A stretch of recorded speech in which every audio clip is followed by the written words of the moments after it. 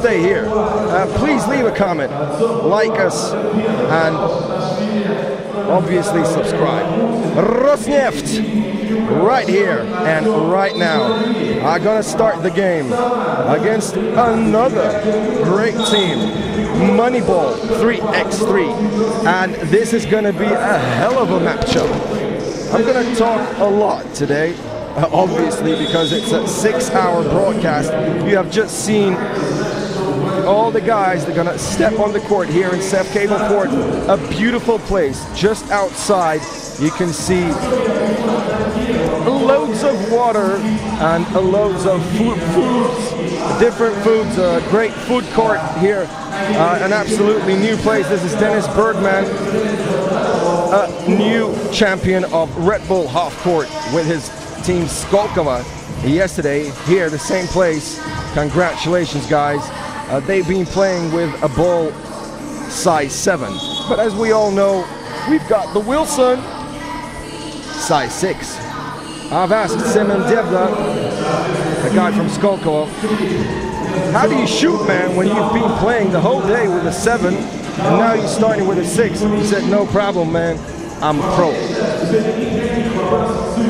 So we see Moneyball from Saint-Petersburg, they're in white, and their opponents in black. An oil company, Rosneft. If you drive a car, you obviously know this company. Sometimes go there and fill up my gas. This is Anna Miroshnichenko. Beautiful referee. Absolutely professional, and one of the favorites of all the Russian people, of the Russian players, and Evgeny Ostrovsky. I bet you know this guy. He is an absolute legend of Russian 3x3 basketball, arguably the top ref in the business. Let's get it rolling, baby. Moneyball and Nikolai Shangichev with a 2-pointer straight away, but it's no good.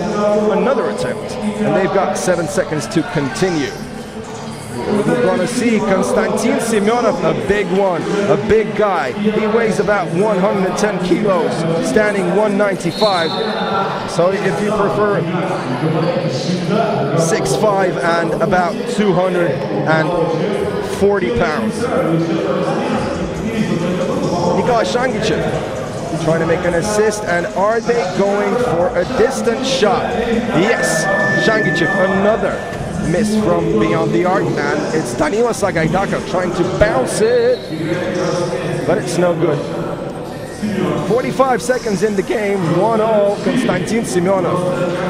He's very tough. He is very tough, guys.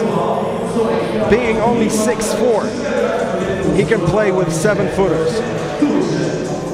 I think you could see it in a few hours here. We don't have 7-footers, to be honest, but we have guys who are about 206, 205, about 6'9", 6'8" in inches and feet. And you can see what a hell of a defender he is. Posting up right now, handing off to Vladimir Bazinev. Open 2. No money ball. No money on that ball, I would say. Vitaly Soshevko, talented guy, spent a year in American high school, and he was absolutely honest with me a few weeks ago down in Kursk, southern part of Russia. He said, I didn't like it. I don't know why everybody says that American basketball is top and it's the only place you can become a professional player and play in the NBA. No, he said, I'm okay playing in Russia and I love to be home. In the meantime, we had a 2-pointer from Moneyball, and this is Alex Pechersky. If you know the Association of Student Basketball, then you better know Alex Pechersky, number 5. You see him right now. Born in '92, one of the top scorers in the history of the students' basketball, and a Hall of Famer. He goes with a free throw and matches up at 4. Bazinev. Great vision from Bazinev, and I'd say not very good defense from Sagaidaka. I think he was able to prevent that pass, but he made a mistake. A foul over here. 2 fouls for Moneyball and 1 for Rosn. At the moment, if you cannot read in Russian, I'll just help you. That first letter is an R. It's not a P. And we got an O, then we got an S, then an N, E, F, T, and I don't know how to say that. That makes your word smooth, baby. Rosneft. Now you can read in Russian, guys. Write a comment where you're from, and if you're watching this broadcast, maybe write down what city you were born, what team do you support. Maybe write some Russian words if you know any. I'd love to see a few comments from you guys right here, right now. Sagaidakov. Oh man. What happened? Who opened the door? Okay. That's a turnover for Rosneft. Attack from Saint-Petersburg, the locals. We've got 2 teams over here. Moneyball and Sopneva. And they need, I think they're like, they ought to be in the 3rd season, because we had 2 seasons of United League Europe 3x3 in St. Petersburg, and if they won't qualify, that's going to be a catastrophic result for this team and for this whole organization. This is Nikolai Shangichev, a true legend of 3x3 basketball. He's 33 years old, if I'm not mistaken, and he's a real fighter. Once he played with 11 stitches on his face. And he continued the game. He continued the tournament. And he won the tournament. 6-4. Moneyball up front. And this is Daniil Sagaidakov. A bad start for him. Nothing goes in. He made a few turnovers. And he needs to hustle. He's actually the reigning champion of Association Students Basketball in Russia. In Russia, this is Alex Pechersky. Money, but not for Moneyball, but for Rosneft. Nikolai Shangichev, a sneaky play, goes down and scores the bucket, up bar 1. This is a foul. Foul for Rosneft. Team foul number 3. Foul for Moneyball. I'm sorry. There's a TV timeout, guys. The first one of the day. I love to sing a song for you, but I don't know what to sing. Guys, from FIBA 3x3. Loads of respect from me. True fan of this sport. I'd love to go to Tokyo next summer. That's pretty much all what I wanted to say about next summer, because we would love to see the Olympics in the past one, but unfortunately the pandemic could not make it real. Oh, we got some fans inside. I think about 30 people over here right now, and I bet we're gonna have a lot more. And I hope you've done a repost, you've liked the video, shared it with your friends. I'm waiting for your comments. This is Alex Shepko. Nice one. That's a foul. This is Yurat Tkachov. One of my favorites in the game. Very young, just 20 years old, and he's already a big guy in the business. Signed up with Rosneft recently. He's the first All-Star from RANEPA, Russian Academy of National Economy and Public Administration, the one that I've used to study in from 2010 till 2015.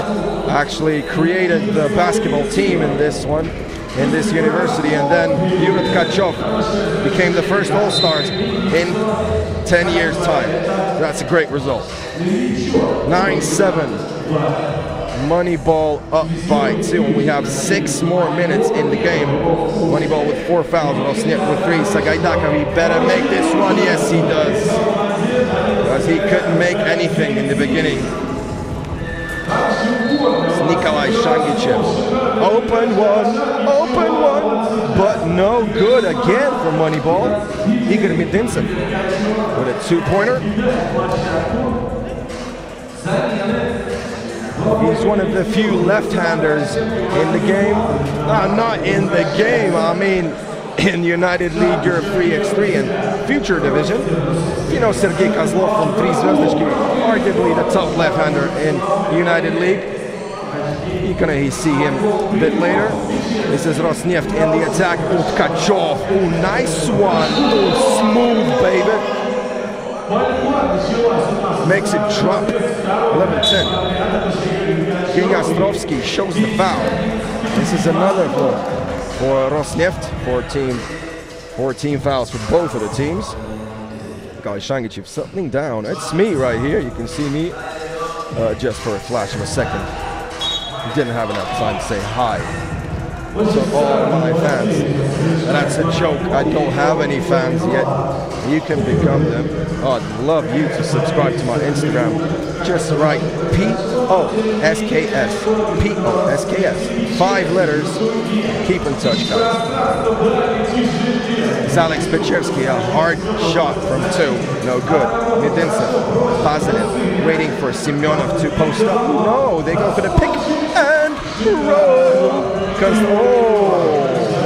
point blank range, man. No good. Positive. And this is attempt number 4 from inside. No! Again, another miss. Great defense from Rosneft, but I'd rather say bad focus from Moneyball. Pechersky. Jebster. Nope. No good. Positive.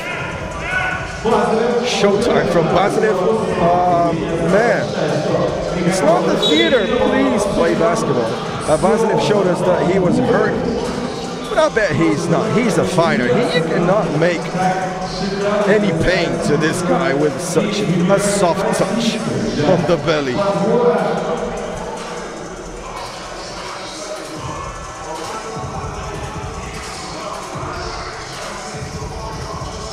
Guys, I absolutely love hip-hop. I got goosebumps right here, right now. Please write down your favorite hip-hop track, and probably I'll have a new playlist by the end of the day.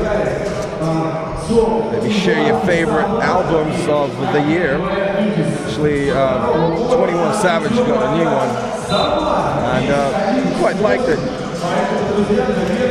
Track number 2 called Running. Nice one.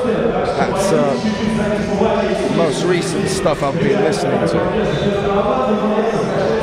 Okay, let's get down to basketball once again. This is Semyonov, and he's dominating the paint. And it seems like it's easy for him every time, but actually, don't underestimate the hustle of this guy. It's Yura Tkachov, very fast, probably the fastest guy on the court. I'd rather say he is the fastest one, and the youngest one. Probably he is the top shooter of the team also.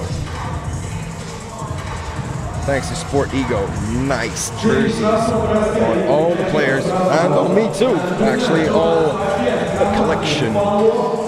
And all the staff is equipped by Sport Ego, so much respect for this team. Makes great jerseys and equipment for all the staff of United Leaguer 3x3. Sagaidakov, once again, he cannot buy a bucket. He made one distance shot. That is good for him, but not enough to... Oh, what a flashy pass. Nikolai Shangichev, that would go straight away to the highlights, but unfortunately, no good. Pechersky didn't even hesitate. And the Miroshnichenko with the Wilson.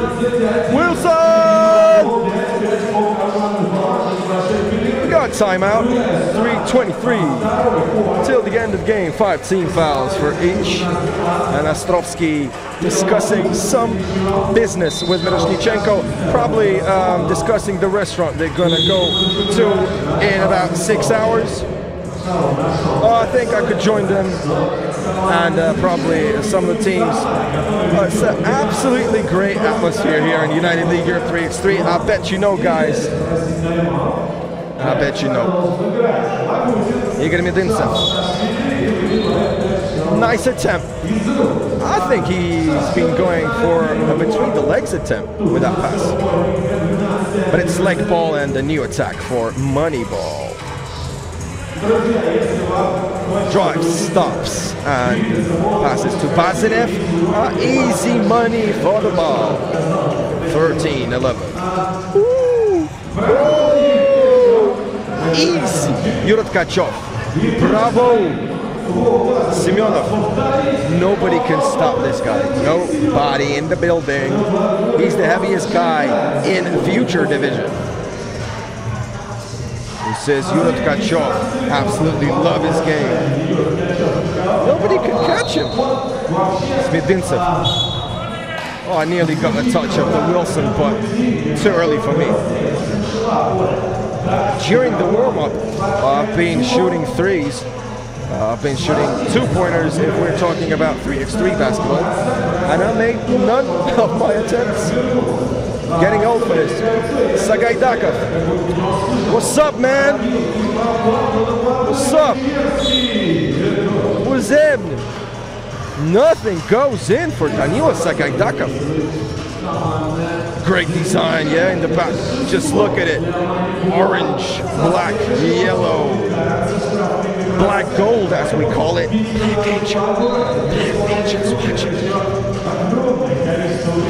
Danila Sagaidakov. Too easy for Rosn. Bad defense from Moneyball. Nikolai Shangichev. He's too tough. Sagaidakov, you better make this one. As soon as I say you better make this shot, he makes it. Am I speaking loud enough? No, I bet he doesn't hear me. I can actually talk trash about these guys and they won't even hear it. They can rewatch the broadcast. I forgot about it. I hope you forgot English, guys. Woo! Block shot. Block shot. Yuri Tkachov, good effort on the defensive end. He's a flashy scorer, but also makes business on the D. Bazilev. That was tough. That was tough. He's watching it. The ref says, man, that should have been a shooting foul. And it actually is. So, Bazilev. It's quite unstable in the recent seasons with his shooting, but an absolutely extraordinary defender. And his effort is always on his maximum. Makes them both. Makes them both. Moneyball up by 2 was sniffed. Driving. Tkachov. Good one. Down by 2. Last 2 minutes started right now. And this is Semyonov. Absolute beast in the paint. But great defense from Vashevko. He couldn't make it real for Semyonov.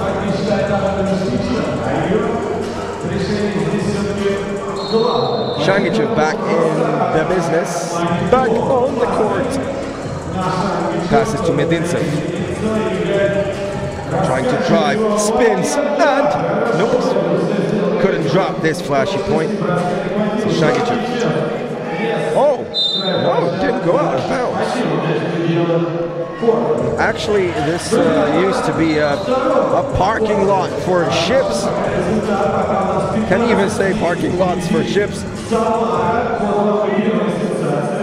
Leave a comment. My English is not perfect, but I'm trying my best.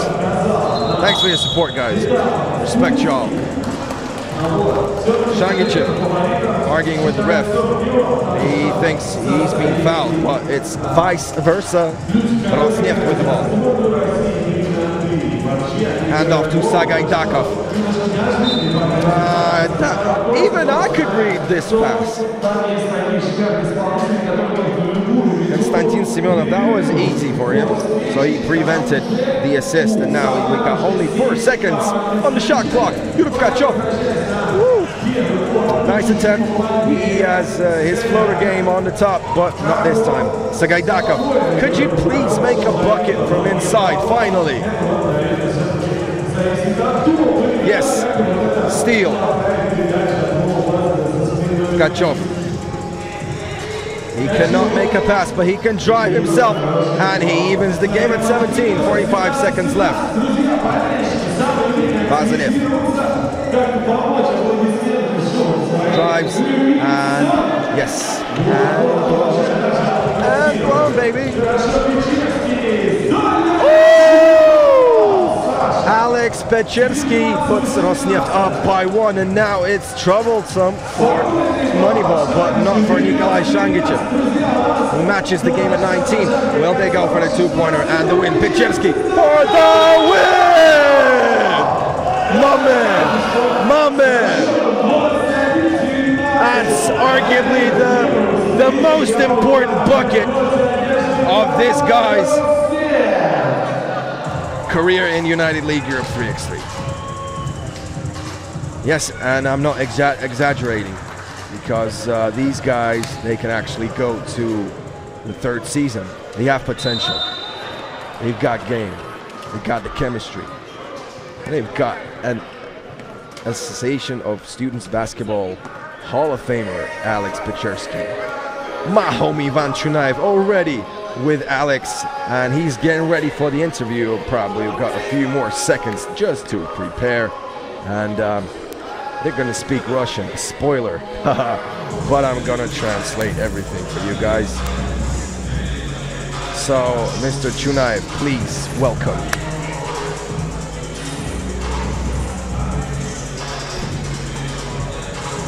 Can't nobody tell me nothing. They can't tell me nothing. Can't nobody tell me nothing.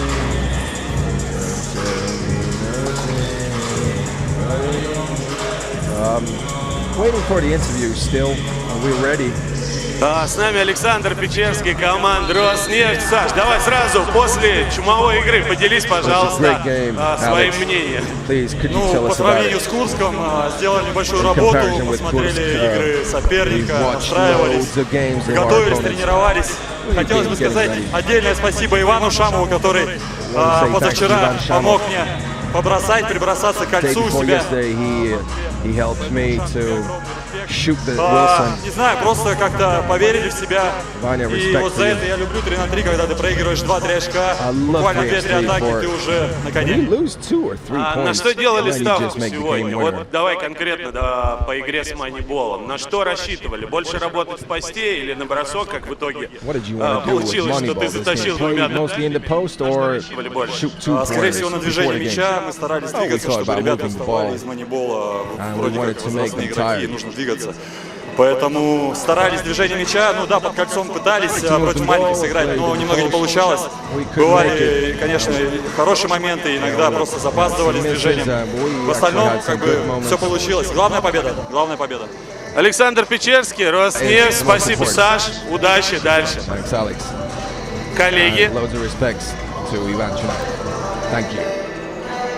Great game and a fantastic game winner from Alex Pechersky. He made 2 crucial 2-pointers in the end of the game.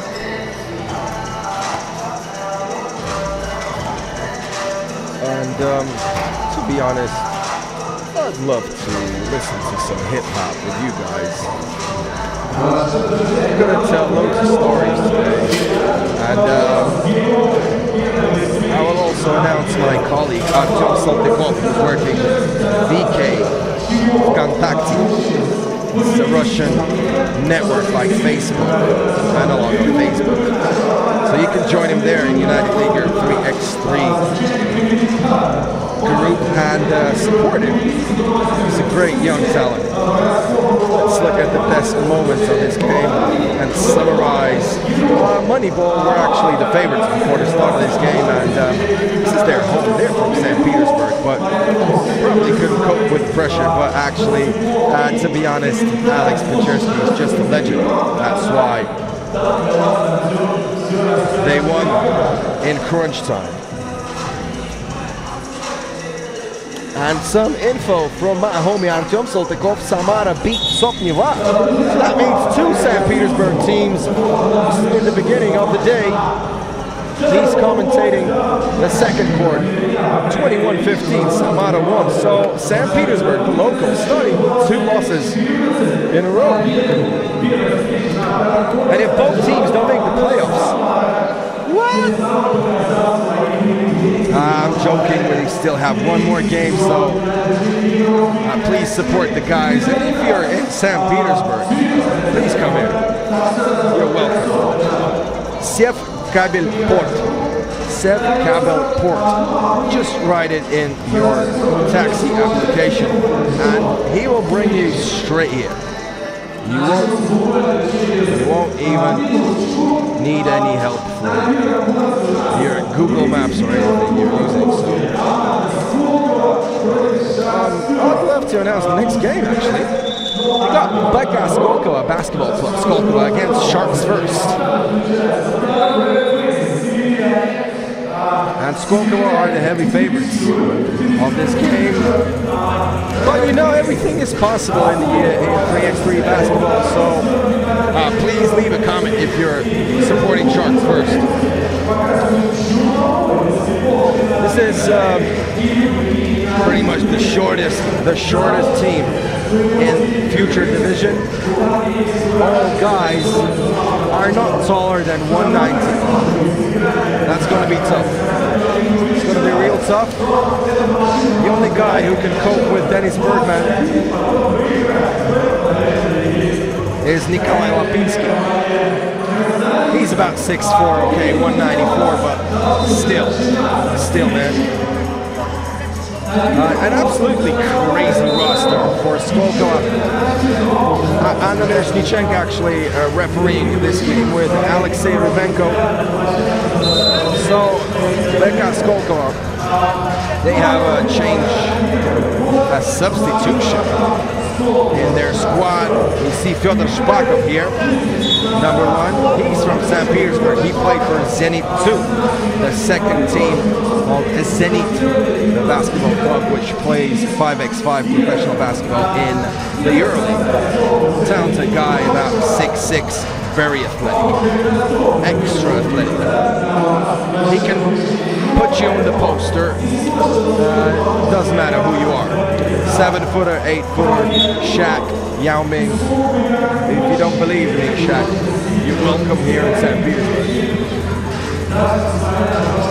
If you say yes, I bet Rosn Adam could pay for your ticket. And you will love St. Petersburg, man. We can make a Shaq the Fool edition of United League Europe 3x3. Why not? Why not, man? Okay, so that's a 2-pointer, but it's not going to count as it was after the whistle.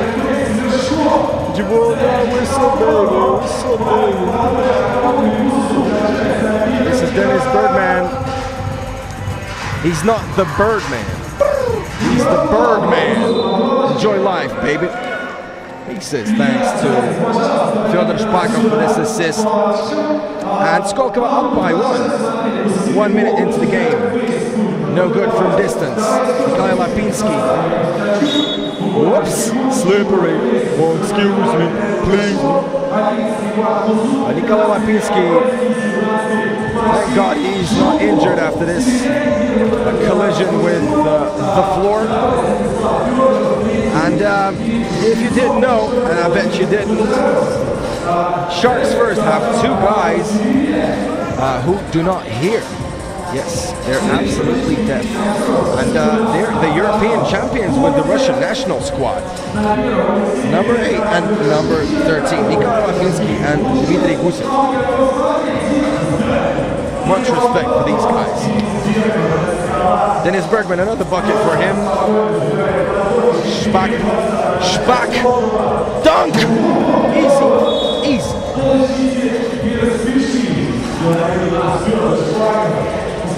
I think it's harder for me to sit on a chair than to dunk for Fyodor Shpak. Super athletic. I think he's got the biggest vertical in United League 3x3 future division. Whoops! 2-pointer from Sharks first and only down by 1. A Birdman! Up by 2 with his and 1 slam. Oh no, that was not an and 1. Sorry, baby. I thought we got a foul. This is Dmitry Gusev against Semyon Devda, arguably the top player in Russia in 3x3 basketball. Recently we had a 1 versus 1 championship in Moscow. We call this place Podmostom, so it's under the bridge, under one of the biggest bridges in Moscow, the Metro Bridge. the southwest part of Moscow. So Semyon Dievda became the champ of this 1x1 tournament, and that means he proved that he deserves to be in the Russian national squad of 3x3 basketball, but he's still not there. Please make it happen, FIBA 3x3. And all the fans of Skolkovo, and especially Semyon Dievda.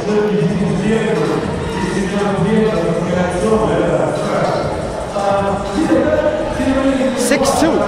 Skolkovo up by 4. To be honest, this game is not too hard for Skolkovo because they are probably the top team in Russia right now, showing great results in every tournament they take place in Moscow City Quest and in all other tournaments like Red Bull Half Court yesterday. They are pretty much winning everything except the Russian National Championship in 3x3, which Gagarin won recently. Yeah, I bet you all know Gagarin, the top team in Russia in the recent years, had loads of masters. Great experience. Guys from BC Himki Academy, all young, athletic, have great shooting abilities, great team chemistry, playing together already for about 2 or 3 last years. Unfortunately, we don't see this team in future division of United League Europe 3x3. Would love to.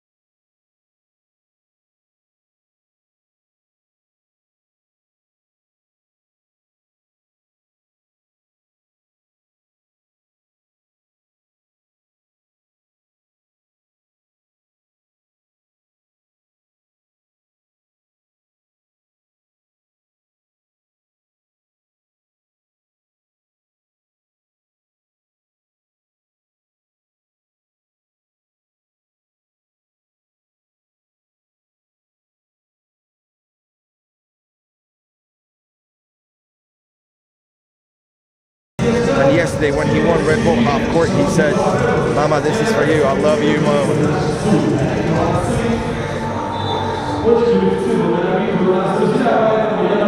And Miroshnichenko thinking about something. What happened? Something wrong with, I think something's wrong with the shot clock, yeah. With the shot clock. Okay, let's pray for the shot clock and waiting for the game to continue. Seems like it works. Dennis Bergman is a great talker. You know, he's a friend of all the guys here except red faces. If you know the beef between them, these guys are real rivals. And I hope to see this rival today. I think this is the most interesting matchup in Russian basketball right now. Red faces against Skolkovo. Every game practically ends up with a fight. Miroshnichenko sanitizing the Wilson so that Wilson does not get infected. He's also the member of the game. Dennis Bergman straight away 8-3, up by 5. Finally we're back. Whoops, Sharks first, no good. Oh, Simeon, he's got basketball IQ on the top level.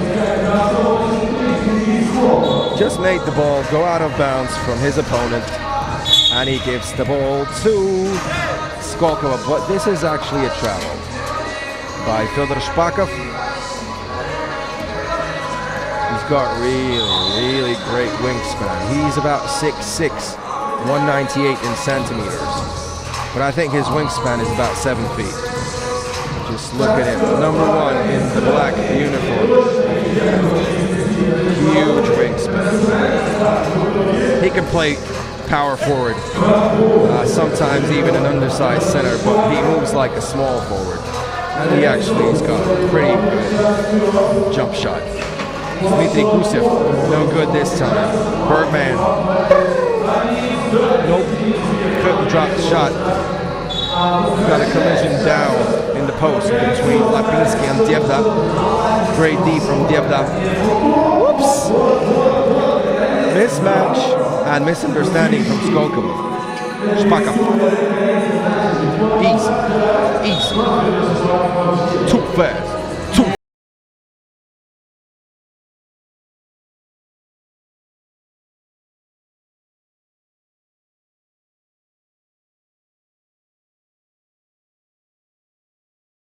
Surfing, but still have seen a shark in the ocean. And I hope I'll never see it again. I'll never see it. Okay, this is Fyodor Shpakov. We call him Shpakov.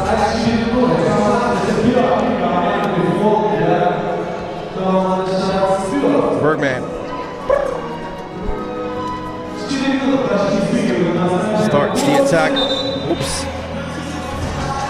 Our director nearly got hurt with the ball, but thank God we're okay. Nikita Vavilov gets his first minutes in the game. Probably doesn't feel fine because he got his first minutes only right now. Whoops! And Dmitry Gusev, finally Sharks make a 2-pointer and they're down only by 4. Simon Dievda to Vavilov, open jump shot, beyond the arc, no good. This is an offensive foul on Bergman. Being fouling on Dmitry Gusev, putting hands on the guard. And this is a timeout with 5:45 left in the game. 6 fouls for Sharks first. So that means Skolkovo are in the bonus. And they're going to shoot free throws in this game. And actually Nikita Makshev is injured for BC Skolkovo. If you know this guy, legend of 3x3 basketball. 2 times Russian champ with Bergman and Dievda. Great team chemistry, but unfortunately got injured yesterday, his left calf. So please get healthy soon, man. Bergman! Flying like a kite.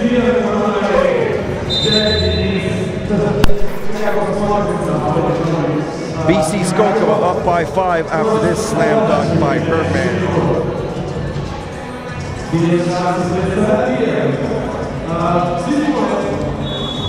In my opinion, also a prospect for the Russian national team, 3x3. Doing great progress in recent years, working on his game every single day. And he actually got a Tokyo image on his screen of the iPhone, so that's actually means something, man. Grit and grind, hustle every day. It's my man Bergman. Pavel Rotner, the creator of Sharks First, real fan of basketball. Probably not the top offensive player in the game, but still hustles and trains nearly every day. He's got a job like most of the guys in here, but some of the players have a professional contract, so they don't even need to work anymore. They all the time they play their favorite game. It's called 3x3 basketball. Also my favorite. Simon Diabda, no good.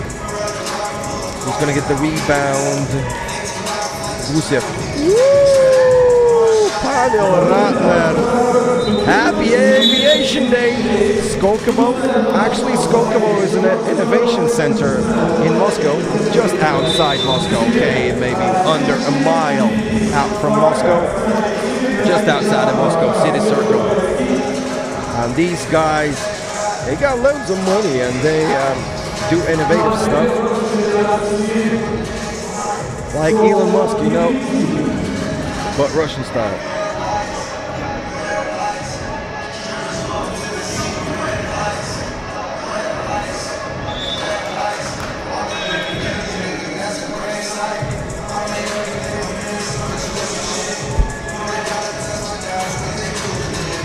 Listening to hip hop with you guys. I'm here, I'm not sleeping, everything's fine. Just, I'd love to listen to some music in the morning. I hope you also love hip hop and didn't miss me so much for the last 20 seconds. Simon Diabda, fade away. Nice attempt, but no good. Dmitry Gusev on the rebound, shooting from distance. Money in the bank for Sharks First. Diabda to Bergman, but it goes out of bounds. Kirill Davidov back in the game, but Sharks First asking for a timeout. 3:45 till the end of this matchup, and to be honest, Sharks First have a great chance to win this one. Just a reminder for you, Fyodor Shpakov, number 1. He's got number 1 on his black jersey. He's a new guy in Skolkovo. He is not signed with Skolkovo, but due to the injury of Nikita Makshev, they've been allowed to substitute their guard, and now they don't have a point guard in their game, so I'm not underestimating the playmaking abilities of guys like Diabda or Bergman, but to be honest, Makshev is a wizard with the ball, but these guys are great in the front court rather than playmaking. Fyodor Shpakov, a big man, very athletic, hustling for the rebound. And actually I'm a pop star, not a doctor, if you didn't know.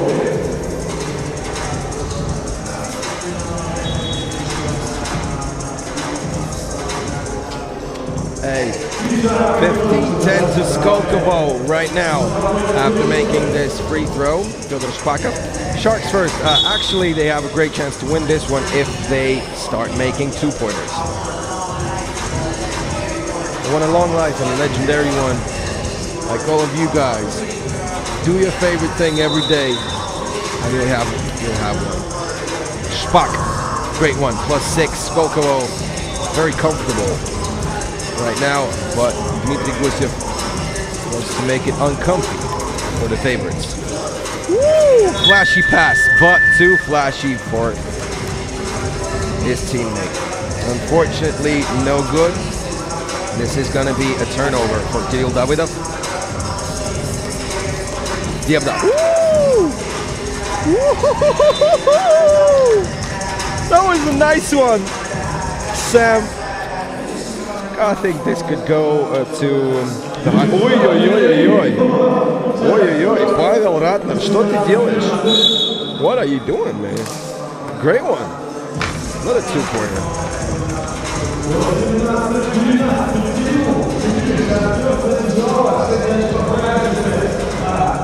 Pop star, not a doctor. But we actually have a doctor in the building. And not even one. So if you get injured, please welcome. But I hope you're not going to be injured. We had a few injuries yesterday on another tournament called Red Bull Half Court. And unfortunately, Nikita Makshev is out due to an injury.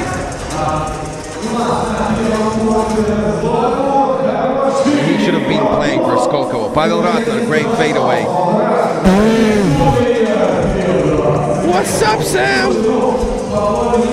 Flying high and making this slam a match point for Skolkovo 2013. Semyon Dievda for the win. Nope. Oh, I bet you know this guy, my homie, the 3x3 god, Alexander Fomin. I don't even need to present this guy. The boss, the big man, ex-professional basketball player, played for CSKA Moscow. And now he's the general manager of United League Group 3x3.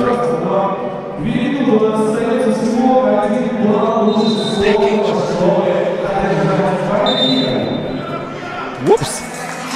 This is an offensive foul. Anna Miroshnichenko shows it to Nikita Vavilov, and he's arguing with her.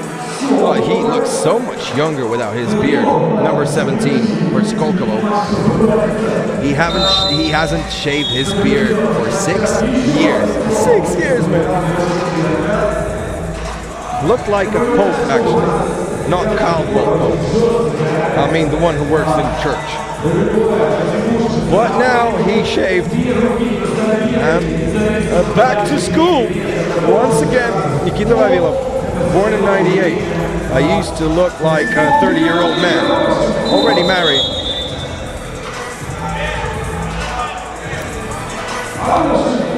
Sharks first. They really want to win this one, but I think it's going to be very hard to do it because only 1 point is left for Skolkovo to score. They want the 22, and Semyon Dievda does it. Bravo! Up by 7. Semyon Dievda puts the full stop on this page, and Skolkovo beat Sharks first in their first game of the day. Woo! Let's have a party. I think that was a test for the playoffs. Sorry for the spoiler. But in a few hours, it's going to be really hot in here. So take off all your clothes. Oh, you better don't. Very comfortable temperature in here. About 17 Celsius. Perfect for the players.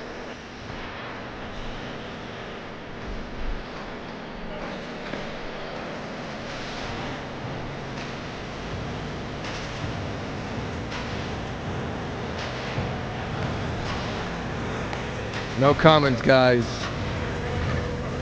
Just listening to some hip hop from DJ Sputnik. Actually, we also have DJ Makar in the building. If you ever heard this track, Opa Opa Opa Opa. This is DJ Makar, the legend of Smolensk DJ.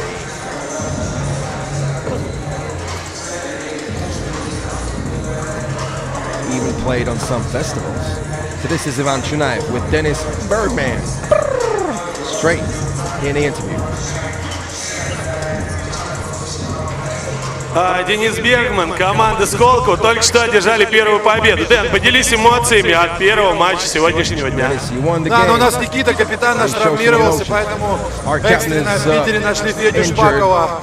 Вот, немножко смазанное такое начало было, привыкали друг к другу, даже ни разу не тренировались вместе вот сразу на турнире. Причем не на простой, а на люле, поэтому Ну ничего, команда была хорошая постановка, давно их знаем сильные и слабые стороны. Использовали свои сильные и слабые, поэтому относительно просто. Вот, также Никита у нас тоже второй, тоже чуть от травмы, поэтому втроем. Смотри, еще такой вопрос. Мне кажется, что вы больше всех из всех команд, которые принимают сегодня участие в третьем туре, ставите сверху, если так можно сказать. Вы конкретно давите морально, вот стараетесь, так, ну, забивая сверху, поддавить морально соперника или просто стараетесь более красиво выступить для зрителей? Ну, в любом случае, когда ты забиваешь сверху, причем атлетично, через соперника, это дает определенный буст команде. Естественно, это деморализует соперника. А когда у нас каждый первый может дать сверху, это, естественно, где-то морально давит. Также мы понимаем, что приходят люди смотреть, хочется немножко им показать шоу. Also, we got loads of fans here, so we want to show some showtime for them. Вот этой силовой грязной борьбы, более спектакуляр, да, показывать игру. FIBA 3 Extreme wants some spectacular basketball, so we love to make some show stuff. We want to show loads of emotions. We want the people to enjoy life, not only us. He plays for the fans. I want to say thanks to Ivan Chunai for this great interview with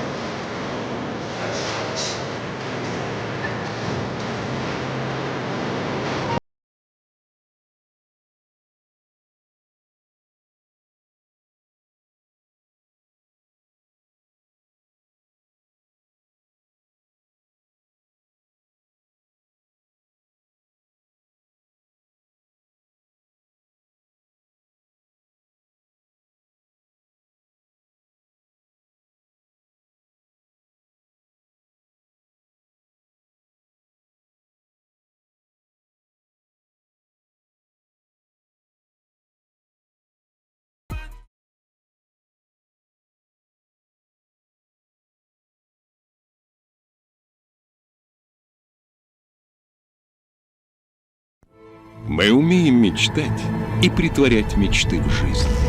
Между задуманным и реальным воплощением идеи сложный и непредсказуемый путь.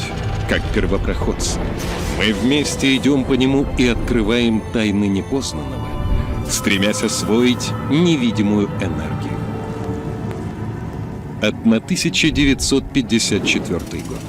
Запуск первой в мире атомной электростанции мощностью 5 мегаватт в городе Обнинск. 1973 год. Новый шаг по освоению мирного атома. Самый мощный реактор страны заработал на Ленинградской АЭС. Его мощность 1000 мегаватт. 2020 год. Россия является одним из лидеров мировой атомной индустрии. На 11 действующих атомных электростанциях, объединившихся под эгидой госкорпорации «Росатом», ежегодно вырабатывается порядка 19% от всего объема выработки электроэнергии в стране. В 2020 году атомной промышленности России исполняется 75 лет. В эту юбилейную дату в городе Сосновый Бор начались пусковые операции на новейшем энергоблоке номер 6 Ленинградской АЭС с реакторной установкой ВВР-1200. На 20% мощнее своего старшего брата ВВР-1000. Срок службы основного оборудования увеличен в 2 раза. С возможностью работать 18 месяцев без перегрузки топлива. Соответствует самым современным международным требованиям и стандартам в области безопасности. Ленинградская АЭС является крупнейшим энергетическим объектом северо-запада России. Каждая вторая лампочка в Санкт-Петербурге и Ленинградской области работает благодаря атомной энергии.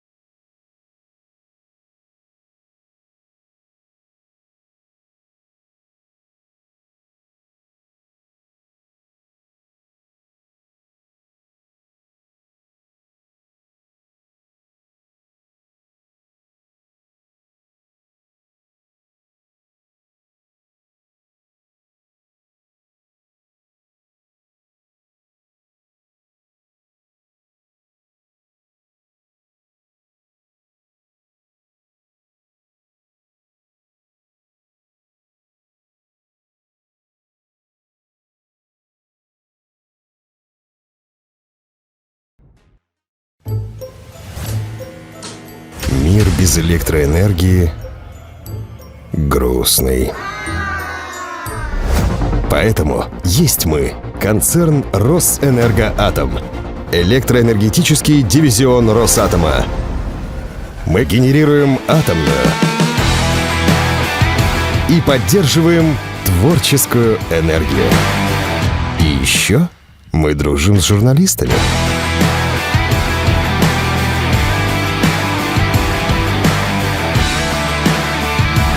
С нами будущее светлое.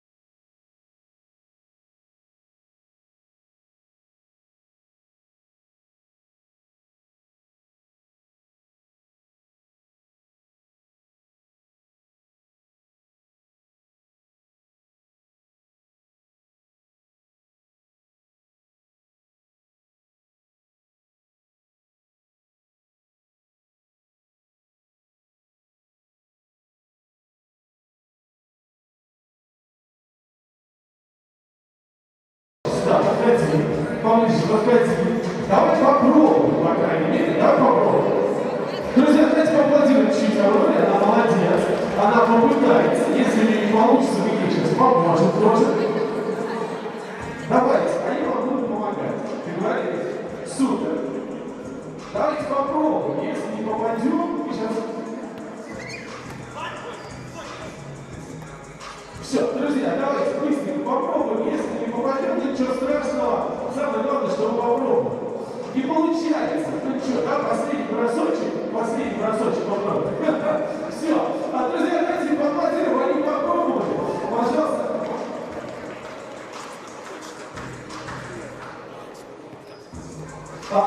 Друзья, давайте поаплодируем этим замечательным людям, пожалуйста. Всем поаплодируем. Уважаемые, пройдите, пожалуйста, вот сюда. Сейчас я каждому принесу к небольшому призу. Небольшому презентику, небольшому подарочку. Друзья, ну а мы продолжаем.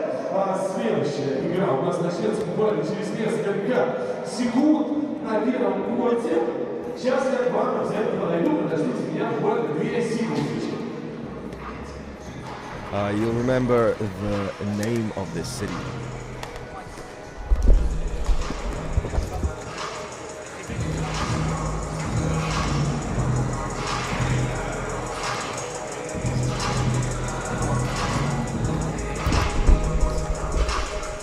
I'm sorry guys, being out, unfortunately echoing myself. I hope we deal with this issue so it's perfect right now. Great sound here, great atmosphere, hip-hop by DJ Sputnik and Rosn getting ready to get on the court with 3 звездочки. Let's look at the rosters.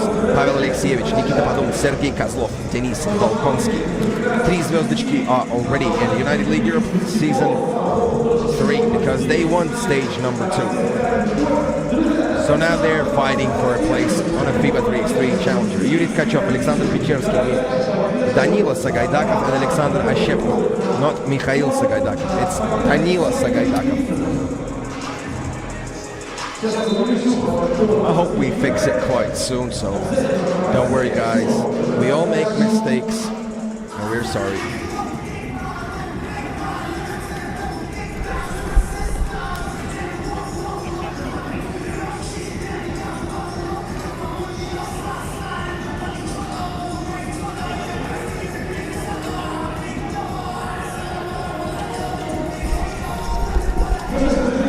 So we've started the game, and 3 звездочки with the first possession. They're playing in white. Nikita Padun, on же Padun, but not this time. He couldn't make the bucket.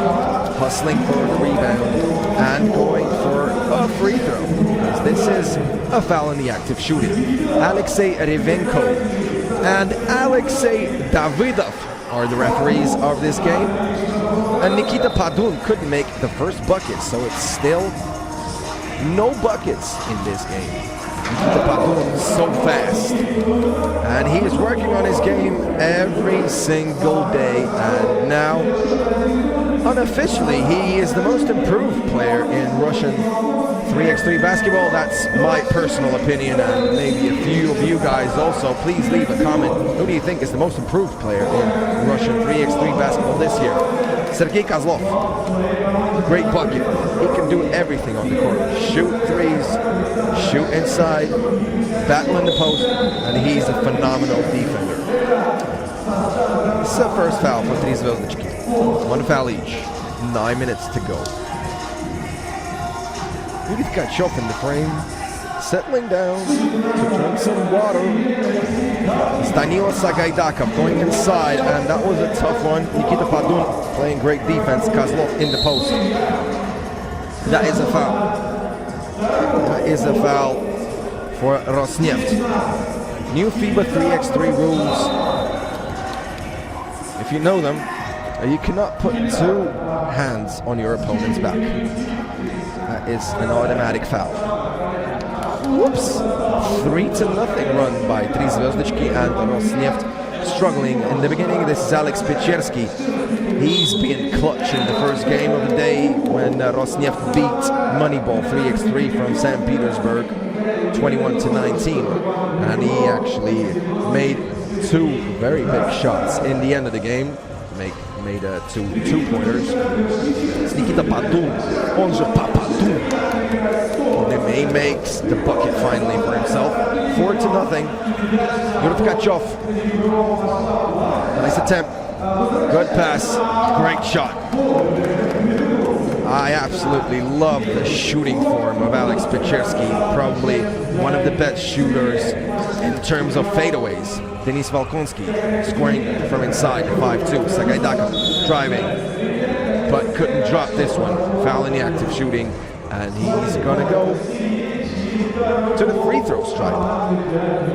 Got some new fans over here. More and more fans gathering up here in Sevkabel Port in St. Petersburg, Vasilyevsky Island. So if you're in St. Petersburg, please welcome. Just write down Sevkabel Port in your taxi application, and you're gonna be here. And we're gonna make a real show tonight. Actually, if you want to hear Russian commentaries and fed up of me, you can switch to VK, a Russian network like Facebook, where my homie Artyom Saltykov is working for you, my very talented young colleague, born in 2000 actually, and the youngest commentator ever in Russian basketball history. I'm talking about the pros. This is Sergei Kozlov, doing it all in the beginning, defending and scoring big buckets, 7-4. Kozlov, he can make it from distance. Not this time. Pavel Alexievich, great hustle, but he gives the ball to Rosneft. And now we have a two-pointer from Danilo Sagaidakov. He couldn't score anything from inside in the first game when Rosneft beat Moneyball 21-19, but he made two big two-pointers. Actually, he can do it all, but I don't know why. Maybe just couldn't get himself in the right rhythm. This is Nikita Padun. Onjo Papadun. Pichersky. No, not this time. Nice jab step attempt. Padun. Great assist. Great chemistry with Denis Valkonsky. All guys from Tri Zvezdichki are legends of the Association of Students Basketball. All young. Except Pichersky, he's the old guy on the team, born in 92. All the other guys born in 99, 2000, or even 2001. Sagaidakov, what's happening with you, man? He cannot buy a bucket from inside. Not the first game, not this one. Whoa! Denis Valkonsky. Is that the first dunk of Denis Valkonsky in United League Europe 3x3 history? I don't know, leave a comment. I don't remember dunks from Valkonsky. I didn't even know he dunks, because he's got the height to dunk. He's about 6'6", nearly 2 meters tall, but you know people that don't even try to dunk because it's still 1 point. This is Sergei Kozlov, and his hook shot is crucial. 11-8. Tkachov, the baseline, good IQ, and he puts the ball into the legs of Nikita Padun to have 4 more seconds to try and score a bucket.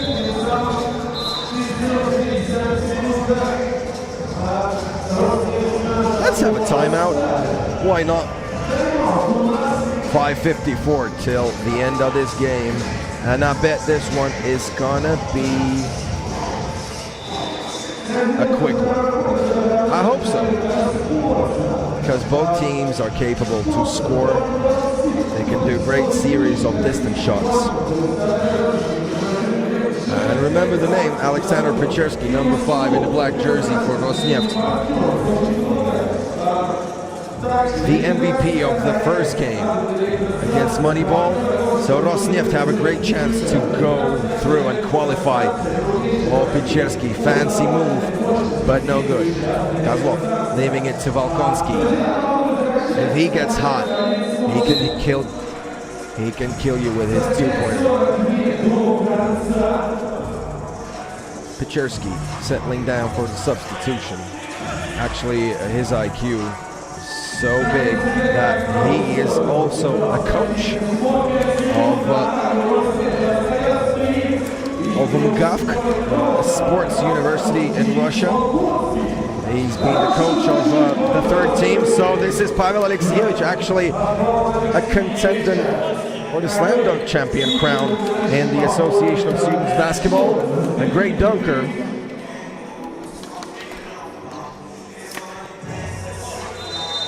A shooting guard 6 feet 2.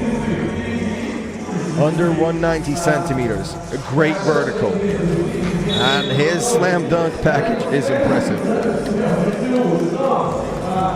12-8. Right now, 14 fouls for Rosneft. Still with only 3. Three zvezdichki actually is 3 stars in Russia. So this team has 4 stars in the squad, but it's still called 3 stars. If you know Armenian cognac, one of the graduations is 3 stars, 5 stars. Some of them have more stars. Oh, let's stop talking about alcohol. I'm sorry. It's Sergei Kozlov. Good attempt from distance, but no good. Ashepka leaving it to Pechersky. What you gonna do? He's gonna shoot, and he's gonna score. And you know, actually, it looks like the first game of Rosneft is quite the same as the second one. They've been down about 2 or 3 points the whole game against Moneyball, but they were clutch, and they won the game with 2-pointers in the very end. Thanks to Alex Pechersky. 3 zvezdichki up by 4. Kozlov makes the bucket. Now it's quite comfortable lead for the white jersey players. Alex Davidov with the ball. Congratulations to Alex, 200 games in VTB League recently. Still young, I think he's about 36. Please leave a comment if I'm mistaken. Already 200 games as the ref of one of the top leagues in Europe. They have a timeout with 4:17 till the end of the game. 5 fouls each. And who's going to be smarter right now? Pechersky. Obviously, he's the captain. He's the old guy. He's older than his whole squad, about 8 or 9 years. So he's the boss in the game. And you better listen to him.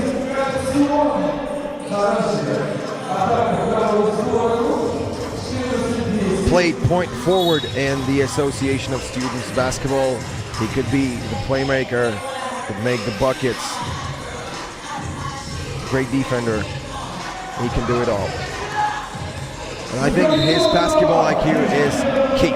Danila Sagaidaka finally makes a bucket from inside, and finally it's there. And also, it's a and one, baby, so he has a chance to score 2 points right now.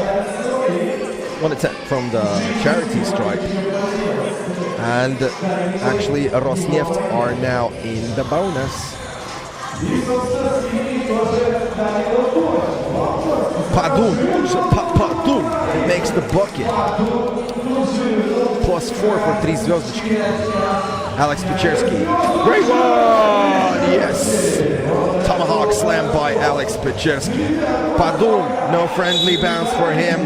Pavel Alexievich with the rebound. Oops, and I think he could have hit Alex Pechersky in the you know what. Exactly. Not the best place you could get hit.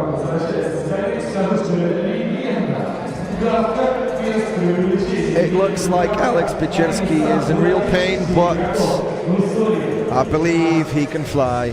And oh, he's already okay. He already forgot about it. No.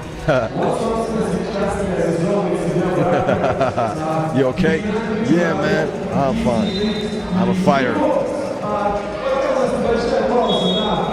Rosneft, a great team that grows and became one of the most improved teams in Russian 3x3 basketball last season.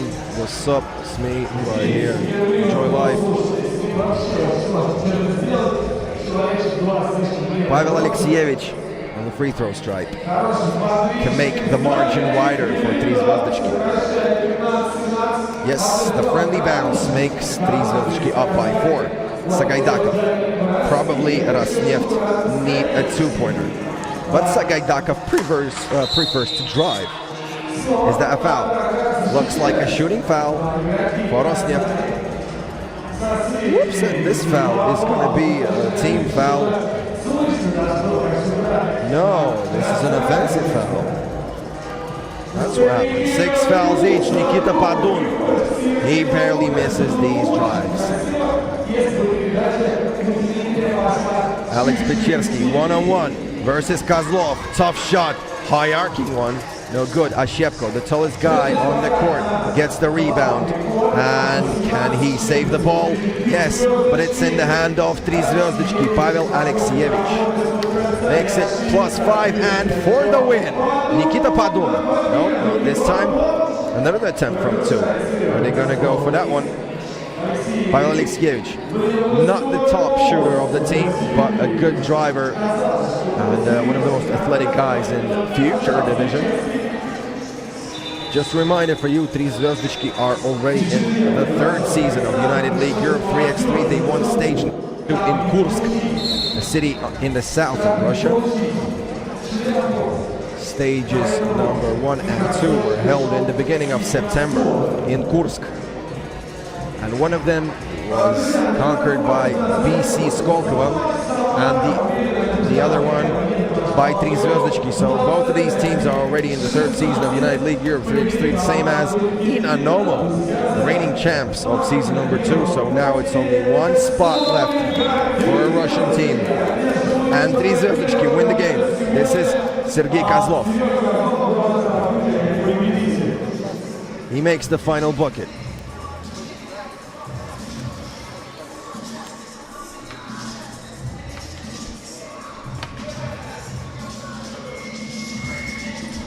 So we are over 21, so 14. 21-14. Tri Zvezdichki beat Rosneft. And now Rosneft have 1 win and 1 loss.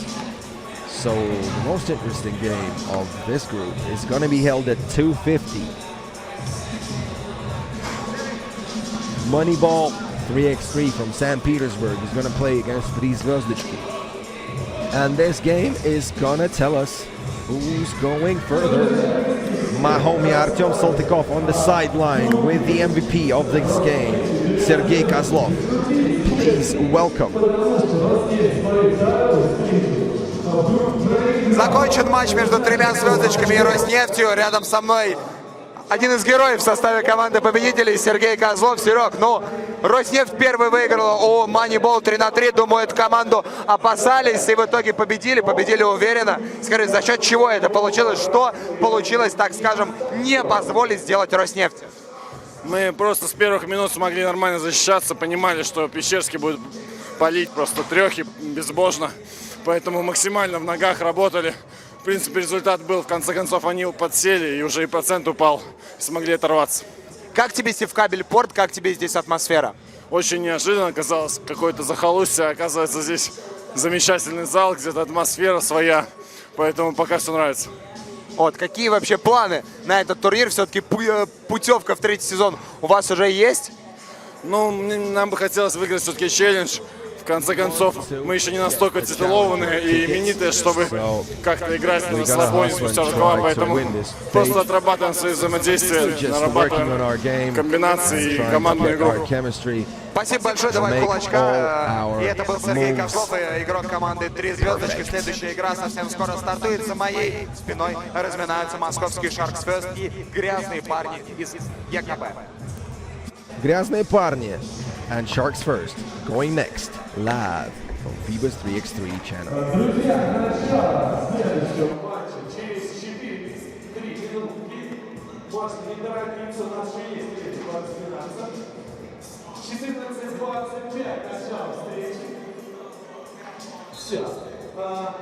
Сориентировали по этому моменту дорогой квартер.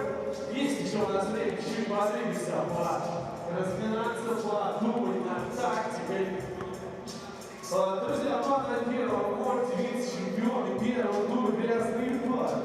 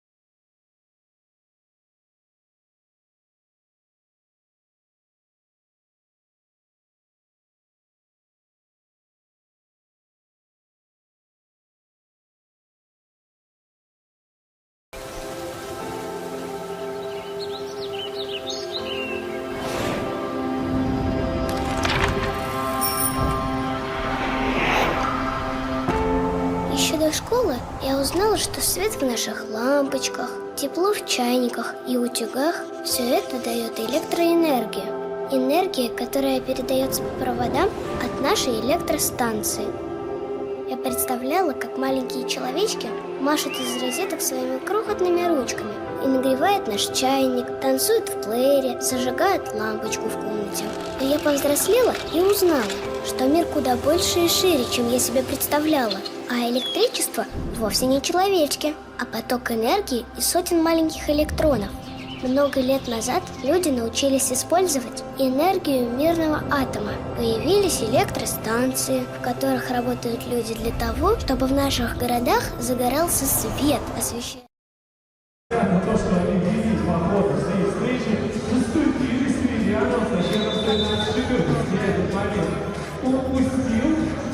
Yo, what up? Sharks first. You know these guys. They've already been on the court today. They're gonna play against the bad boys. What you gonna do? What you gonna do when they come for you? Graznney parни from Yekaterinburg, Ural Mountains, which splits Russia in half. Asian and European sides. So this is a great matchup because Graznney parni, the dirty guys, the bad boys, as we call them, they've been second in the first stage of United League Europe 3x3. They lost only in the final to BC Skolkovo, so they were just one spot away from a spot in United League Europe 3x3 season number 3. Good luck to the teams. Sharks first lost their first game to BC Skolkovo 22-15. So dirty boys, Graznney parni, the bad boys, they're gonna have a chance to play with BC Skolkovo quite soon. Actually, it's not going to be soon. It's going to be only at 3:15 p.m. The last game of the group stage. Skolkovo and Graznney parni. Great pass. Great vision. Great chemistry. Sorry, that's only a joke. That was actually a silly mistake by Sharks first. Just gave the ball away. Just rolled it out of bounds. Zabotin. He was an absolute beast from beyond the arc in the first two stages. He is the record holder of points, the top scorer of the first two stages, and his two-point game wasn't a crazy level. I think he shot about 60% of his distance shots.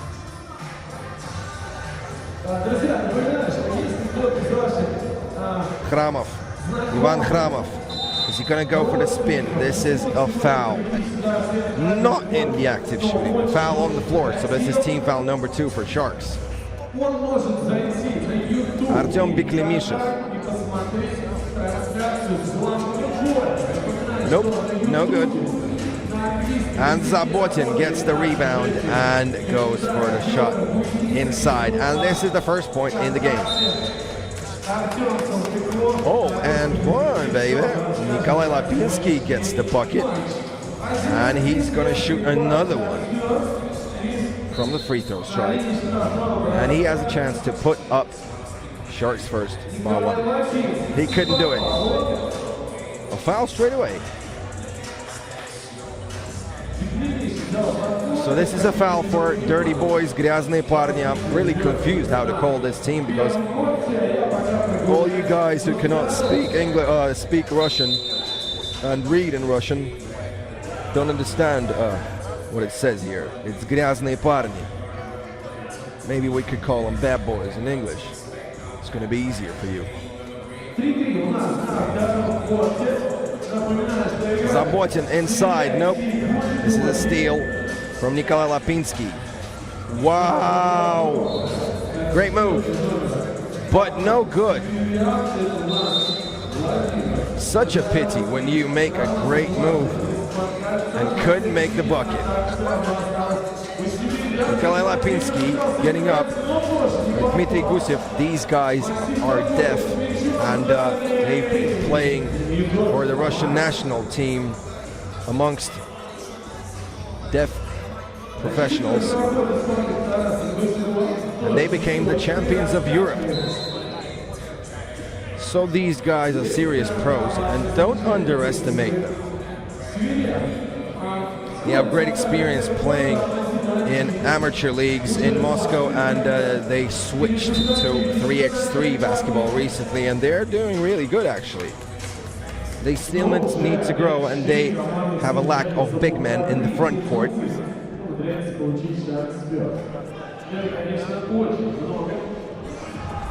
But I think Sharks first are gonna acquire a big guy in the nearest future, because they don't really have the size. Whoa! Friendly bounce for Dmitry Gusev, and now Sharks first up by 1, 3-2.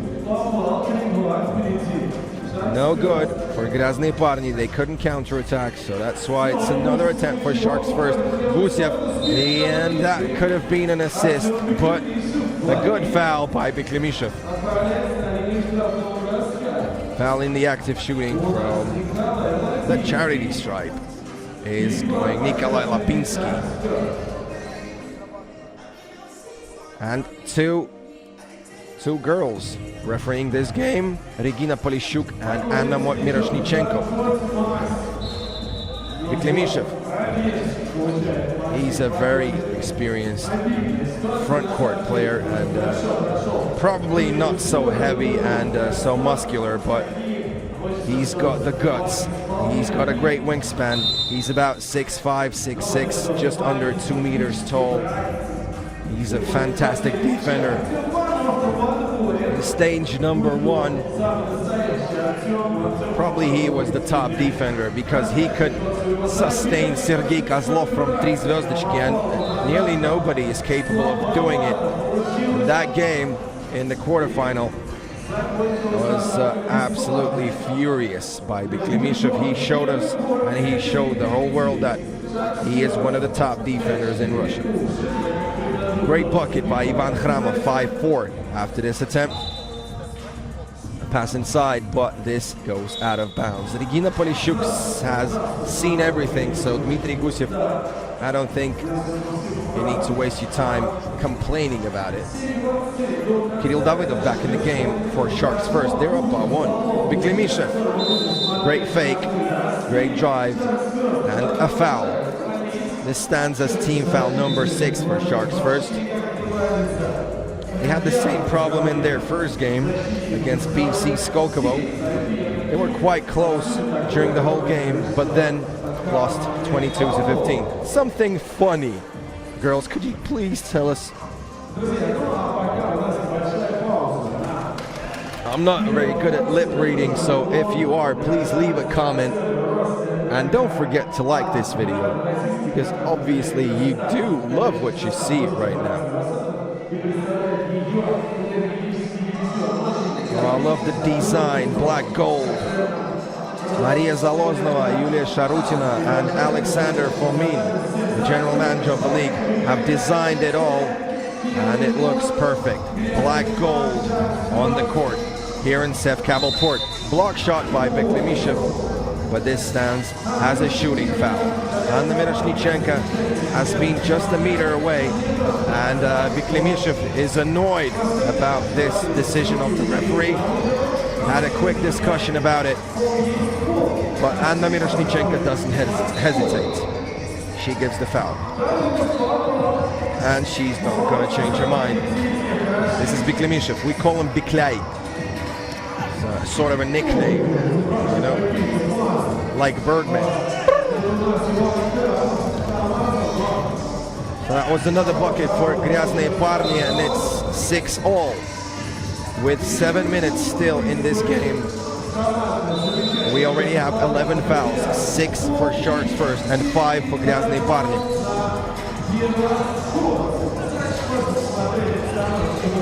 And it's time for a TV timeout. Say go DJ, cause that's my DJ. Say go DJ, cause that's my DJ. So go DJ, cause that's my one. The hottest under the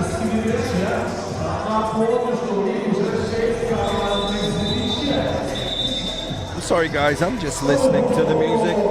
Great atmosphere here in Sevkabelport. Just open your taxi application and write down Sevkabelport. And the taxi driver is going to bring you straight here. You're welcome inside. Please enjoy. Division Future. The final stage before United League Europe 3x3 Season 3. Regina Polishuk in the frame, the referee. We continue. Oh, high arcing shot by Pavel Ratner, no good, and this is Zabotin. This guy doesn't know how to miss from beyond the arc. I've been telling about him. He's been shooting phenomenal, I think about 50 or 60% in the first two stages, and he still stands at his mark. Oh, nice attempt. That was a block shot from Dmitry Gusev, but Biklay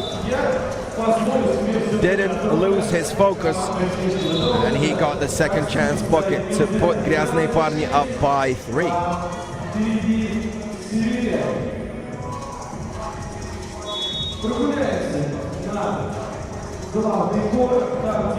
Dmitry Gusev looking for an option to continue this attack. Nikolai Lapinski will drive and face Vyacheslav Zabotin on the defensive end. Great D from number 8 of Graznney Parny. Biklay in the post. He's bigger than his opponent. Easy bucket over Kirill Davidov. Graznney Parny, 10 points, 6 minutes to go. Another silly assist from, silly turnover from Sharks first. They already had a similar move in the beginning of this game. Nikolai Lapinski with the ball, passes to Pavel Ratner. He should make this bucket, but unfortunately for Shark first, it's no good. This is a foul. This is a foul on Graznney Parny. Team foul number 6. Team foul number 6. Team foul number 6. Oh. Guys, please stop fighting. I want to see some 3x3 classy basketball. Already both teams in the bonus, 5.5 minutes still here. And Anna Miroshnichenko shows us peace. That means actually 2 free throws. But it also means peace, as I know. Dmitry Gusev.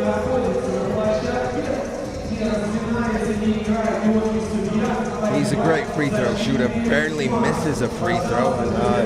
Don't remember loads of them missed in his career. No hugging. Anna Miroshnichenko doesn't like hugging on the court, so this is another one. Yeah, both teams with 7 fouls. Are we gonna see a free throw shootout till the end of this game? This is actually possible because both of the teams don't want to lose. Both of them still have a chance to go to United League Europe's 3rd season. Gusev, no good, he gets blocked. Actually, if Sharks first lose this game, they will lose their chance to qualify. And Khramov, no good. Second chance points are not possible because Lapinski got the rebound. Oh, fancy assist. Nearly. It could have been a highlight, but you should have made the bucket from the first attempt. Pavel Ratner back in the game. Oh, Regina Polishuk says, my boy, if you're gonna talk again, you're gonna get a technical.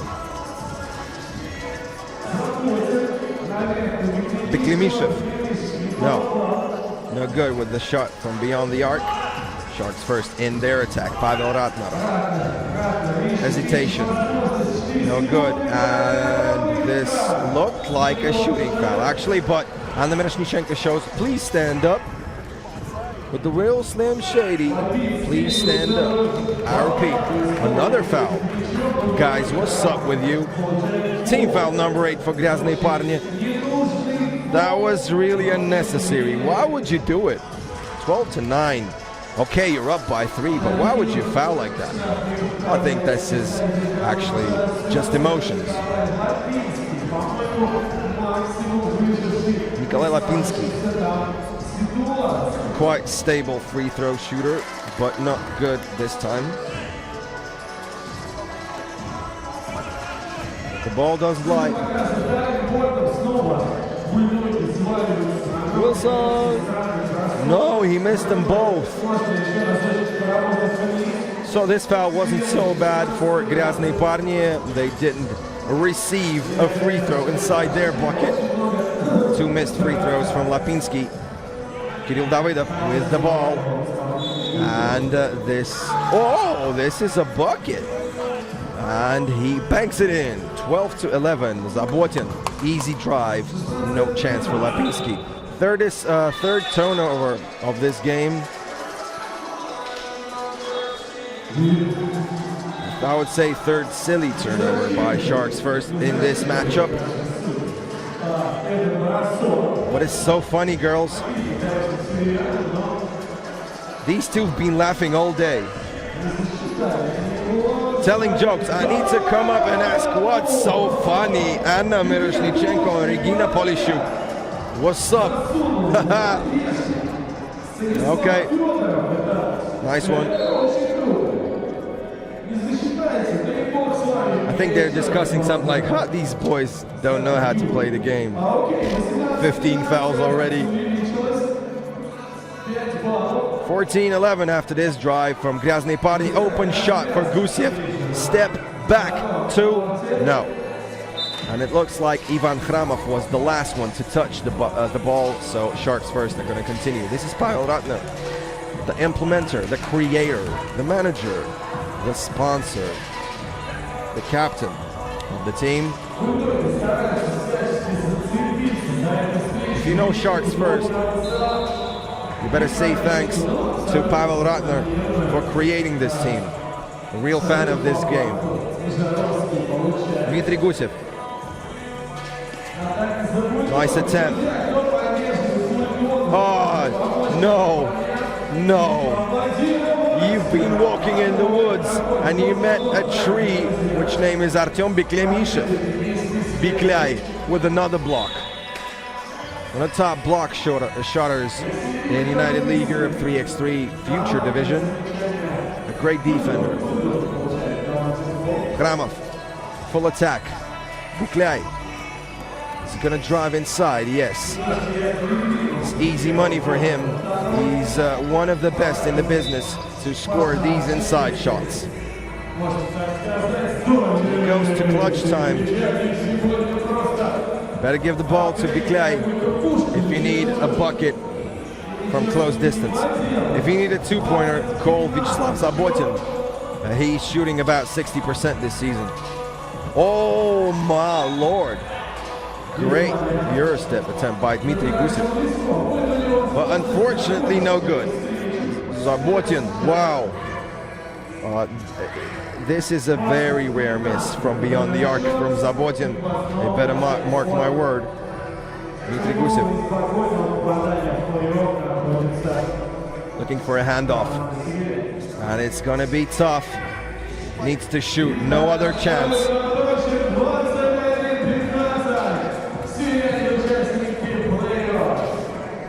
Is the window open here in the building?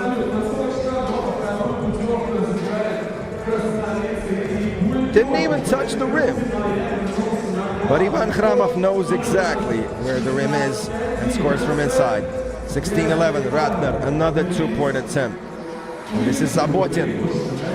Oh, fakey. And a pass into the corner to another one. This is a corner specialist. His name is Ivan Khramov. Remember the name. Makes the margin. 7 points for Graznney parni from Yekaterinburg, Ural Mountains. Russia has loads of mountains, but Graznney parни know the Ural Mountains better than any person in the building. Actually, we're in Sevkabel port in St. Petersburg, so you're welcome here. Just write down Sevkabel port in your taxi application, and you're gonna get here where you're gonna be welcomed by United League Europe 3x3 crew, and please enjoy our favorite game. Woo! Zabotin! This is a match point for Graznney parни, and now they're up by 9, so unfortunately Sharks first lose their chances to qualify. They lost their first game to Skolkovo 22-15, and I don't believe that they have a chance to win this one. With only 92 seconds left, they're down by 8, and Graznney parни with the match point. Still Dmitry Gusev as the maestro of the ball. He was asking for some kind of play, but he was forced to do everything on his own, and he got the bucket. 2013, Zabotin for 22. Nope.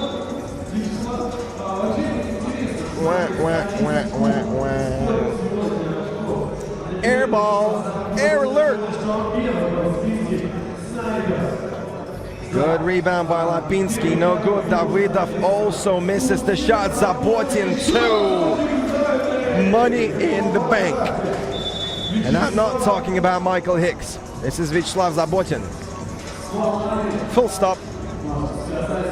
22-13. Thanks, Sharks first, for competing in future division of United League Europe 3x3. It's been a great 3 stages for you, but unfortunately it's still time to work on your game and improve to compete against the best in Russia in 3x3. Artem Saltykov, my homie, is already ready for an interview with the MVP of this game, Vyacheslav Zabotin. Graznney parни, Yekaterinburg. In a few moments, we're gonna see a Moneyball and 3 zvezdочки on the main court, so don't you even think about switching channels. Gotta subscribe, like the video, because I bet you're loving what you're seeing. And this is the word for Artem Грязные Saltykov. парни обыгрывают Шаркс со счетом 22-13. Рядом со мной главный герой в составе команды из Екатеринбурга и лучший снайпер отборочных этапов в Курске Вячеслав Заботин. Слава, что ты сделал? Мне хочется сказать... Слава, что ты сделал? This is a famous Было quote from a ощущение, что Russian будто бы rap вы song. подстраиваетесь под темп Шаркса. Такая очень неспешная игра, убаюкивающая. Да, это было вашим планом? Да, если честно, нет. Первая игра у нас всегда такая втягивающая. Приходится найти свою игру. Получилось, что в начале встречи Шаркс навязывал нам свою игру, но потом мы смогли ее переломить, играли уже в своем привычном темпе, поэтому смогли переломить и победить. Что скажешь про Севкабель порт? Как тебе эта локация? Как тебе атмосфера, которая здесь преобладает? Ну, наверное, правильно подметил, что тут очень атмосферное место такое, все в таком нестандартном стиле для баскетбола, уличный вид спорта такой. И для 3 на 3, мне кажется, это очень прикольный, подходящий формат. Смущает только бетонный пол, что это очень сильно отдается на ногах, то есть ноги устают в 2 раза быстрее. Спасибо большое. Нет, кулачка мы отбиваем. Все-таки коронавирус на дворе. Это был Вячеслав Заботин, игрок команды «Грязные парни». Они обыграли Шаркс, а за моей спиной разминаются Moneyball и 3 звездочки. Игра в группе А стартует уже совсем скоро. Pool A, 3 звездочки are going up against Moneyball 3x3 St. Petersburg in a few minutes. Boom.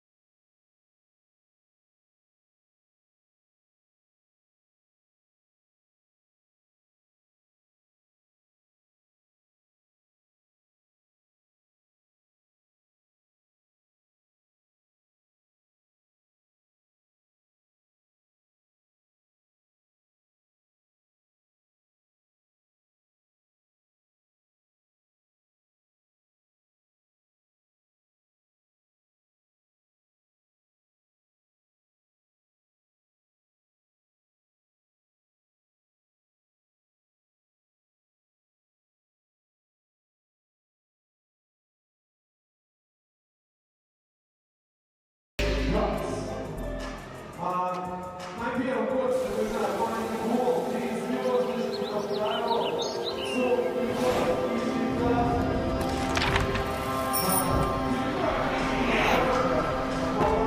Еще до школы я узнала, что свет в наших лампочках, тепло в чайниках и утюгах – все это дает электроэнергию. Энергия, которая передается по проводам от нашей электростанции. Я представляла, как маленькие человечки машут из розеток своими крохотными ручками и нагревают наш чайник, танцуют в плеере, зажигают лампочку в комнате. А я повзрослела и узнала, что мир куда больше и шире, чем я себе представляла. А электричество вовсе не человечки, а поток энергии из сотен маленьких электронов. Много лет назад люди научились использовать энергию мирного атома. Появились электростанции, в которых работают люди для того, чтобы в наших городах загорался свет, освещая путь всем вокруг. Энергия нужна человеку. Энергия во всем. В солнце, звездах, красоте природы. А есть энергия, которая живет у нас внутри.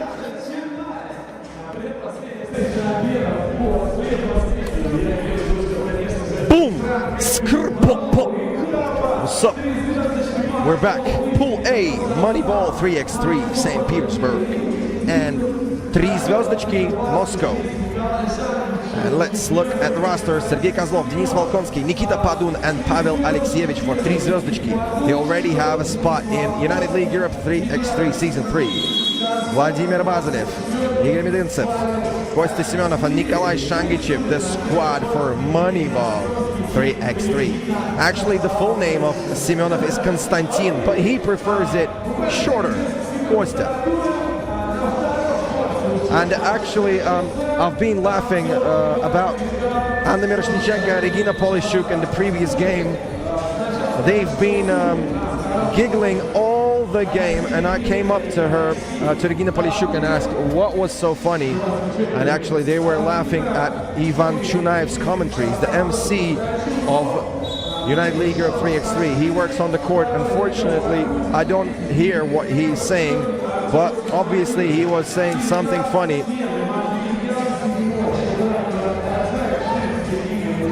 Igor Medincev to Nikolai Shangichev. He goes for the distance shot, no good. And the ball rolls out of bounds. A new attack for 3 звездочки. They already scored 1 bucket. I think you know this guy, Evgeny Ostrovsky. He's refereeing this game with Regina Polishchuk. Nikita Padun, on же Papadun. But not this time. Vladimir Bazilev. Yeah, no chance against Sergei Kozlov, so he went for the pass. And the shot from beyond the arc by Medincev is short, but he will have a chance to score 2 free throws. Oh, Akon, I'm locked up. I think this song is older than my colleague Artyom Saltykov, who's commentating this broadcast in Russian in VK Vkontakte social media. If you want to hear his Russian commentaries, switch to VK, United League Europe 3x3, a group and a repost. Like and please subscribe.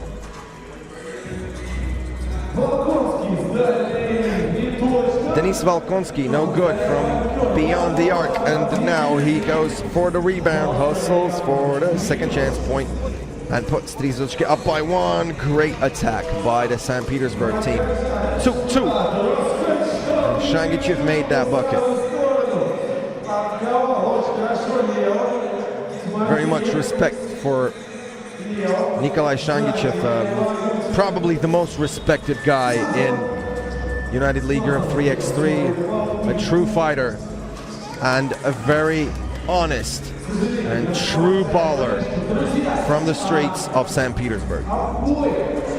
And one of the oldest guys in the business also, 33 years old.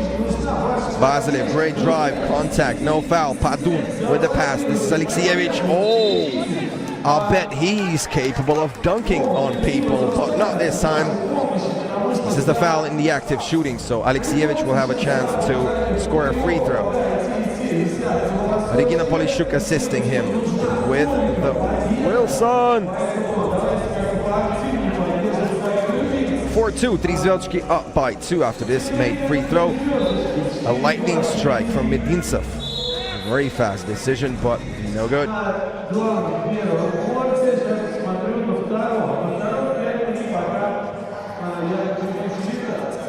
Okay. Medintsov passes it to Semyonov, his first minutes in this matchup.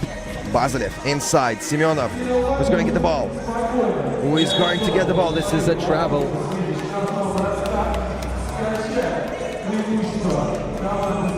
It's quite hard to not make a travel in these kind of situations. Valkonski, tough shot, no good. Semyonov with a rebound, assisting with Shangichev. Medintsov, hard shot, in and out. The rebound is for Shangichev. Great fakie by Medintsov. Open shot, no! Oh, that could have been a very fancy play. A double alley-oop. Semyonov short, and now second chance points could fall for Moneyball. Shangichev. Boom! Money in the bank. I need your signature all over this one, Mr. Shangichev. 4 apiece. 7:38 till the end of the game. Nikita Padun inside to Kozlov.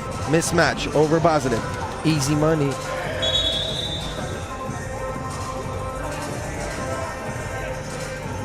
Trizvelchki go up by 1 after this point. So Trizvelchki are the fastest pace, have the fastest pace of scoring in today's tournament. They've been pouring buckets against Rosneft. They won the game 21-14. We're watching Group A action, and this is the game which will decide who's going to go through. Moneyball, Trizvelchki or Rosneft. Rosneft won their first game and lost the second.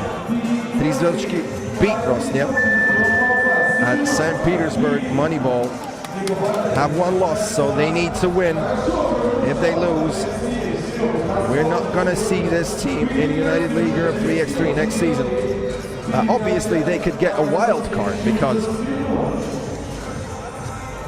I'll tell you later, because we are watching how Nikita Padun is being called Papadun.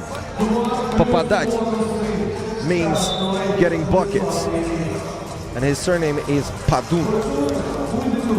TV timeout.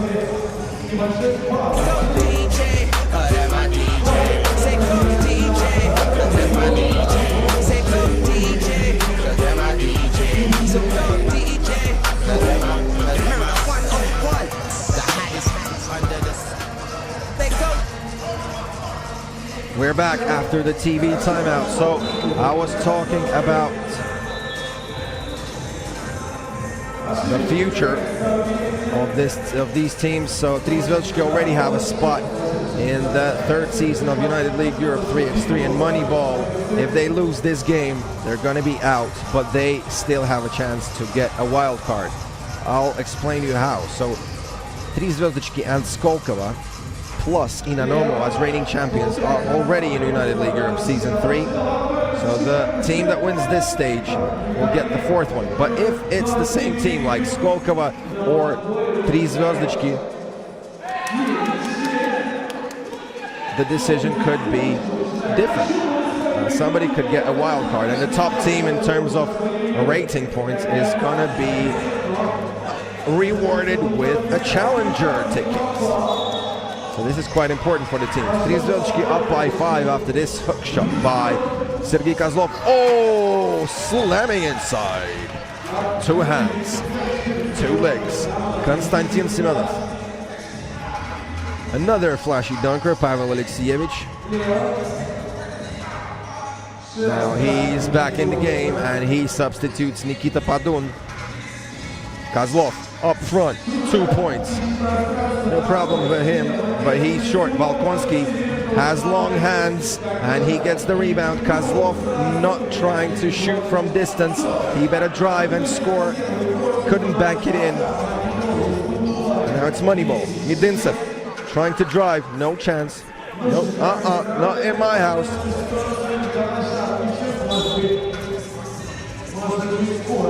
And Sergei Kozlov knows the rules. He is trying to assist the referees. He thought that the time is out because the ball didn't touch the rim, but Regina Polishuk thinks that the ball did touch the rim just a bit, so Sergei Kozlov is not right. This could have been a foul. This is a whistle from the court number 2. Oh, Kozlov didn't even need to gain some speed to dunk this one. He's got enough size to dunk it with two legs, with only one step. Standing 6'8", Sergei Kozlov. One of the top front court players in the United League Europe 3x3, now settling down to rest. And Nikita Padun with Denis Valkonsky and Pavel Alexievich on the court. Moneyball. Yes. Money in the bank for Nikolai Shangichev. 11-7, down by 4. And it's halfway through this game. 4:59 till the end. Grizz showing great scoring pace once again. I think they probably had the fastest win today, beating Rosneft 21-14. That was a very active scoring game, loads of two-pointers, very fast, very quick decisions, and most of them were top level.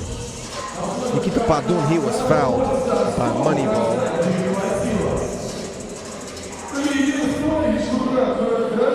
He fouled on Moneyball, so this is team foul number 4. Oh, we need another dunk. Yes. Kostya Semyonov, no problem. Standing 195 centimeters, has a great vertical, despite weighing 110 kilograms. The heaviest player on the court, Kozlov. A series of dunks from the players, and this game is getting flashy. Igor Medintsov looking for a pass to shoot from beyond. No, Sergei Kozlov is fed up of dunking, so that was just a finger roll from inside. 13-9 after this drive. Nikolai Shangichev with the bucket. Pavel Alexievich looking for an alley-oop, but decided to try to score himself. Now assisting to Padun. Alert! Close the windows, please. Air ball by Nikita Padun.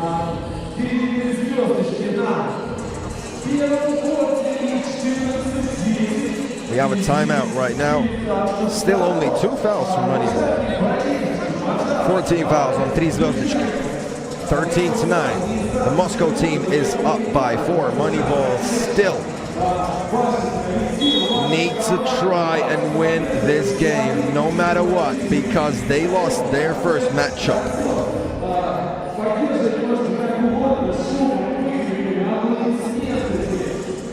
Moneyball lost to Rosneft 21-19, so they need to win this game if they want to qualify to United League Europe Season 3. Actually, another team from St. Petersburg had problems in the beginning. Sopniva lost their game to Samara 21-15. And they will have their game on court number 2. It's actually held right now, the same time. Sopniva playing Helitab for a chance to qualify to the playoffs. A TV timeout. Yevgeny Ostrovsky demonstrates us, and we have applause.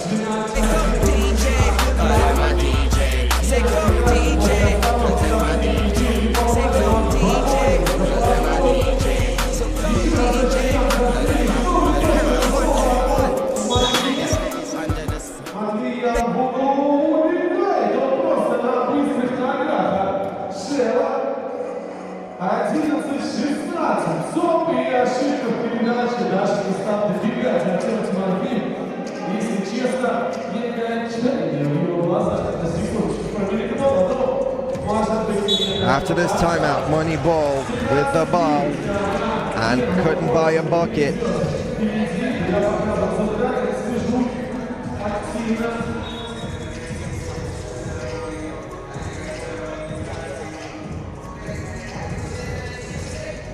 And won by Kostya Semyonov. Sorry, I was distracted, did not see that moment. And 13-11 after scoring this free throw. Very quick foul by Igor Medintsev, only foul number 3 by Moneyball. Valkonski inside to Kozlov, slam with the left. From Sergei Kozlov, Medintsev. Oh my lord. Great shot. The left-hander over the left-hander. 2 left-handed players on the court, one for Moneyball, one for Tri Zvezdochki. And with this run, Moneyball is only down by 1 with 3:23 left till the end of this game. Evgeny Ostrovsky with the ball, checks it in, and Nikita Padun looking for Alexievich. Pick, roll, no, pick and pop, and drop. Boom, Sergei Kozlov. Great one, +3, Tri Zvezdochki feeling comfortable. Going into crunch time, Igor Medintsev. No. And the rebound falls to Basilev. Great attempt, but too small for Sergei Kozlov. That was a hard foul. Arguably an unsportsmanlike foul, but no, it's not going to be an unsportsmanlike one. Basilev desperately fouling Sergei Kozlov on that mismatch. Sergei Kozlov is about 15 centimeters taller than Basilev, a lot bigger, so Vladimir didn't have any other option. Basilev, fadeaway jumper, very hard decision. Valkonski, shadowing, not really showing all his potential. I'm talking about Denis Valkonski. But you know, when it's needed, and when he needed 2-pointer, Valkonski is the guy you could believe could win your game. Tri Zvezdochki is still comfortable, so I don't think they're going to go for loads of 2-point attempts. Actually, quite a surprise for me why Nikita Padun is not even making any attempts from beyond the arc. Very rarely. Yes, this is why. I just reminded him to make one. He couldn't drop it. Medintsev up front, 2-point attempt. Nope. Padun gets the rebound. Basilev on him. Looks for Valkonski in the post, but still drives himself and loses the ball. Tried to prove Regina Polishuk wrong, but the ref stands on her decision. Nikita Padun, no, in and out, unfriendly bounce. Kozlov, double teamed. Who's gonna get the ball? Oh, please don't get injured. Pavel Alexievich, yes, you can break your opponent's leg with such dives. Plus, Kostya Semyonov is the heaviest guy in Division Future of United League Europe 3x3, 110 kilos, falling on his opponent. And thank God Pavel Alexievich is fine and didn't get injured. Shangichev, a quick chat with Evgeny Ostrovsky about this decision. 16 fouls on Moneyball, 5 for Tri Zvezdochki, and Nikolai Shangichev breaking walls in Sevkabel Port. I hope we're okay. Yep, all the technical stuff is fine, all the monitors. Yep, the director said we're fine. We're going to continue this broadcast.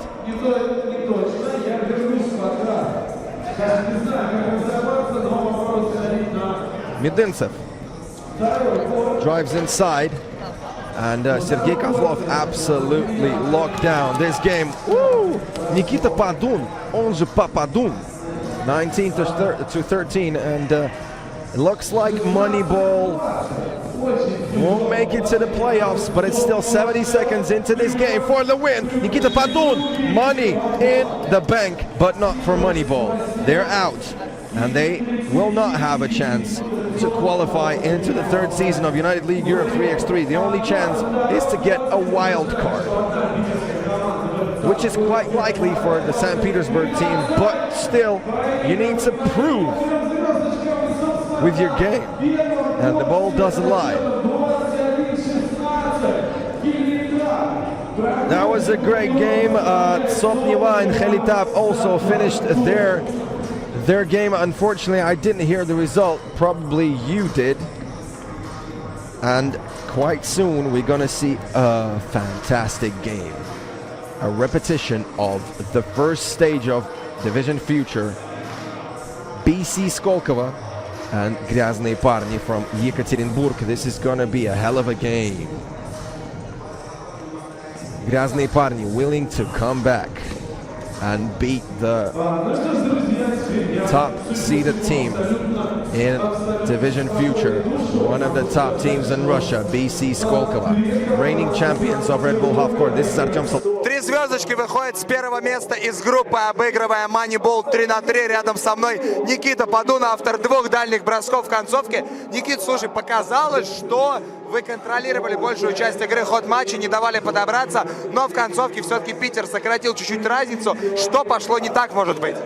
Ну, наверное, мы слишком рано расслабились, подумали, что ведем уже комфортное преимущество, и когда начали где-то не доигрывать в защите, где-то уступать борьбу, из-за этого они вернулись в игру, и так немножко нервы потрепались все равно в конце. Вообще, как оценишь групповой этап команды «Роснефть», в которой играет твой хоуми Данила Сагайдаков? Как вообще тебе был групповой этап? Все-таки группа смерти, что называется, очень сложно, и вы достойно вышли с первого места. Ну, «Роснефть» явно удивила всех, потому что в предыдущих турах она не выходила из группы, по-моему, или проигрывала в первом раунде плей-оффа.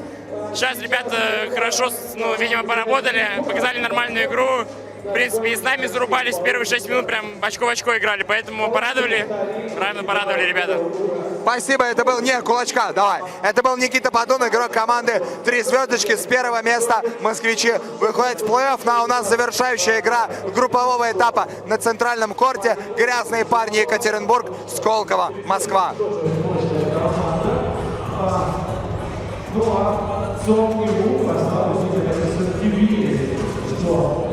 Парни смогут, но не смогли. Значит, мы поздравляем ребят с проходом на плей-офф, который они заслужили, поистине заслужили на площадке своей шикарной игрой. Друзья, у нас последние встречи на плей-оффе группового этапа. Сейчас определятся участники плей-офф на втором корте, собственно. Что на первом корте решается у нас сегодня снова с первого места, потому что и Грязный парни, и Сkolkovo своих оппонентов Шахтер уже обыграли. Сейчас решат, кто выйдет с первого, кто со второго. Ну а на втором корте сейчас нас ожидает самый что ни на есть занос на плей-офф, потому что дебютанты третьего тура сегодня команда Cirani обыграли и прыжок в первый Grizz, тем самым обеспечив себе место в плей-офф, а вот нижегородские москвичи уже в составе компании Cirani квартальной группы мы узнаем через несколько минут.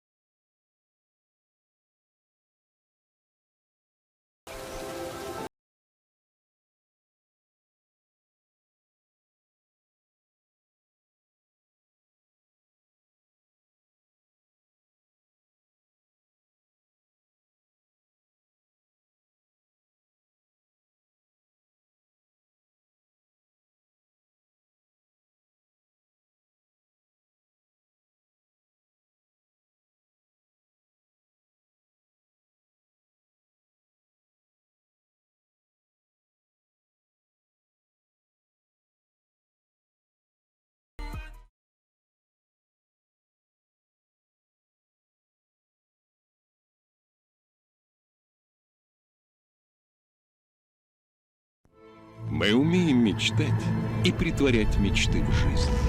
Между задуманным и реальным воплощением идеи сложный и непредсказуемый путь. Как первопроходцы, мы вместе идем по нему и открываем тайны непознанного, стремясь освоить невидимую энергию.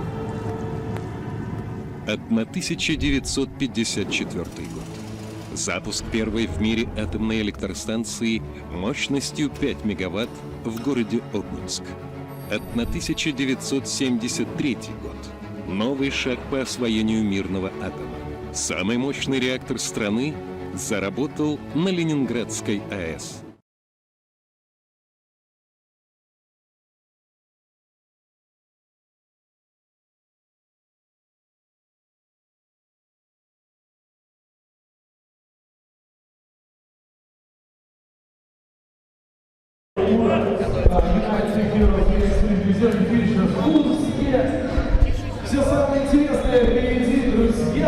Sorry, we have some technical issues with the sound.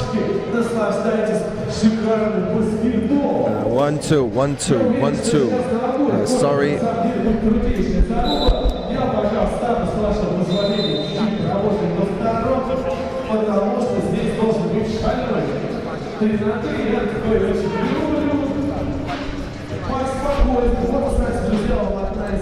I'm really sorry, guys. Some technical issues with the sound continue. I'm really sorry. I'll be back with all the commentaries just in a few seconds. 1 2 1 2 1 2 1 2 1 2 1 2 1 2 1 2 1 2. Yes, I'm back. Everything's okay, and I'm ready to continue. I'm really sorry. So BC Skolkovo, Graznney parni, Moscow against Yekaterinburg. Hell of a game, and let's get it poppin'. Graznney parni already up by 1. So this is actually the last game of the group stage, and quite soon we're gonna go to the playoffs. Yevgeny Ostrovsky and Alexei Davidov are the referees of this game. Semyon Diavda had a small collision right now, and he went to Nikita Makshin, the captain, not Makshov, the captain of the team, who is unfortunately injured, and they have a substitution. Fyodor Shpakov is the substitute for this team. Individually strong, very strong player. Dennis Bergman coming up to his opponent and telling, man, this is an unsportsmanlike foul. Could you please be more gentle next time? Fyodor Shpakov, no good from the free throw stripe, and Graznney parni have a chance to widen the margin. Zabotin, great vertical against Dennis Bergman, and he scores the bucket. Shpakov. Dennis Bergman told us in a post-game interview that this is their first time on the court in one team with Fyodor Shpakov. They respect this guy, they know him pretty well, but they have never even had a shootout together, never even trained. So this is quite a challenge for the team that already has a spot in United League Europe 3x3, but they willing... Oh my lord, this is Fyodor Shpakov, and he is one of the best in the business when it comes up to posterizers. And his wingspan is so impressive that sometimes it seems that he doesn't even need to jump that high, but still his vertical is extra impressive. Shpak from distance and following the dunk with a two-pointer. 3 points out of 4 by the new guy, Fyodor Shpakov. The local guy from Saint-Petersburg used to play for Zenit 2, the second team of basketball club Zenit 5x5 basketball. Semyon Diavda no good from distance. And it's a very fast-paced game for all. Only 2 minutes into this matchup. Kramov missing this attempt. Diabda flying inside, and Biklemishev couldn't do anything against number 93, arguably the top player in Russian basketball at the moment. I'm talking about 3x3 basketball, obviously.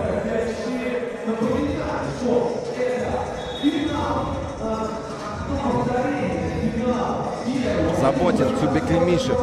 We call him Biklay. Zabotin, very fast release, great percentage, but not today. He was absolutely dead-eye in the first two stages, but this time, not the same percentage. Great shot by Diabda, and now they're up by 2. I'm talking about Skolkovo. It looked like a block shot from Semyon Diabda, but still, the refs made their decision. This is a shooting foul. Biklay.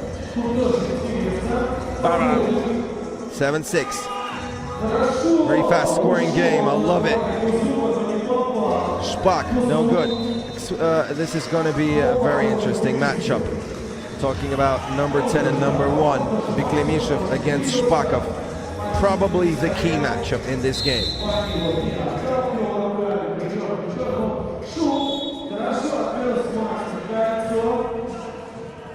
7-all with only 2:45 in the game.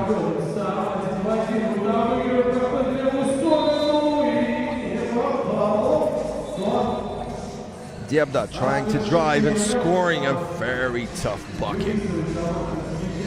Semyon Diabda is famous for making probably the toughest buckets in 3x3 basketball. Wow, Zabotin, nice one. And it looks like the foul before the active shooting. Good for Skolkovo, but still Bergman doesn't even believe that was a foul on the floor. He loves to discuss this kind of stuff with the referees because he also is a referee himself. Not a professional one, but he has been refereeing already a few tournaments in Moscow, a few amateur tournaments, and he's working on his refereeing and understanding of the game. So he always has some time to discuss different stuff with the referees. I think he loves to do it. Dennis Bergman is known as the biggest talker in 3x3 basketball, and also trash talking is one of his key weapons. Biklay starting this attack. Kramov. Nice attempt, but that was a foul. And Skolkovo doesn't understand how that could have been a foul for this team. Team foul number 4, Graznney Parny with only 2 fouls. Quite famous for fouling a lot.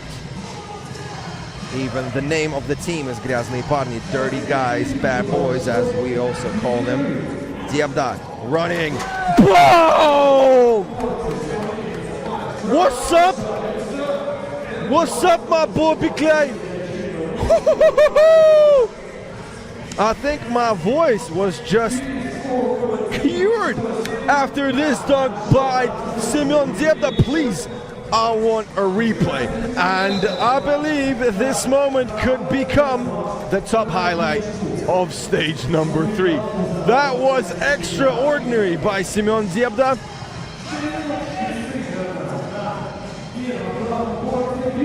And that was quite personal because they had loads of collisions with Graznney Parny, and Biklay is famous for being one of the top defenders in United League Europe Future Division.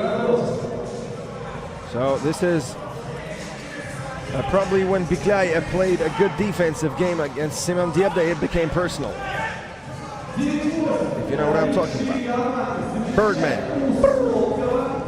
Buckets.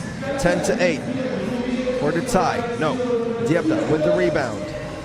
Shpak to the post. Diabda, he's tougher than Zabotin, and he gets the easy bucket. +3. Skolkovo.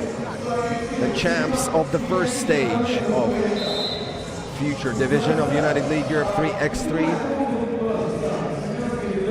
Actually, this is the repetition of the first stage's final, where Skolkovo beat Graznney Parni and became the second Russian team in United League Europe 3x3 Season 3, where we already have Inanomo as the reigning champs of Season number 2 and 3 Zvezdochki as the champs of stage number 2 of future division. Zabotin.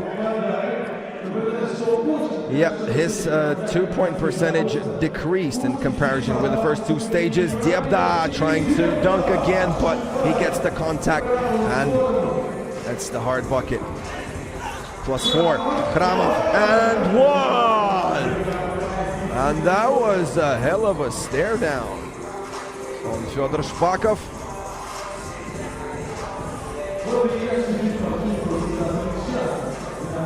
Yeah, this thing is getting personal. 12-9. Probably one of the most interesting games you could see in this stage. Skolkovo and Graznney Parni. Skolkovo are willing to get a spot in United League Europe 3x3 Season 3. But to do it, they need to beat Skolkovo and go on. I'll tell you what happened before in this group. So Skolkovo beat Sharks first, 22-15. And then Sharks first lost to Graznney Parni, 22-13. So basically, both of the teams will qualify. But the one who wins will go on as the conquerors of Group B. Semyon Diabda can make it +4, and he does. I have a problem with my maths. +5 after this shot. I hate maths.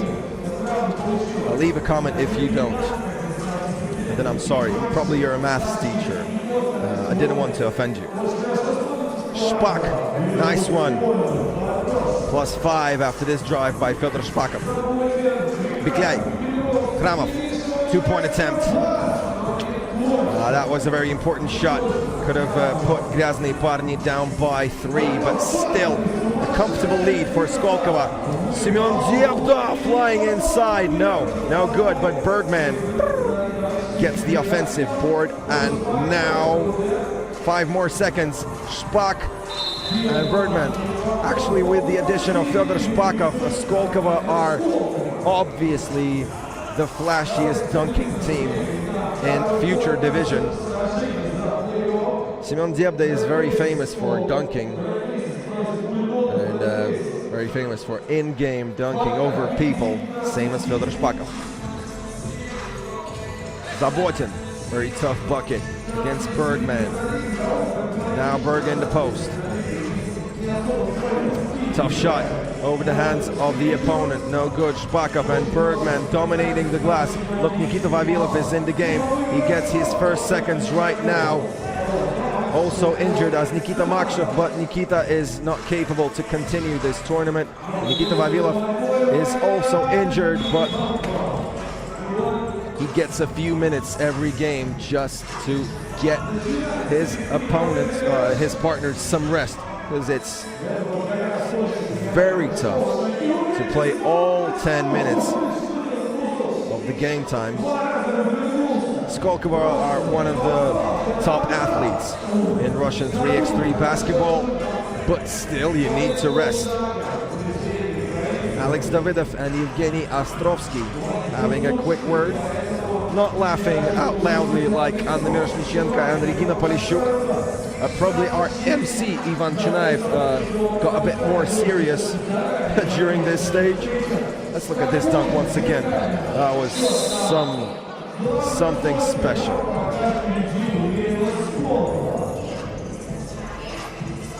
And undoubtedly this is going to be a member of the highlight reel of this stage, but I believe that we will still have even a better moment in terms of flashiness, but still that was one of the top dunks I've seen in the last months.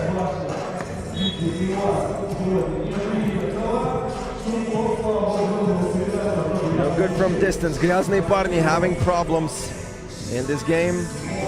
They are in the bonus, but they're still down by 6. Shpak in the post.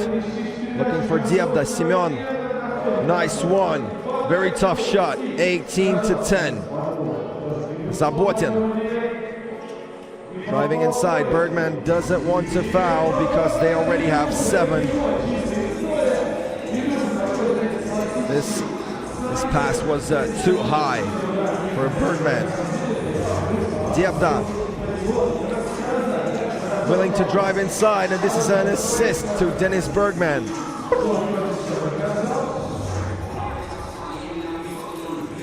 And yes, finally he gets the bucket from distance. Slava Zabotin was the top shooter and the top scorer of the first 2 stages. If you summarize all the points, he was first. Absolutely great shooting in stage number 1 and 2. Not so perfect as in the previous stages. And you can see the results. -7. To be honest, Graznney parни are really dependent on the distance shot of Vyacheslav Zabotin, so... Oh! Silly mistake by BC Skolkovo.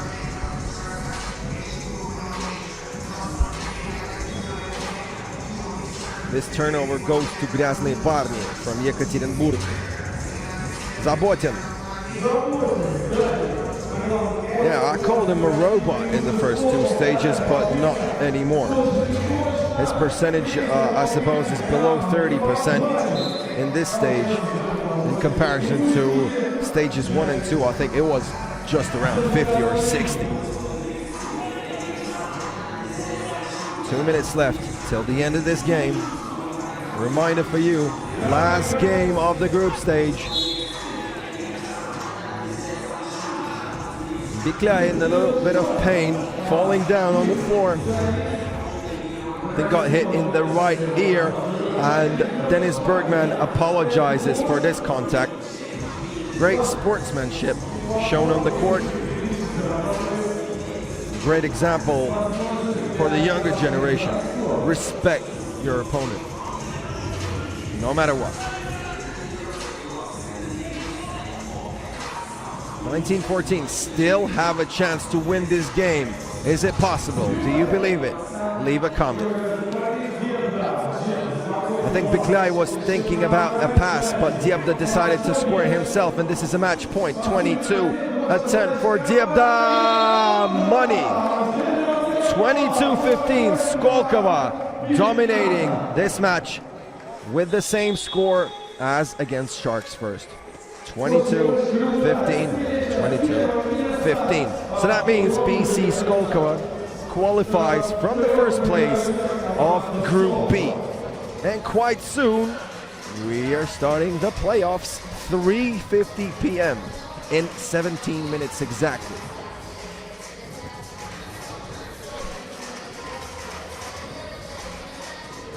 So my homie Ivan Chunaev is ready to go and interview. Nope, this is going to be Artyom Saltykov. Ivan Chunaev staying on the court to do some MC typical stuff. So I would love to present Artyom Saltykov and the MVP of this game, Semyon Diabda, with an absolutely beast dunk, a posterizer, and a few key 2-pointers. Сколково выходит с первого места из группы, обыгрывая Грязные парни. Рядом со мной Семен Диабда. Сэм, крутая игра. И, в общем-то, вам удалось, на самом деле, совершить очень важный рывок в середине матча, за счет чего удалось обыграть такую мастеровитую команду, как Грязные парни. Было ясно, что они будут злы на вас после первого тура, после финала, когда вы их обыграли. Ну, хорошо у нас получились проходы. 80%, я думаю, мы их забили в середине игры. Это как раз был переломный момент. Ну и защита. Не дали им забить. Не забиваешь ты, забивают тебе, как говорят. На Федоре Шпакове форма Павла Громыка. И хочется спросить, была, понятно, вызвана эта рокировка травмы Никиты Макшева. Насколько с ним все серьезно сейчас? Я думаю, не сильно серьезно. Был небольшой подворот голеностопа вчера на Редбуле. Я думаю, недели 2-3 и будет готов. Ну, то есть позвать Павла Громыка, игрока Суперлиги, в состав Сколково было вполне реально? Да, мы с ним давно знакомы, играем на одной площадке, на одном районе уже там достаточное количество лет. И просто надо было выждать момент, когда у него не будет команды 5 на 5 и подтянуть его. А у него, кстати, есть профессиональный план еще подписаться? Ну, насколько я сейчас знаю, у большинства игроков Суперлиги сейчас с этим проблемы, и Павел не исключение. Слушай, ты давно отращиваешь волосы, я хотел спросить, может, хочешь быть похожим на какого-то персонажа, может быть, я не знаю, есть какая-то цель отрастить еще больше? На Тарзана. Ага. Отобрать это звание у Тараса Любусько из команды «Северяне». Понятно. Семен Дебда, команда Сколково, они выходят в плей-офф и продолжим уже совсем скоро, друзья. Никуда не переключайтесь. Продолжаем все вместе кайфовать от баскетбола 3 на 3. Great thanks to Artyom Saltykov, and I would love to apologize. Guys, I couldn't hear anything in the beginning of the interview, so I'm sorry I just couldn't translate anything for you. Let's look at the highlights. We had some great dunks this game. Shpakov and Debda. Both of them are going straight to the highlights. Quite undoubtedly. Okay, so quite soon we will continue 3:50 p.m. with the quarterfinals. And we will see all the matchups.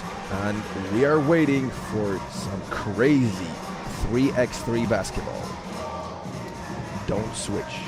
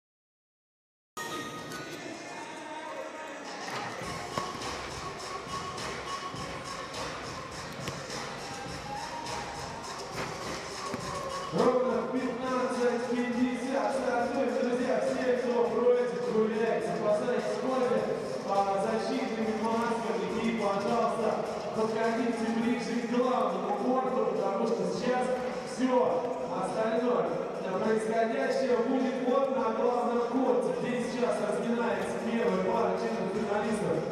3 звездочки календарь. Все будет происходить здесь. Поэтому, пожалуйста, подтягивайтесь к главному городу.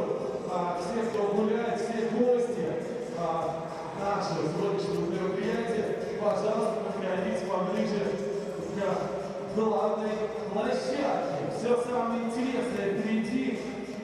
Плей-офф, четвертьфинал, полуфинал, финал, смена. Классическая группа поддержки. Самый жаркий баскетбол, ну и, конечно же, в итоге узнали обладателя.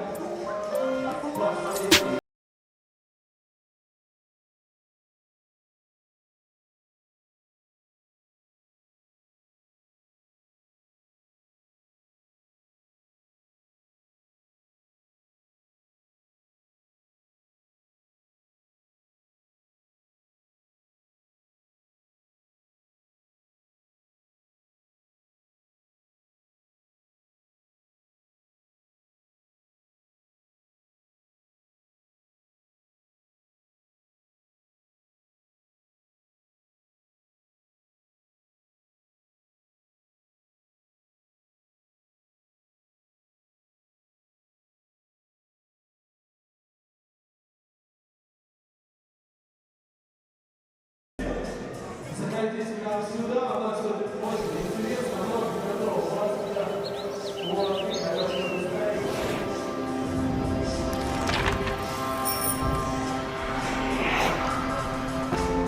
Еще до школы я узнала, что свет в наших лампочках, тепло в чайниках и утюгах – все это дает электроэнергию.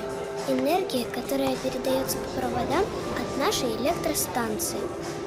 Я представляла, как маленькие человечки машут из розеток своими крохотными ручками и нагревают наш чайник, танцуют в плеере, зажигают лампочку в комнате. Но я повзрослела и узнала, что мир куда больше и шире, чем я себе представляла. А электричество вовсе не человечки, а поток энергии из сотен маленьких электронов. Много лет назад люди научились использовать энергию мирного атома. Появились электростанции, в которых работают люди для того, чтобы в наших городах загорался свет, освещая путь всем вокруг. Энергия нужна человеку. Энергия во всем. В солнце, звездах, красоте природы. А есть энергия, которая живет у нас внутри. Энергия творчества. Она позволяет нам изучать этот мир, прикоснуться к нему и понять его лучше. Энергия, которая дает нам вдохновение. Каждый день с ее помощью мы создаем новое и познаем неизведанное. Она дает нам силы и смелость пробовать, экспериментировать, действовать, двигаться к своим целям, даже если сложно, справляться с ошибками и неудачами и идти вперед. Дает веру в себя и в то, что даже если не получилось сейчас, обязательно получится потом. Она направляет нас к самым заветным мечтам. Для нас открыты миллионы возможностей. Мы можем встречаться со своими эмоциями и выражать их. Мы пришли в этот мир творить и наполнять его живописными красками и картинами. Как свет пламени, творчество освещает наш путь, позволяет фантазиям оживать и превращаться в настоящие истории.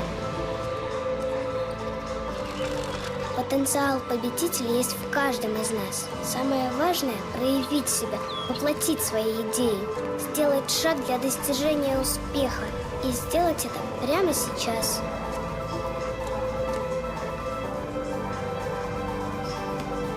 Будущее зависит от того, что мы делаем сегодня. Это и есть самый главный секрет, хоть он и очень простой. Жить значит действовать.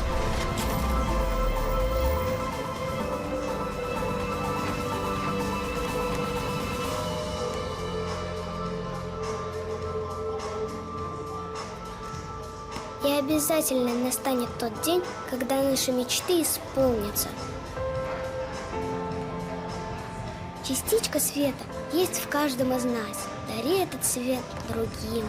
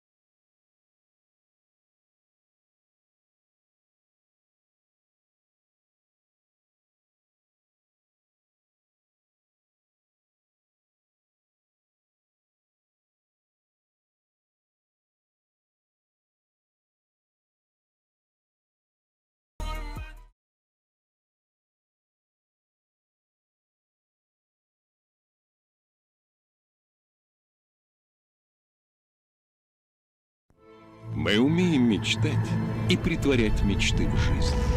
Между задуманным и реальным воплощением идеи сложный и непредсказуемый путь. Как первопроходцы, мы вместе идем по нему и открываем тайны непознанного, стремясь освоить невидимую энергию. 1954 год. Запуск первой в мире атомной электростанции мощностью 5 мегаватт в городе Обнинск. 1973 год. Новый шаг по освоению мирного атома. Самый мощный реактор страны заработал на Ленинградской АЭС. Его мощность 1000 мегаватт. 2020 год. Россия является одним из лидеров мировой атомной индустрии. На 11 действующих атомных электростанциях, объединившихся под эгидой госкорпорации «Росатом», ежегодно вырабатывается порядка 19% от всего объема выработки электроэнергии в стране. В 2020 году атомной промышленности России исполняется 75 лет. В эту юбилейную дату в городе Сосновый Бор начались пусковые операции на новейшем энергоблоке номер 6 Ленинградской АЭС с реакторной установкой ВВР-1200. На 20% мощнее своего старшего брата ВВР-1000. Срок службы основного оборудования увеличен в 2 раза. С возможностью работать 18 месяцев без перегрузки топлива. Соответствует самым современным международным требованиям и стандартам в области безопасности. Ленинградская АЭС является крупнейшим энергетическим объектом северо-запада России. Каждая вторая лампочка в Санкт-Петербурге и Ленинградской области работает благодаря атомной энергии.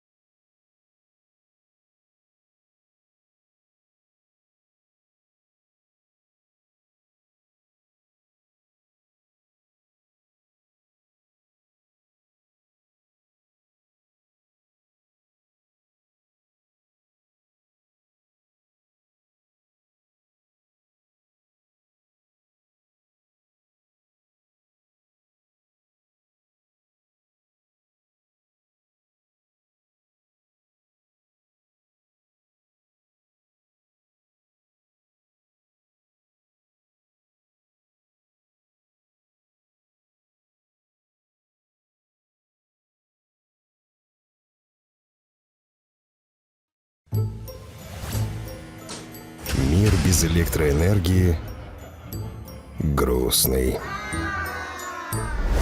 Поэтому есть мы, концерн Росэнергоатом, электроэнергетический дивизион Росатома.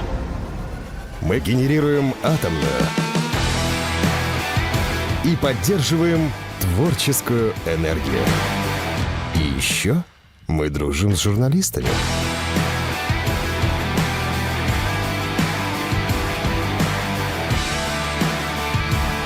с нами будущее светлое.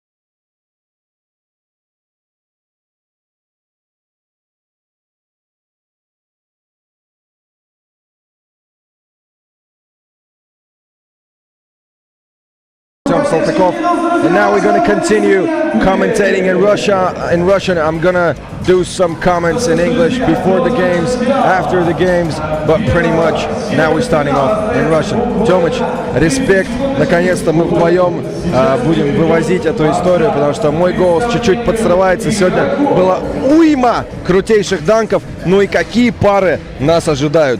3 звездочки, хелитап. Северяне против команды Грязные парни, Самара и Роснефть. Но перед этим Сколково и Red Faces. Друзья, еще раз всем привет. Мы на United League Europe 3 на 3. Это город Санкт-Петербург.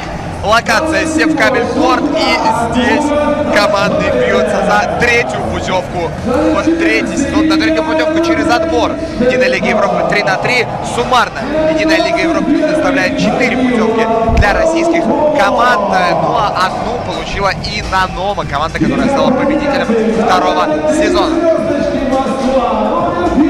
Первую пару, которую мы увидим, это Гелитап Казань. 3 звездочки Москва, Матвей Ян, Шухрат Мурат Хаджаев, Данила Пауков и Игорь Лупенченко. Это четверка из Казани. Ну и Никита Падун, Денис Волконский, Сергей Козлов и Павел Алексеевич. Команда 3 звездочки. Гелитап и 3 звездочки. Все это связано с полетами, да? Все, что высоко находится. Все, что летает высоко, да. 3 звездочки — это вообще, наверное, недостижимая высота. Но я думаю, что Гелитап, если раскрутят свой пропеллер на полную мощность, могут пройти своих соперников. Во-первых, у 3 звездочек, конечно, есть мотивация в лице челленджера, но, знаешь, когда у тебя уже есть прямая путевка в United League Europe 3-3, наверное, где-то на нанометр ты расслабляешься. Прям вот самую малость, но расслабление, наверное, есть небольшое. А вот у Гелитап мотивация должна быть выше крыши. Это та команда, за которую, знаешь, хочется болеть. Они растут, они показывают все более серьезную, интересную игру. Причем примерно тем же составом и индивидуально ребята очень выросли. Мы желаем им удачи, собственно, как и соперникам. Начинается эта игра владением команды 3 звездочки. Сергей Козлов с мячом против Игоря Лубенченко. Здесь преимущество неоспоримое имеет Сергей в массе и зарабатывает право на штрафной бросок. Ну и работают в качестве арбитров на этом матче Алексей Ревенко и Евгений Островский. Что действительно стоит сказать, соглашусь по поводу того, что Гелитап действительно это потенциально очень сильная команда, молодые ребята, которые, в общем-то, практически, да, одним и тем же составом действует. Степан Лейченко добавлялся на один из туров, и не было Шухрата Мурат Хаджаева по той причине, что проходил он просмотр в казанском Униксе, команде Единой Лиги ВТБ, но все-таки профессиональный контракт 5 на 5 не подписал. Поэтому, если хотите стрельнуть номерок Димитриса Привтисова, вы знаете, к кому можно обратиться. Шуха туда, флоутер запустил 2-1, первые очки для казанцев есть. Козлов пытался загрузить Падуна, но тут как тут Матвей Ян очень подвижный. Мы это видим. Мурат Хаджаев, ой, как здорово сделал эту передачу на Лубенченко. Тот промазал. В итоге в эпизоде все сложилось в пользу Гелитап. И второе очко в матче набирает Мурат Хаджаев. Хорош. Шуха забил очки свои первые в этом матче. Для него важно набирать очки. К сожалению, не обладает Шухрат Мурат Хаджаев стабильным дальним броском. Это то, что мы за кулисами обсуждаем с Артемом Салтыковым. Говорит, прикинь, у Шухи была бы 3 еще, вот прям бешеная. Это вообще с его первым шагом, с его атлетизмом, с его напором, с его умением здорово работать в персональном защите, меняться очень неплохо. Вот, так что, на самом деле, да, дальнего броска ему не хватает. Но, опять же, Шуха 99-го года, и все вполне достижимо. Павел Алексеевич с дистанции делает 5-2 в пользу 3 звездочек. Ну и теперь ответочку мы ожидаем от Гелитап. Летит 2, но все-таки не опускается в корзину. Падун абсолютно свободен, просто в радиусе метра. Падун не попадун. Не попадун в радиусе метра, никого бы не было. Но Никита не смог забить и, более того, даже пустил сквозняка. Сдует ли этот сквозняк вертолет? Просыпается юморок ближе к плей-оффу. Так всегда было, есть и будет. Есть, пить и будет. Ты не перестаешь юморить, Петь. Так что... Шутки за 300 никто не отменял. Тем не менее, Шухрат Мурат Хаджаев наверху против Алексеевича оставляет Лубенченко право в этом эпизоде разобраться. Игорь 1 в 1 против Падуна не смог воспользоваться своим преимуществом в росте. Волконский первый на подборе. Настолько же он универсален. Он и бросает, и защищается. И, в общем-то, ты действительно все, большую работу выполняет. Какую он давил лыбу шикарнейшую на представлении команд. Денис Волконский выходил как будто на получение премии «Оскар». На что-то очень-очень важное и значимое. Прям поднял мне настроение вот одной своей улыбкой очаровательной. Денчик, опытный баскетболист. опытнейший баскетболист, да, который, по-моему, вне корта гораздо реже улыбается, чем на площадке. Ну, баскетбол, собственно, у всех вызывает улыбку, в этом нет никакого сомнения. Игорь Лупенченко все-таки забивает из-под кольца 6-3. Счет становится активно, команды начали с точки зрения набора очков. Волконский пока привычных дальних от него мы не видим. Я думаю, что это тоже вклад Сурена Степанянца, отчасти где-то какие-то новые моменты нащупать для своей команды. И даже Сергей Козлов мне сказал в интервью: «Оу, Шуха!» Ну, это просто хайлайт. Просто с места Шухрат Мурат Хаджаев. На разминке он раздавал мельницы, дабл-пампы.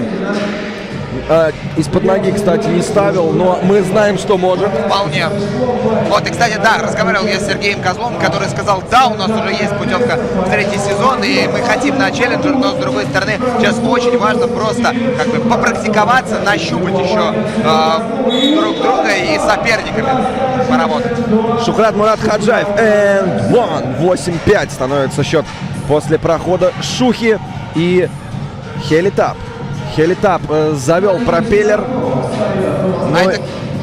И за рулем Шухрат Мурат Хаджаев. А Юрий Ермухаметов, кстати, на трибунах, игрок команды ЦОП Теорема и ЦОП Ю-18. Тоже он один из популярных. К слову о ЦОПах. Оба коллектива из Санкт-Петербурга мимо плей-офф. Как... Вы заказывали постер. Павел Алексеевич прямо сейчас его нам и предоставил, да еще и сам так эмоционально отпраздновал этот момент. Очень богат сегодняшний день на яркие моменты, много данков, и причем не самых простых. С места колотит Мурат Хаджаев, и футбэк от Алексеевича, и в принципе футбэки мы не так часто можем наблюдать. Я теперь хочу постер Павла Алексеевича себе в спальню. О! Анатолий Владимирович Лаптев. Анатолий Владимирович, естественно, приехал. Огромный респект этому человеку, который взрастил большую часть игроков, выступающих на этой площадке. Ну, не большую, но... Представители как минимум 3 команд. Максим Шумков, Red Faces, Ткачев, ой, нет, не Ткачев. Сагайдаков, Роснефть. Сагайдаков, Роснефть, да, и, соответственно, 3 звездочки. Да, поработал он с Денисом Волконским. Ну и Александр Печерский, кстати, помимо Сагайдакова и Роснефти, конечно же. Классная игра. И вот этот данк Павла Алексеевича тоже летит в хайлайты. А есть у меня ощущение, что этот тур без конкуренции уже самый богатый на хайлайты во всем дивизионе фьючер. И это ли не прекрасно? Никита Падон наверху против Матвея Яна. Они схожи на самом деле по стилю игры. Оба яркие скореры. Никита пас на Волконского. Первый дальний от Дениса, но молоко. А тут и в кефир, судя по всему. Кстати, следующая стадия — это простокваша, но надеемся, что Волконский... А я люблю ряженку. О, это, кстати, ой, тоже... Шуха! Ой-ой-ой-ой-ой! Имел все возможности заметить. Кстати, не очень много фолов, пока мы видим 3. Хелитап 2 у 3 звездочек. Падун. Ой-ой-ой, пас на Алексеевича! Вау! Если бы сейчас что сверху забил. Ты уж со стула чуть не вскочил, думая, что Павел Алексеевич вколотит сверху. Кстати, мы с ним перекинулись парой фраз. Был у нас момент с ним обсудить во время рекламной паузы. Он был прямо рядом с нами. И Артем Салтыков его спрашивает: нормально ты такого дерзкого хотел постера запульнуть? Он говорит: Базе? Ну, Базлева. Говорит: да-да. Он говорит: ну, на самом деле поберег себя и его тоже, потому что мог нанести как себе, так и ему травму, поэтому не стал рисковать. А это Семен Теплый, он готовится к матчу с Red Faces, а Никита Пападун наконец-таки активизировался. 13-9. Я напоминаю, что турнир организован концерном Росэнергоатом и проходит в рамках Кубка Ленинградской АЭС, приуроченного к 75-летию атомной промышленности. Всех причастных еще раз поздравляю. Шуха, не глядя в угол, и... Ой, ну прям, мне кажется, перемудрили. Чуть поуже бы действовали, слишком широко для трехходовки. Все выглядело. И... Экстра-пас почти всегда хорошо, но здесь, наверное, прям немного лишнего дали. У нас тайм-аут. Ну и, естественно, немного сердечек в камеру от Юры Яковкина, а у нас тайм-аут.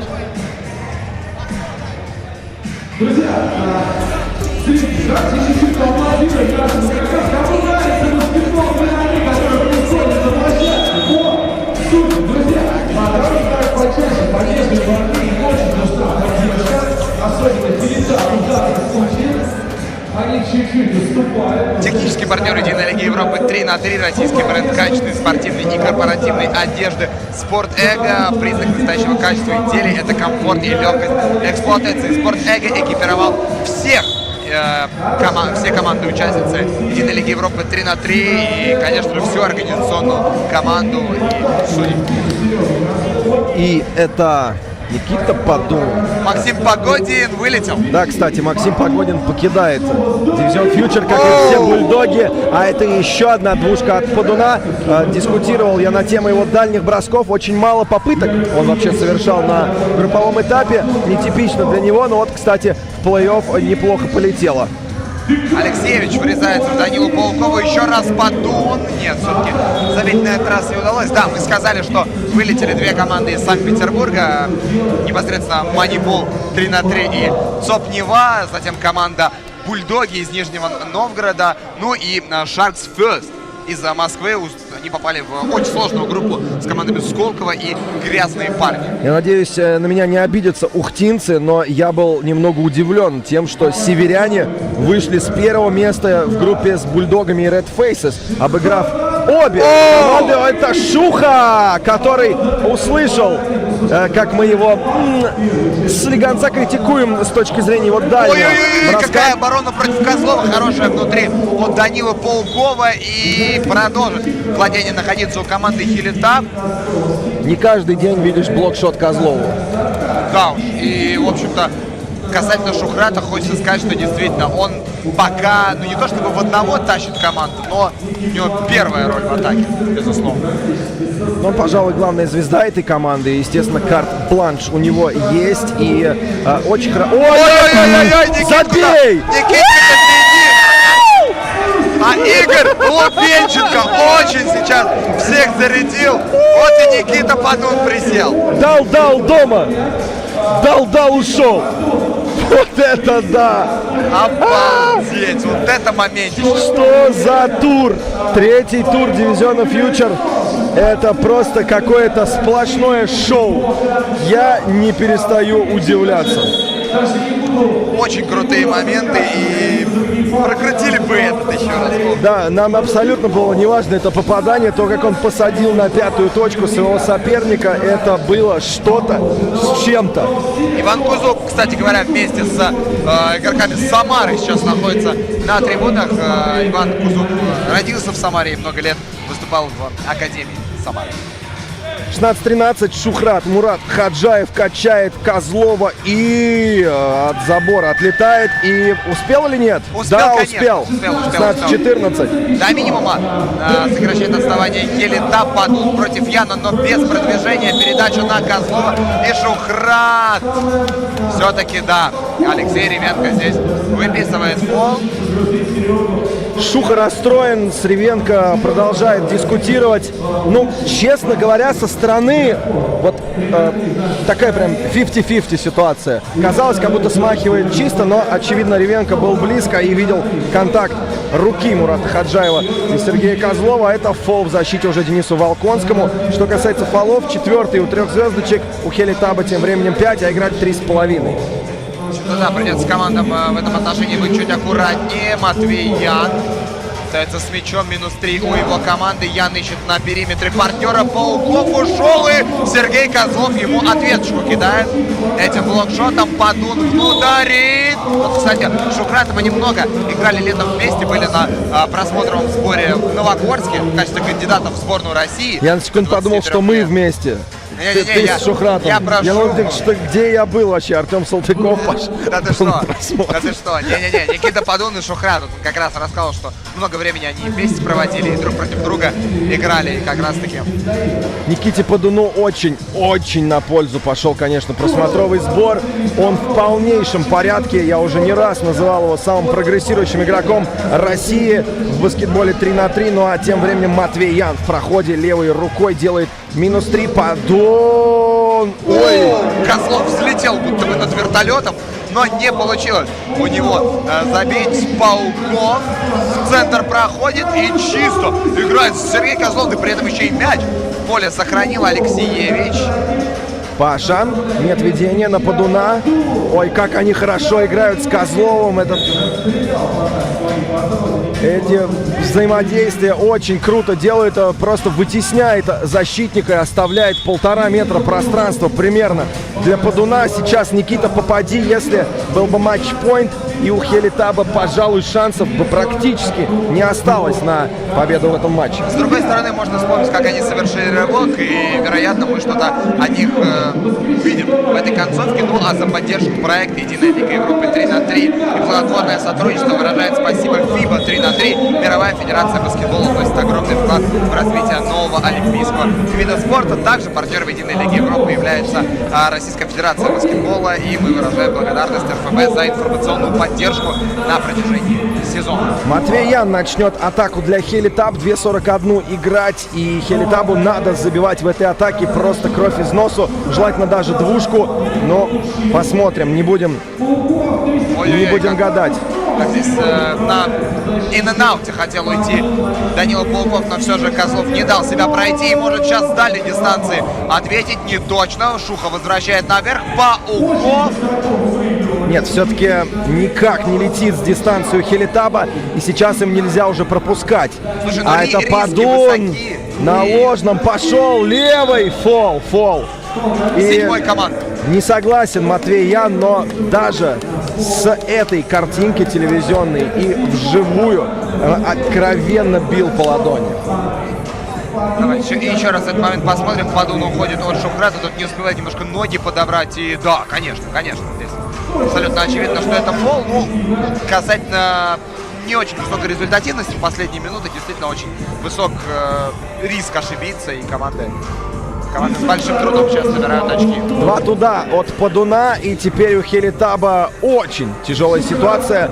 Не сказал бы, что чудо только поможет, но, пожалуй, только если синоним слова чудо тоже. Шухрат, 20-16. Возвращает на дугу Сергей Козлов, с мячом Павел Алексеевич. С дальней дистанции нет, отдать на Сергея тоже не получилось. Браво, Игорь Лубенченко отработал в этом эпизоде, но все же 2,2 секунды будет на атаку еще у москвичей. Минуту 45 играть, и сейчас максимально на фокусе. Хелитаб в обороне, ничего себе. Волконский бросает на 22.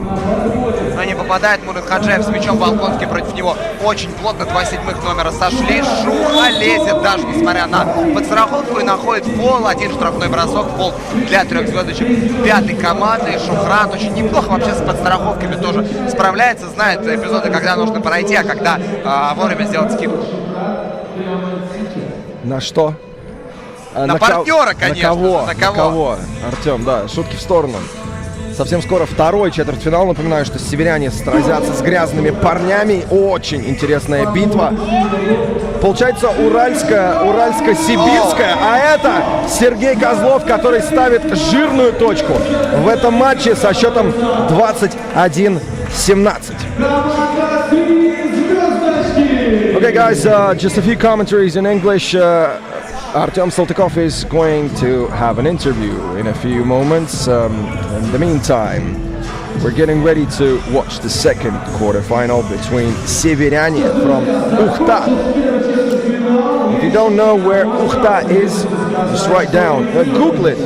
Ukhta is a northern city in Russia, and the name of the team, Severani, means northern people. We'll play against Graznney parни, the bad boys from Yekaterinburg. And Artyom Saltykov is on the sideline with Pavel Alexeyevich for an interview.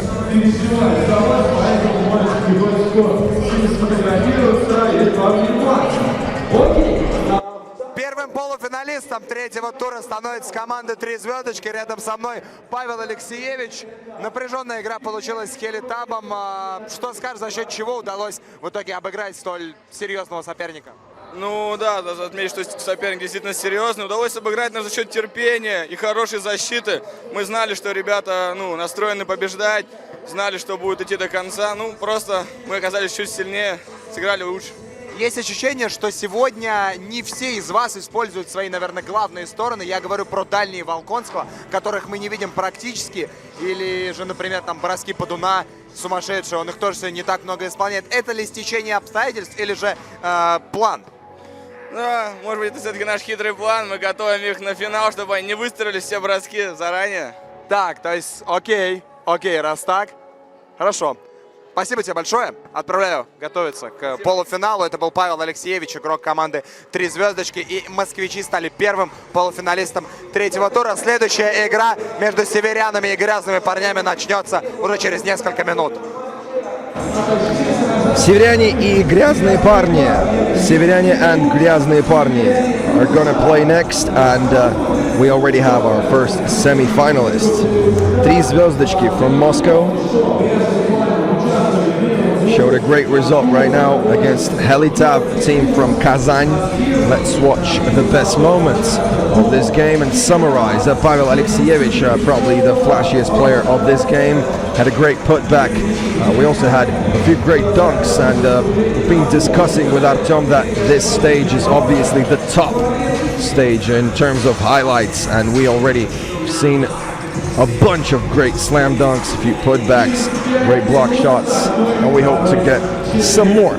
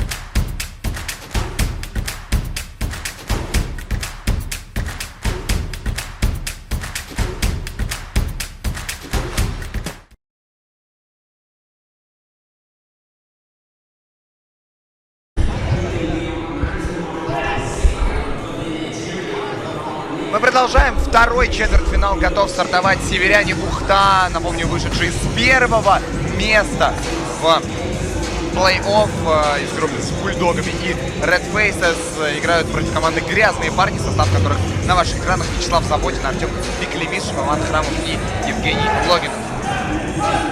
Ну а состав команды «Северяне» — Тарас Любусько, Дмитрий Швецов, Станислав Федоров и Владимир Можаровский. Невероятная четверка, которая смогла камбэк совершить в игре с Red Faces, уступая большую часть матча и обыграть столь серьезного соперника, как Бульдоги из Нижнего Новгорода. Okay, guys, and a few comments in English about these teams that are going to go and step on the court to play their quarterfinal collision. Severyane from Ukhta going to play against Graznney Parni from Yekaterinburg. Both of these teams showed great results on the group stage. For example, Severyane beat Bulldogs and Red Faces. So that was a pretty tough group for them. Despite that, they showed great results and they qualified first from their group. And this is going to be a very personal battle. Ural Mountains against Siberia. So these guys, they're not afraid of cold. I bet they're not. If you ever heard stories about people swimming in cold water and fighting with bears, going around naked in the streets, these are these guys, not afraid of anyone, of anything, and especially famous, notoriously famous Russian cold weather.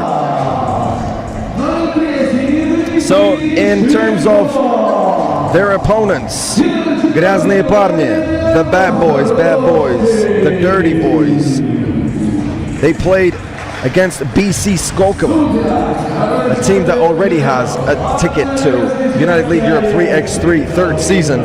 They lost on the group stage to BC Skolkovo 22-15, but they won their first game against Sharks first, 22-13. And they qualified second from their group. Actually, nearly impossible to say who's the favorite of this game, but it's quite easy to say that Alexey Davidov is the referee of this game with Anna Miroshnichenko. Now we'll continue in Russian. Мы готовы стартовать, и первое владение в этом матче остается за командой северяне. Первый дальний бросок мы видим в исполнении именно этой команды. Выходят луктинцы вперед. Северяне бьют с дистанции, и это хорошо. 2-0. Тут же, уже на первых же секундах мы видим дальнее попадание. Северяне и грязные парни. Очень интересная битва. Пожалуй, та встреча, в которой практически невозможно предсказать, кто выиграет. Слушай, действительно, я ни разу не видел противостояния северян и грязных парней. Это не какая-то изъезженная битва, например, как Red Face и Skolkovo, которая просто каждый раз какой-то кипящий огонь с маслом, невероятные какие-то дикие зарубы показывают. Это довольно редкое противостояние, и давайте просто наслаждаться. Слава Заботин, лучший снайпер отборочных атак в Курске, не забивает из-под кольца, но помогает здесь Артем Беклемишев, и счет становится 3-1. Тарас Любусько наверху снабжает мячом своего партнера, и счет становится 4-1. Вот так вот. С первых же минут этого матча северяне показывают свои амбиции. Заботин внутрь на Евгения Логинова. Не так часто его задействуют, но здесь уже, как говорится, все было для этого сделано. Уж слишком здорово. Логинов пошел вниз после этого пик-н-ролла. Тарас Любусько опять промахивается. Бекляй берет подбор на дальней стороне. Ну и Слава Заботин просто объехал здесь абсолютно всю защиту соперника и набрал третье очко для своей команды. Любусько не стал обыгрывать, отдал передачу партнера по команде. И все-таки сам Тарас, но накрывает его. Артем Беклемишев возвращает еще раз. Вот дальний бросок и фол. Евгению Логинову, тот, по-моему, и не спорит с этим решением арбитров, или же все-таки не фол.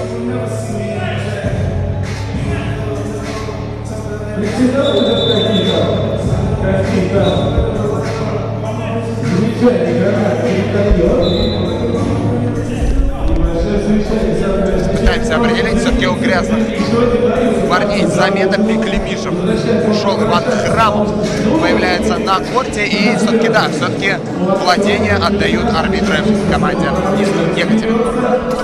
Мощное начало, много забитых очков, 7 уже на двоих за 1,5 минуты. Опа, Слава Заботин. Критиковал немного я его бросок. Ну как критиковал? Я говорил, что он бросал 50-60% первые два тура дивизиона Фьючер. Ну а здесь такой человеческий уже процент показывает. Классический, наверное, в районе 33. И если он начнет попадать в плей-офф, как он это делал в первые два тура, то я не удивлюсь, что грязные парни получат прямую путевку в дивизион, не в дивизион Фьючер, а в дивизион Годс, в основной дивизион Юнайтед лидеров 3-3. Как хорош Слава Заботин, отличный бэкдор, и вовремя ему туда мяч заставляет Артем Беклемишев. Какая борьба здесь идет. Храмов вываливается за пределы корта, и все-таки владение, да, дают арбитры северян. Не так много фолов, всего лишь за 2 минуты только одно нарушение правил на двоих. Новую атаку показывает Алексей Давыдов. 12 секунд свеженькие для северян. И Дмитрий Швецов оставляет Тарзану. Кстати, официально разрешил он так себя называть. Вчера поинтересовался у Тараса Любусько. Не обидно это звучит? Он говорит, да нет, конечно. И, кстати, появились фанаты у Тараса Любусько. Вчера в Твиттере Келли Алиник написал, что если бы я хотел вообще работать над собой и быть в прекрасной форме, то я бы хотел быть похожим на Тараса Любусько. Но тут же Твиттер удалил. Ну что поделать? Я напоминаю, что наш фестиваль баскетбола 3х3 проходит, является посвященным 75-летию атомной промышленности Российской Федерации, проходит в рамках Кубка Ленинградской АЭС. И еще раз всех причастных мы поздравляем. А это Слава Заботин. Это Заботин Слава. Не-не-не. И это Слава Заботин. Но не, ладно. Заботин Слава. Уже есть человек, кому принадлежит звание Не буду вообще ничего говорить дальше, все, нас понесло не туда. Это Станислав Федоров, пост на Любусько, он мощнее Храмова и довольно просто с разворота забивает 7-е для северян. Слушай, не вывели? Не вывели, да, и неоднократно вижу, что Любусько стараются как раз-таки держать далеко от кольца. Вот в очередной раз не дают ему именно простые броски атаковать. Новая атака для северян. Посмотрим, что скажет Станислав Федоров. Ничего не получается. Это Слава Заботин, который отоборонялся. И перехват от Можаровского. Любусько, ой, какую передачу придумал, но был бы там партнер, и я думаю, можно было рассчитывать на хайлайт с последующим точно дальним броском, естественно, как условие, но в итоге не вышло, и это потеря для команды из Ухты. Иван Храмов на Бекляя. Бекляй Заботин. Опа, полетела у Заботина, пока что не мажет. В этом матче грязные парни 10-7. Любусько ответить не смог. Храмов на дуге. Бекляй бросит мяч вниз, и его выпихивают. Прямо оттуда грязные парни, обратите внимание, ни разу даже правила не нарушили за 3 с лишним минуты. И для команды из Ухты это уже 4-е замечание.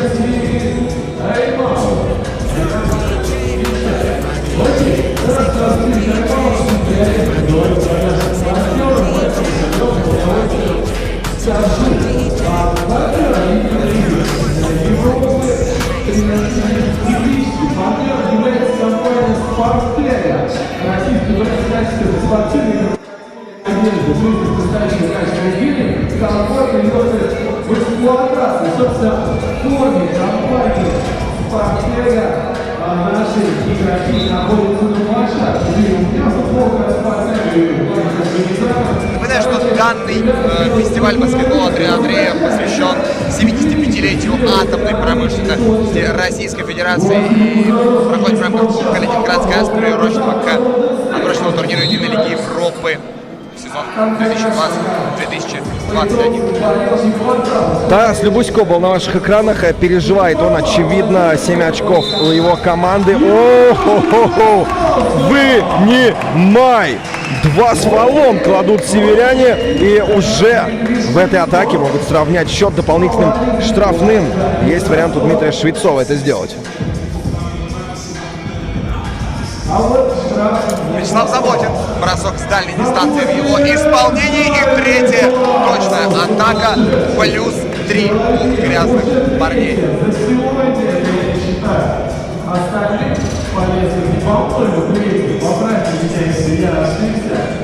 При счете 12-9 идет проход Федоров. Нет, все-таки оставляет Можаровскому.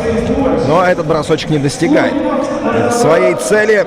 И уже теперь грязные парни пытаются ответить. Заботин, красиво, ты видел?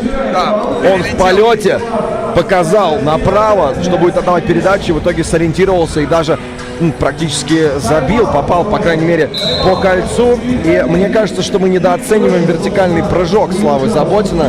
Уже несколько раз он вылетал так высоко, что есть у меня ощущение, что он может колоть через людей, просто бережет лишний раз колени.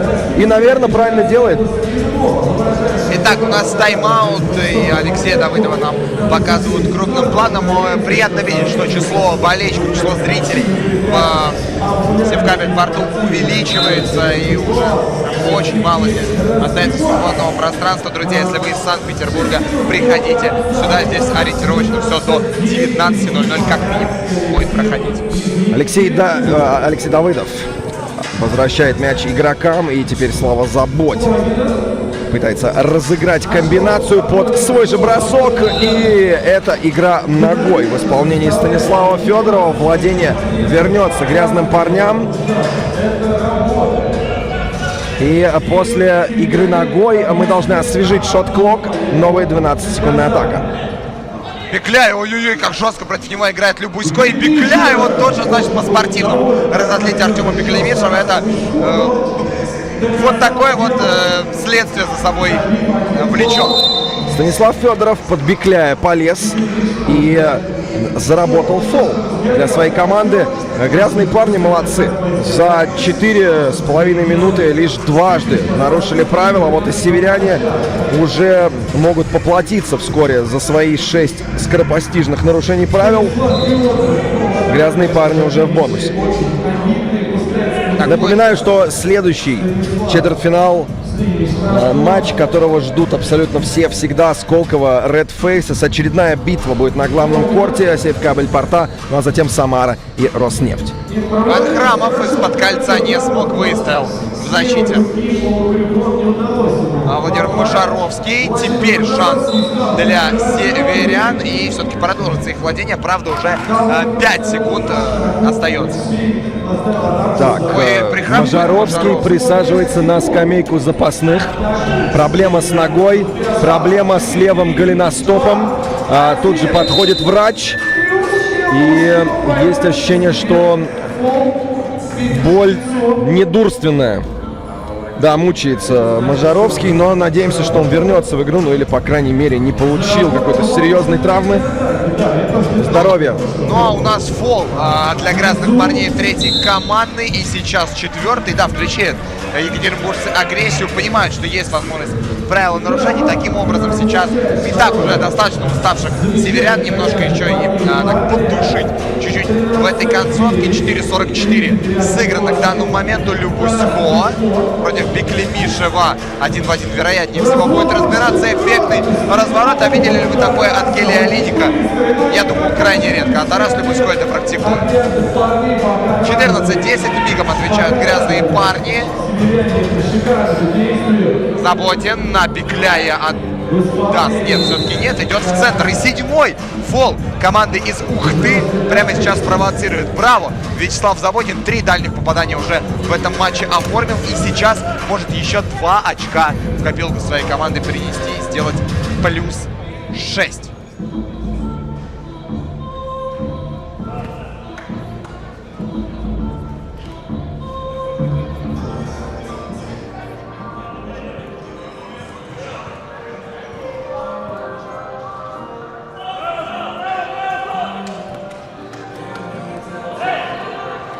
Любусько на дугу. Тут его партнер, это Станислав Федоров. Счет дальше ведет. И Федоров на дуге. 1 секунда есть для того, чтобы выбросить. И все. И мяч в руки ровно Ивану Храмову. Достается подарочек. Прилетает в Екатеринбург. Ну а шанс еще один. И это 8-й фол северян. Фол в атаке. Получает Дмитрий Швецов. Здесь пытался свободной рукой оттеснить оппонента, когда шел в проход, но все-таки перестарался в этом эпизоде. Ну и Анна Мирошниченко крупным планом на ваших экранах. Дмитрий Швецов спешит высаживаться на стульчик запасного. Там сейчас находится Тарас Любусько. Слава Заботин с мячом. И чем же продолжится эта атака? Нет. Не будет забитых очков. Есть фол на Иване Храмове. Абсолютно северяне. Непонятное решение северян прямо сейчас, учитывая то, что это 9-й командный. Да эмоции уже, понимаешь, они ввели 10-7. Рывок грязных парней 9-0. 9-0. Да, северяне... одно сейчас Тарас Любусько забил. 9-1. 9-1. Но и, естественно, эмоции берут свое. Понятное дело, что хочется выигрывать, но когда ничего не идет, плюс не забываем, что Можаровский травмировался и, пожалуй, не может выдавать стопроцентные показатели. Ну а Слава Заботин очередной раз лезет под кольцо и получает по рукам. Именно поэтому будет бросать 2 штрафных плюс владение. Будет для грязных парней. Есть ощущение, что чуть поплыли северяне. Напоминаю, что фестиваль баскетбола 3×3, посвященный 75-летию атомной промышленности Российской Федерации. Это Кубок Ленинградской атомной электростанции, отборочный турнир Единой Лиги Европы в сезон 2020-2021. 4:14 остается играть. Есть ощущение, что все-таки матч закончится досрочно. Плотно работают против Заботина. Беклемишев. Редкая дальняя попытка от Артема. А вот и Евгений Логинов, собственно, помогает на подборе. Это важный момент для грязных парней. Сейчас Слава эффектно, но завершить не получилось. Оу, какая передача прошла, и в итоге только вот забить не удалось. Можаровский ковыряет в углу, и в итоге неточная передача. Это фол в атаке. Вот это да. 11-е нарушение правил северян. Биться оно не будет, ибо оно является фолом в нападении, а такое не пробивается. Зрителей все больше. Напоминаем, что остается у нас 2 четвертьфинала, 2 полуфинала, 1 финал. 5 игр впереди, и каждая все краше. Предыдущий, я не знаю, что будет дальше. Групповой этап какой-то бомбовский. А дальше Сколково и Red Faces. Дальше уже просто как бы эта вывеска дает понимание, что там будет просто заруба. Это, блин, будет такая битва. Если ну, кто видел матчи между Сколково и Red Faces, прекрасно понимает, какой градус борьбы царит на корте. И, вероятно, это будет последний шанс Red Faces попасть в United League Europe 3-3, только если не получат wildcard, потому что уже есть 3 путевки в 3-й сезон United League Europe 3-3. И я напоминаю, что сегодня последний шанс для всех команд получить 4-ю прямую путевку. Ну а команда, которая наберет больше всего рейтинговых очков, получит путевку на челленджер. За 6,5 минут, за 6 минут 23 секунды, если быть точным, северяне делают 12 фолов. Не так часто увидишь подобное в баскетболе 3-3. Артем Беклемишев, забив дважды с линии сейчас. И 13-й фол, да ладно. 13-й фол Дмитрий Швецов, так что у Бекля есть шанс сейчас завершить абсолютно все с линии штрафных бросков. Будет ли мазать специально? Может быть, один, чтобы 22 выбить? Ну, кстати, для рейтинга это хорошо. Команды хотят, и грязные парни в каждом из туров очень круто выступали. В первом туре играли в финале. Ну и Артем Беклемишев все-таки решает закончить, не откладывать дело в долгий ящик, что называется, и 21-10. Побеждают грязные парни, выходят в полуфинал. Это значит, что грязные парни становятся вторыми четвертьфиналистами. The collision between Severani and Graznney Parny is over, and the guys from Ukhta, Severani, scored only 10 points but had 13 fouls. One of their players had pretty serious injury, and it seems like he couldn't continue in his full arsenal, full ambitions this game, so it was quite a problem for Severani. They're out and they won't have a chance to qualify for the 3rd season of United League Europe 3x3. And now Artem Saltykov is ready on the sideline with Artem Biklemishev, one of the best players of this quarterfinal.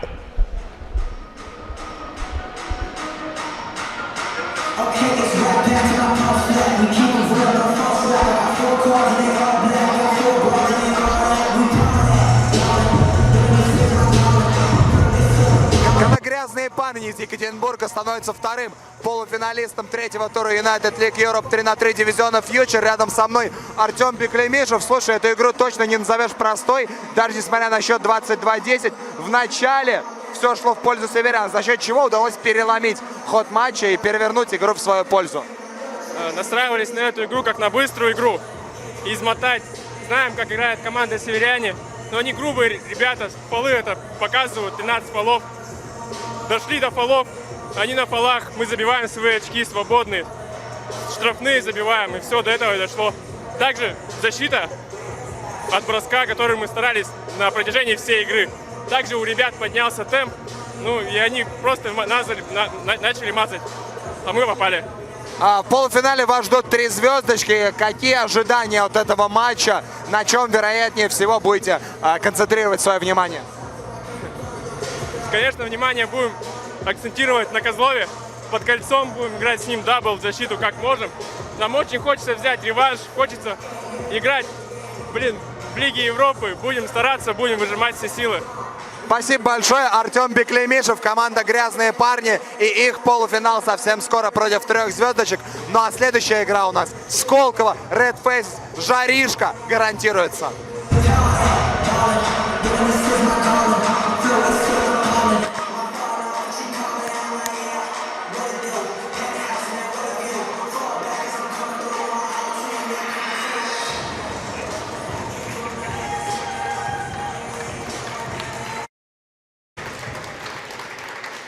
Друзья, команда молодец!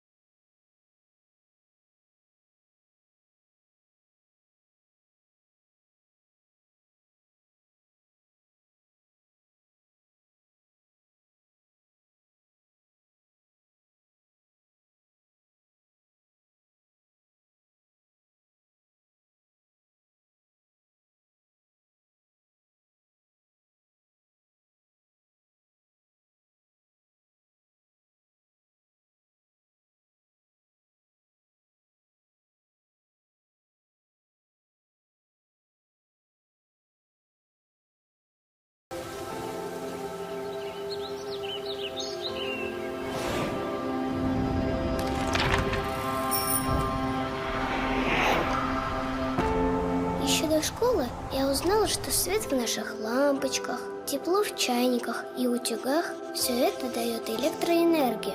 Энергия, которая передается по проводам от нашей электростанции. Я представляла, как маленькие человечки машут из розеток своими крохотными ручками и нагревают наш чайник, танцуют в плеере, зажигают лампочку в комнате. Но я повзрослела и узнала, что мир куда больше и шире, чем я себе представляла. А электричество вовсе не человечки, а поток энергии из сотен маленьких электронов. Много лет назад люди научились использовать энергию мирного атома. Появились электростанции, в которых работают люди для того, чтобы в наших городах загорался свет, освещая путь всем вокруг.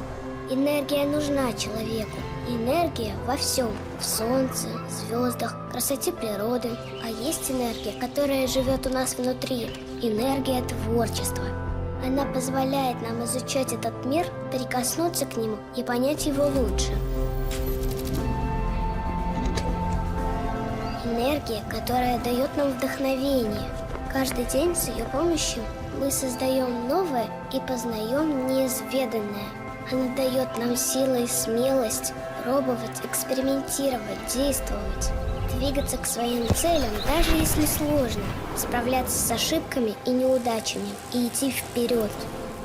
Дает веру в себя и в то, что даже если не получилось сейчас, обязательно получится потом. Она направляет нас к самым заветным мечтам. Для нас открыты миллионы возможностей. Мы можем встречаться со своими эмоциями и выражать их. Мы пришли в этот мир творить и наполнять его живописными красками и картинами. Как свет пламени, творчество освещает наш путь, позволяет фантазиям оживать и превращаться в настоящие истории. Потенциал победителя есть в каждом из нас. Самое важное – проявить себя, воплотить свои идеи, сделать шаг для достижения успеха и сделать это прямо сейчас.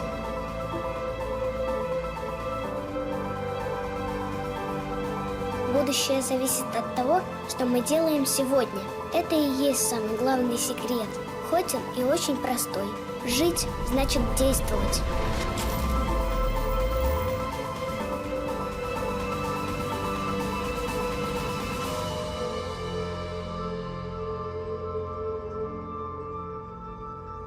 Я обязательно настанет тот день, когда наши мечты исполнятся. Частичка света есть в каждом из нас. Дари этот свет другим.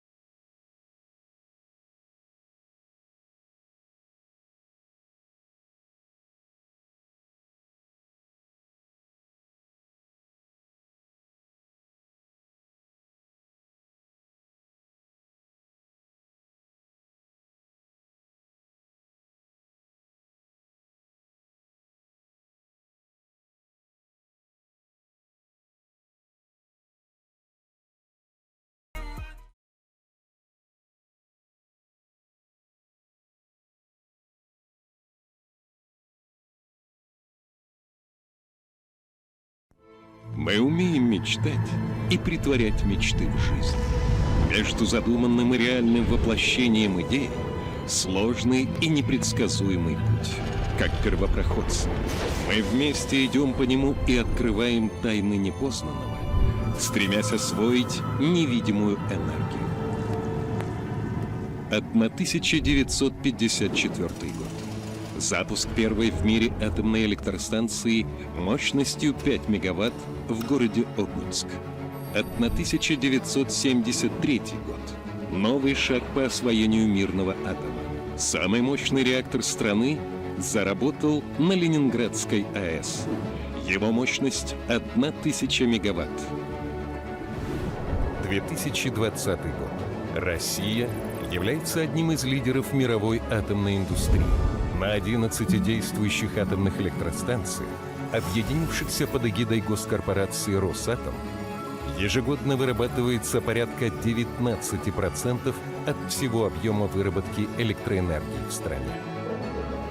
В 2020 году атомной промышленности России исполняется 75 лет. В эту юбилейную дату в городе Сосновый Бор начались пусковые операции на новейшем энергоблоке номер 6 Ленинградской АЭС с реакторной установкой ВВР-1200. На 20% мощнее своего старшего брата ВВР-1000. Срок службы основного оборудования увеличен в 2 раза. С возможностью работать 18 месяцев без перегрузки топлива. Соответствует самым современным международным требованиям и стандартам в области безопасности. Ленинградская АЭС является крупнейшим энергетическим объектом северо-запада России. Каждая вторая лампочка в Санкт-Петербурге и Ленинградской области работает благодаря атомной энергии.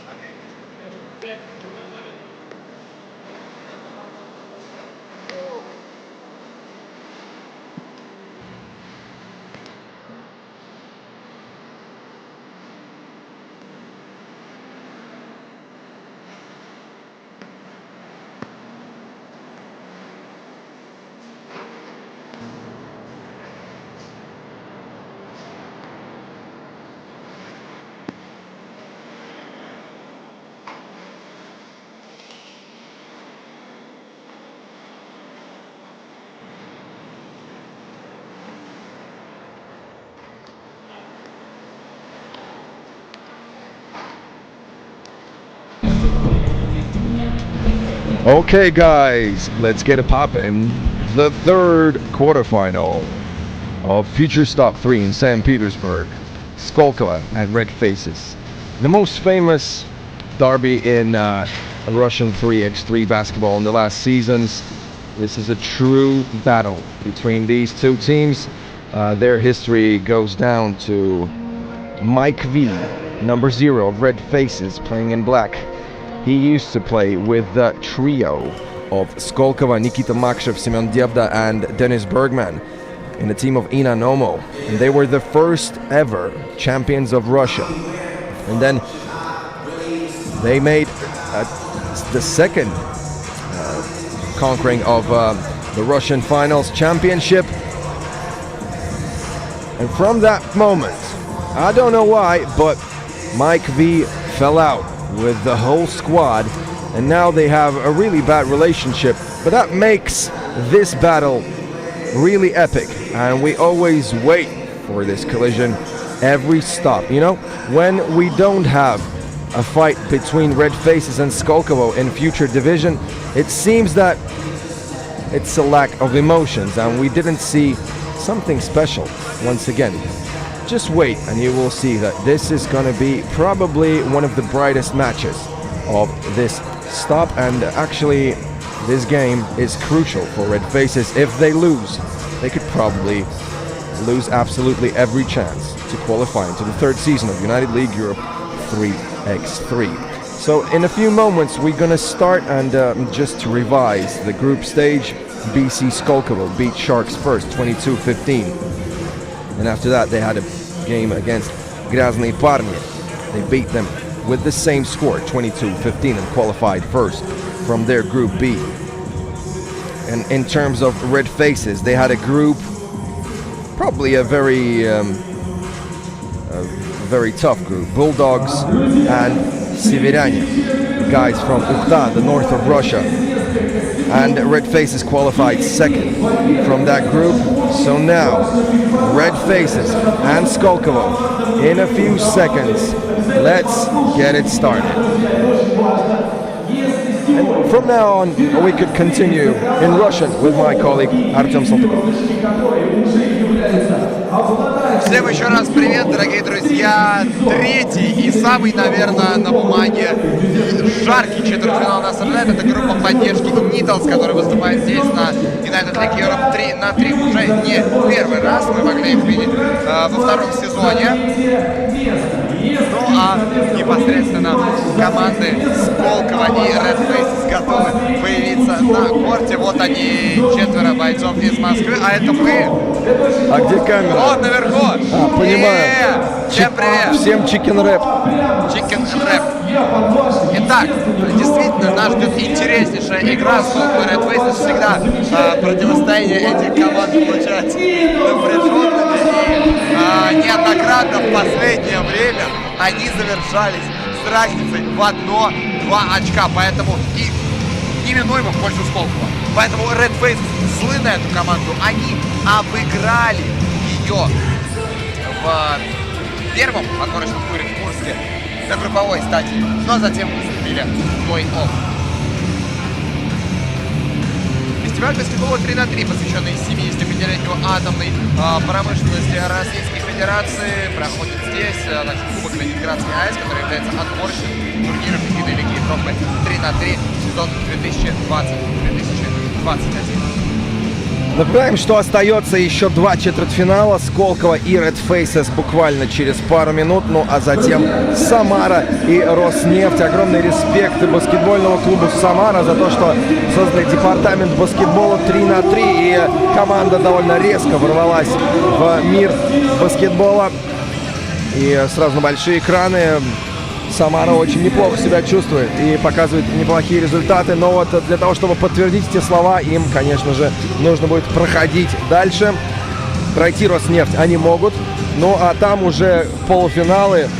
Все что угодно может случиться. Ну и в принципе для Роснефти тоже этот четвертьфинал может стать самым таким большим, крупным и значимым в их карьере, потому что Роснефть еще не добирались никогда до полуфинала дивизиона Фьючер. А вот Самара, по-моему, как раз-таки один раз играла. Да, один раз. И остановились в шаге от финала.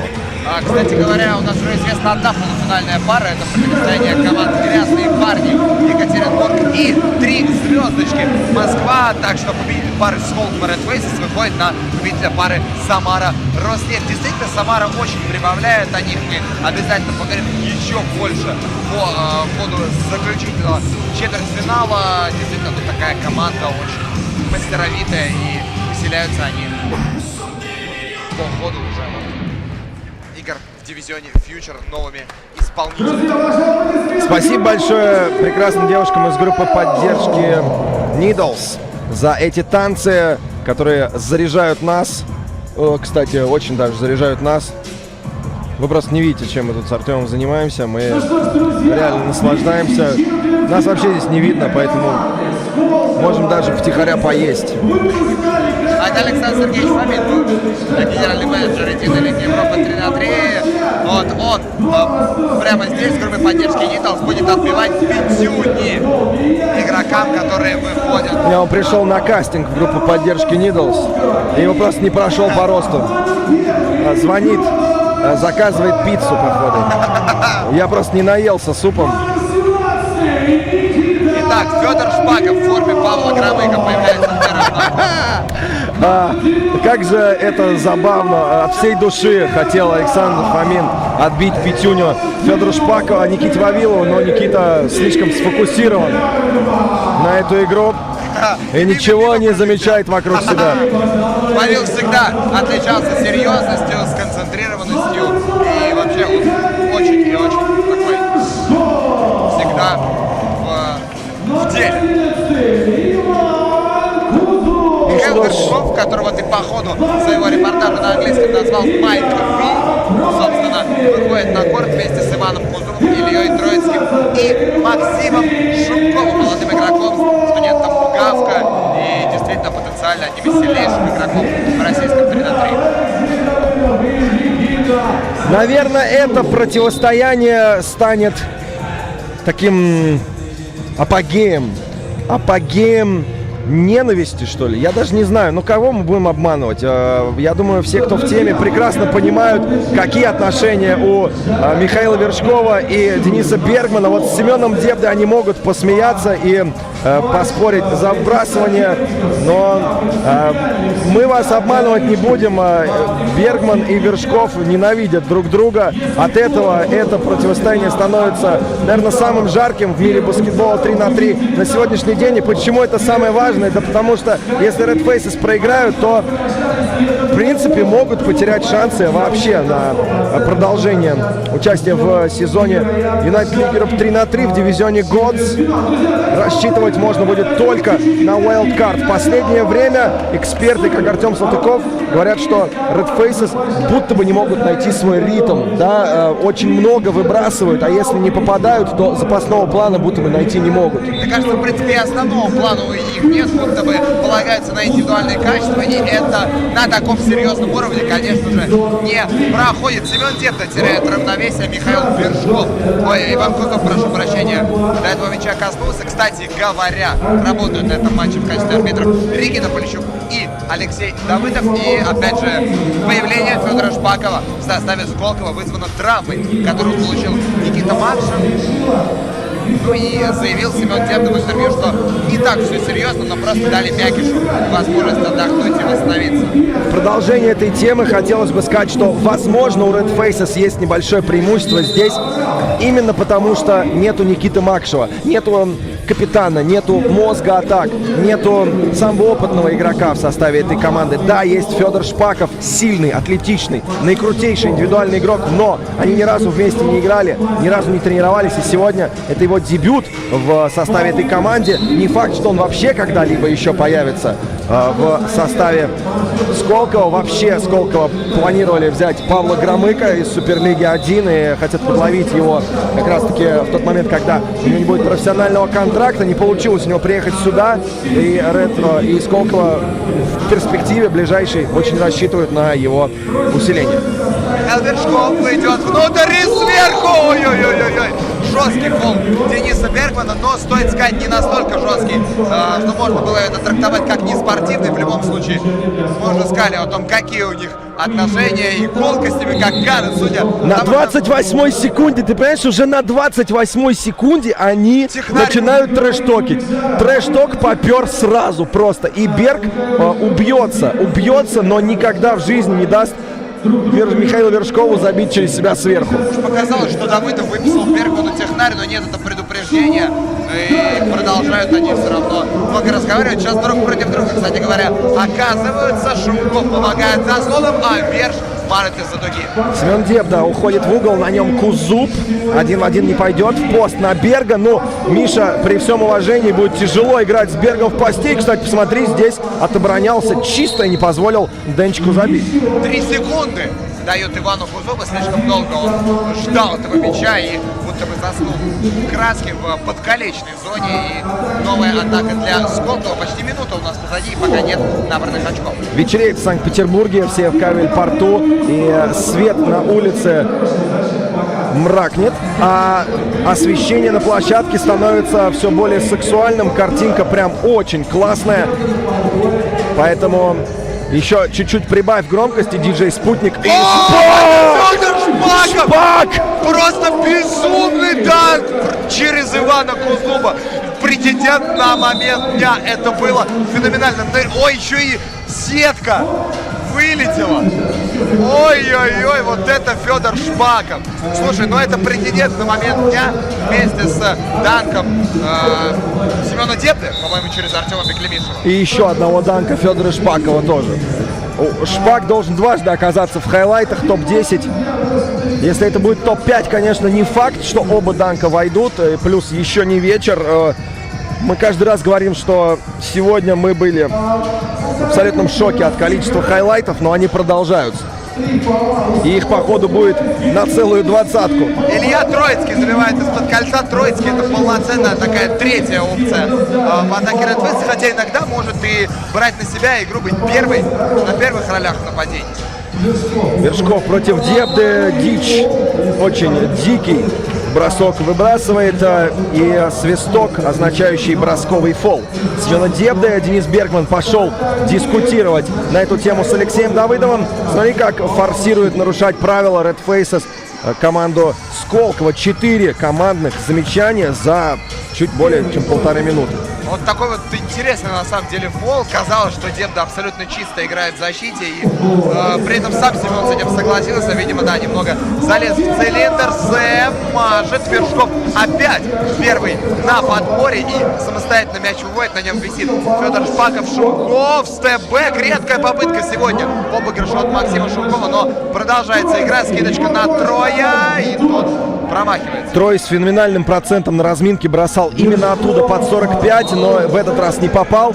Михаил Вершков тоже промахивается с дистанции. Red Faces — команда, которая выполняет больше всех дальних попыток в дивизионе Future United League Europe 3-3 и очень сильно зависимы от процента своего попадания этих самых дальних. Семен Дебда против Михаила Вершкова. Шпак ставит заслон и отклеивается на дугу. Сэм с дистанции. Много промахов мы видим из-за дуги в начале этого матча. И, по-моему, ни одного дальнего попадания пока. Да, у Red Faces Вершков одно и одно Троицкий. Соответственно, дальних быть и не могло. Вершков на Кузуба. Ваня через Шпака пойдет вправо. В посте против него работает. Но Федя играл очень много на хорошем уровне в Суперлиге 2 против опытных четвертых номеров. И с Кузубом здесь вполне спокойно разобрался. А это Трой в лоб тоже промахивается. Нетипично для этой пары. Низкая результативность на старте. И Беркси делает счет 2-2. Вершков, еще один промах от него. Очень поспешные пока решения принимают Red Faces на самом деле. И вот это, кстати, Шумрат Муратхаджаев и Данила Пауков продолжают здесь находиться в севкабельном порту, даже несмотря на то, что Хилитап закончил свое выступление в третьем туре дивизиона Фьючер на стадии 1/4 финала. Дебда ошибка. И Дебда всегда, вот я замечаю, Дебда всегда, когда просит мяч, просит отдать ему в руку. И каждый раз, когда кто-то ему не дает туда, куда он хочет, он очень злится.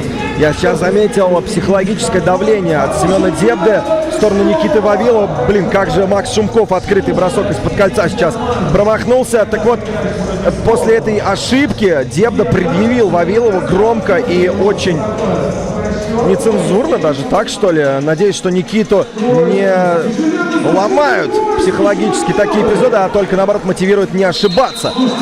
Спорный в пользу защиты.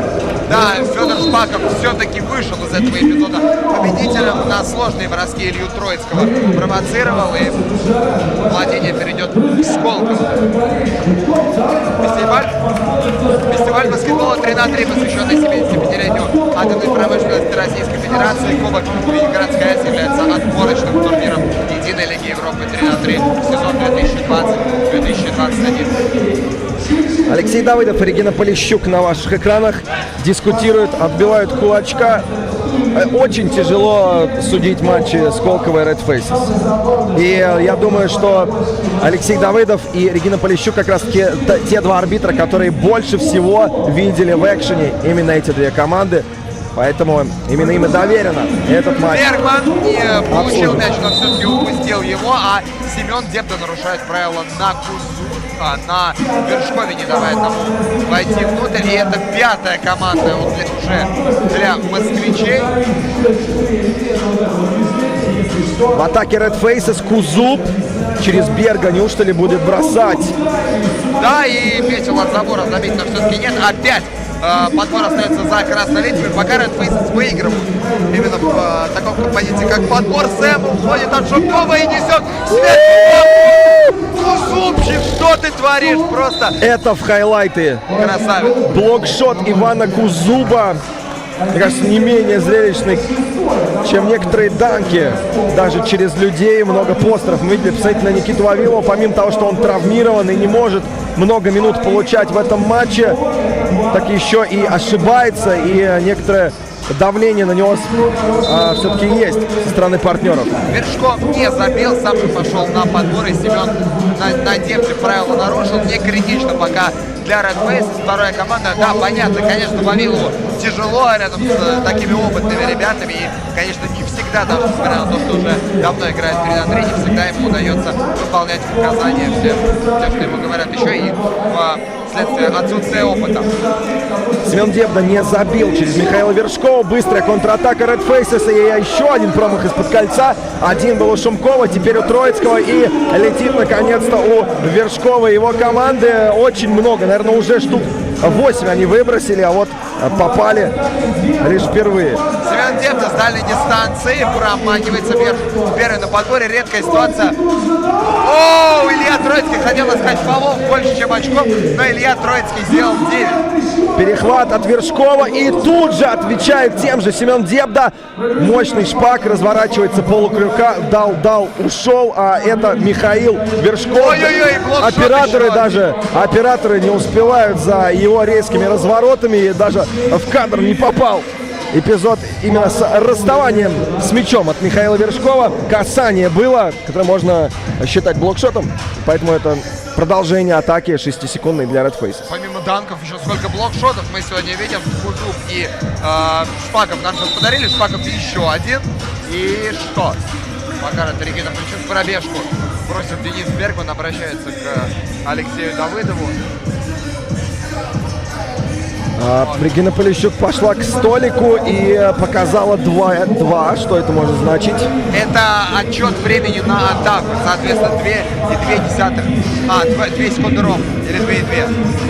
Все-таки Евгений Островский сейчас там тоже у столика общается с Региной Полищук. 2 секунды ровно останется на бросок у Red Faces. Вершков против Дебды.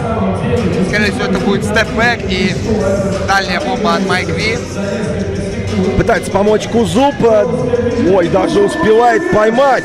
На ложном показе Семена Дебду дает сквознячка. Михаил Вершков раздосадован этим промахом. И к экватору этого матча всего 10 очков на пару набрали. Red Faces пока что впереди. Пропустить от Сколково за 5 минут 4 очка — это очень сильный показатель игры в защите. Ну, слушай, Red Faces компенсировали пока свое вот это вот отсутствие, свой пробел в компоненте роста именно своим желанием и на подборе пока именно краснолицые, как мне кажется, выглядят предпочтительнее. +1 у Red Faces. Семен Дебда хотел второе дальнее подряд забить, но не получилось. Бергман против Вершкова. Пока Вершков эту дуэль выигрывает, можем сразу сказать.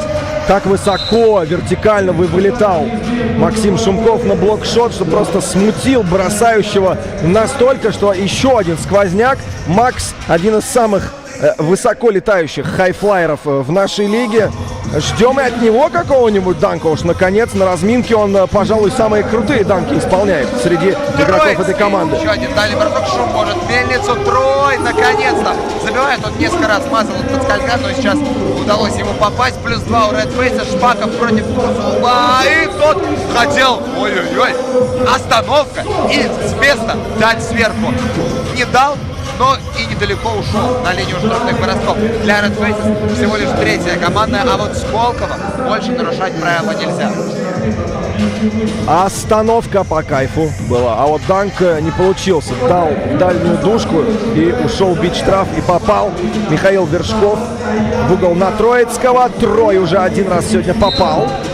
Даже 2, по-моему, уже попал. Кстати, Шпаков живет в Санкт-Петербурге, поэтому дал дома. Да, вот. Браво. Итак, владение у Red Faces. Семен Дебда против Михаила Вершкова наверху, Троицкий против Берга, также на периметре. Шумков против Шпакова даже не пытается обыгрывать. Искал передачу. Троицкий против Дебды, не донес один раз, но не выключился из эпизода и все-таки добился своего. 7-9. С каким же трудом обеим командам сегодня дается набирать очки. И как же бьется Троицкий. Дебда! Нет, не ввалил через Вершкова. Все чисто. Троицкий. Какой же темп невероятный, слушай. Я в шоке, если честно. Мне кажется, что тут очень много завязано на психологии, на эмоциях, потому что я был уверен, что эта парочка могла бы играть и до 50 очков.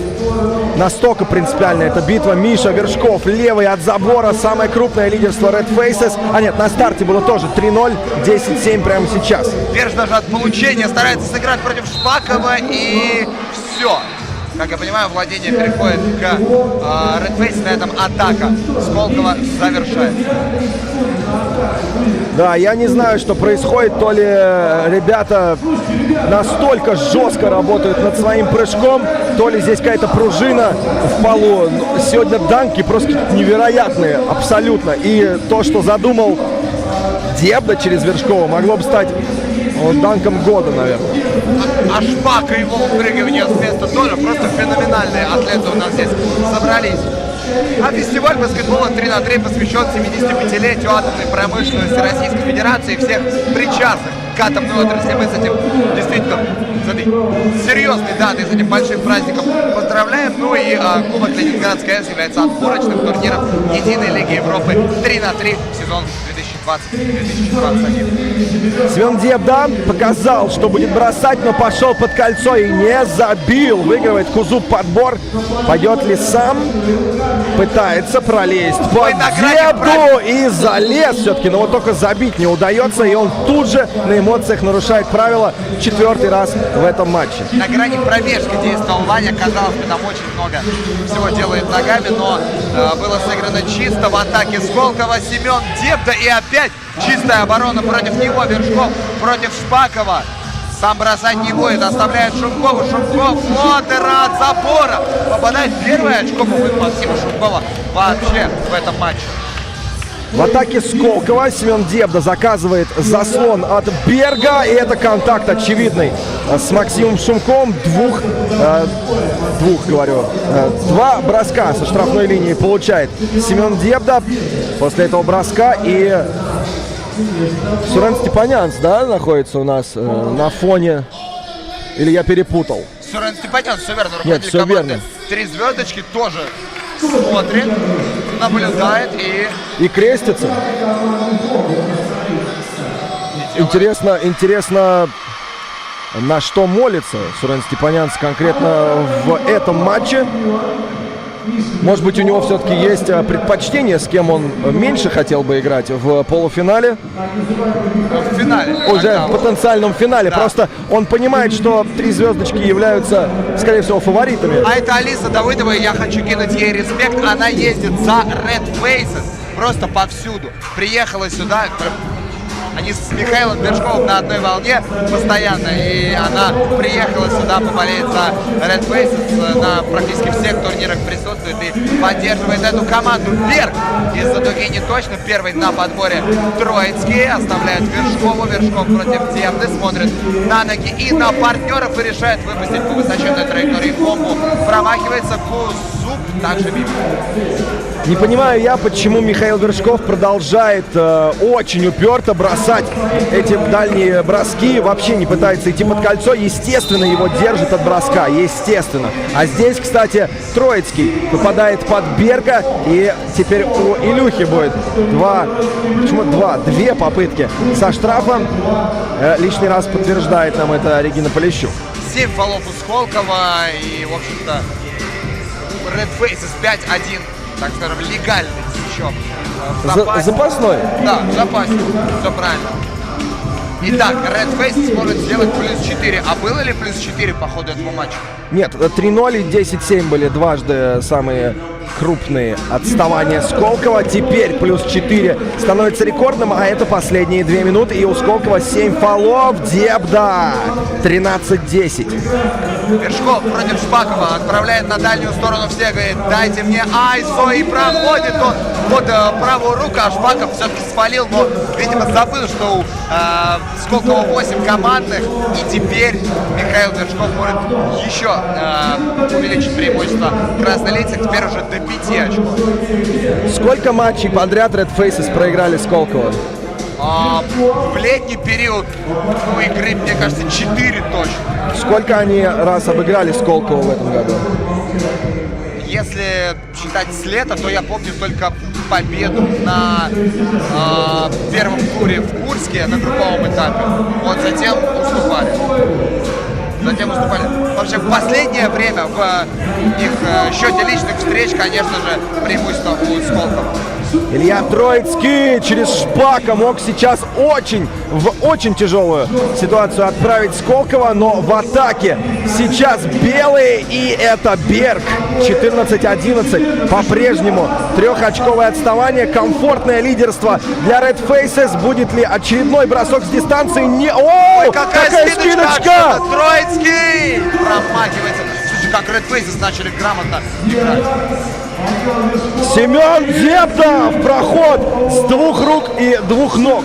Колотит через Вершкова. Михаил не стал лишний раз фолить. Все-таки понимал, что Сэм уже на первом шаге его обошел. И вот этот 6-й фол мог бы сыграть с Red Faces злую шутку. Мы уже, наверное, сотни раз, но десятки как минимум говорили о том, что Red Faces то ли не умеют выигрывать концовки, то ли им не везет постоянно. Но знаешь, я не думаю, что может не вести 10 раз подряд. Ну, так не бывает. Это должна быть какая-то закономерность. И все-таки эти концовки надо уметь выигрывать. Сколково на опыте, но, повторюсь, нету мякиша. И при всем, очередной раз скажу, уважении к Шпаку, он в этой команде новичок. Индивидуально он очень крут, но нужна все-таки химия, а у конкретного состава Red Faces она уже есть.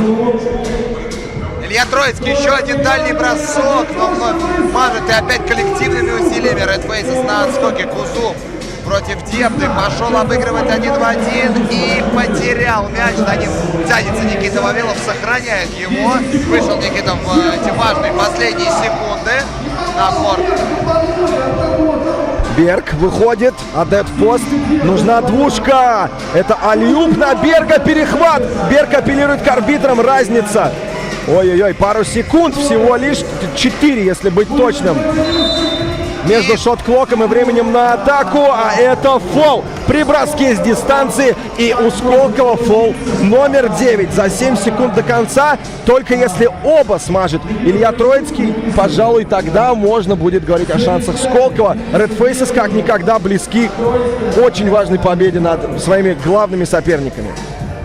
Если я не ошибаюсь, уже 3-й раз в этом матче Илья Троицкий спровоцировал фол на дальней дистанции. Очень он, оказывается, хорош, много бросает, но главное, что приносит очки. Алексей Давыдов говорит: Троицкий.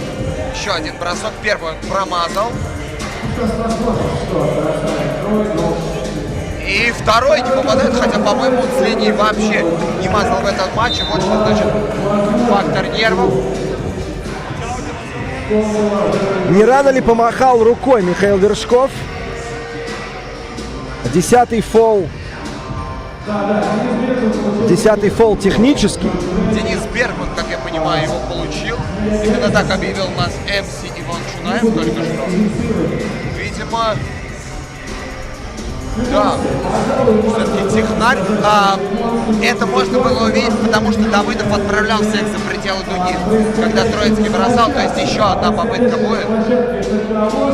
Трой на нервах, скорее всего, мажет эти 2 штрафа. С броском у него все в порядке, мы это прекрасно знаем. Что с дальним, что с средним и штрафным. Вот здесь уже дважды он мажет, сохраняя интригу просто до последней секунды. Какие только матчи не получаются между Сколково и Red Faces. Регина Полищук смотрит эпизод. А, кстати,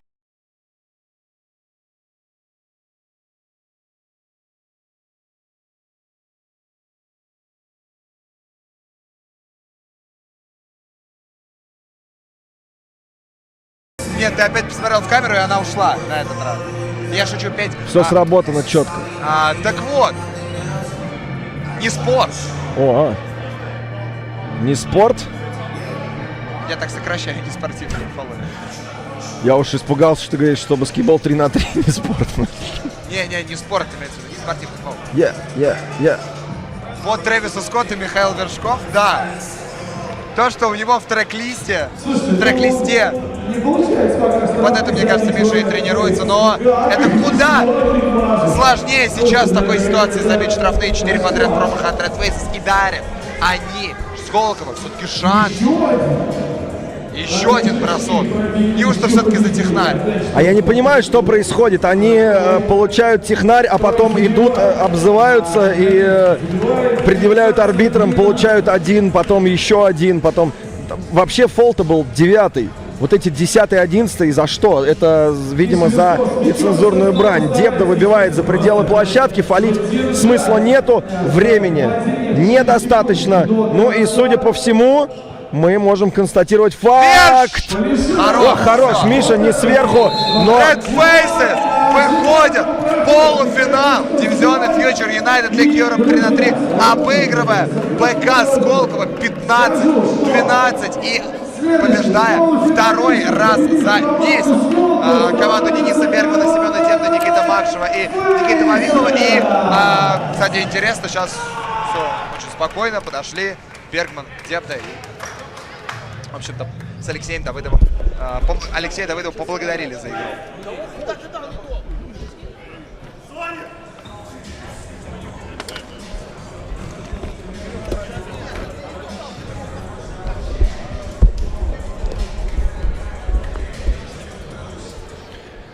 Yo guys, that was a hell of a game. Red Faces and BC Skolkovo, 15, 12, 11 fouls on Skolkovo, and it's a historical win for Red Faces. They've lost nearly every matchup in the last few months against BC Skolkovo, and now they have a great chance to try and qualify to the third season of United League Europe 3x3.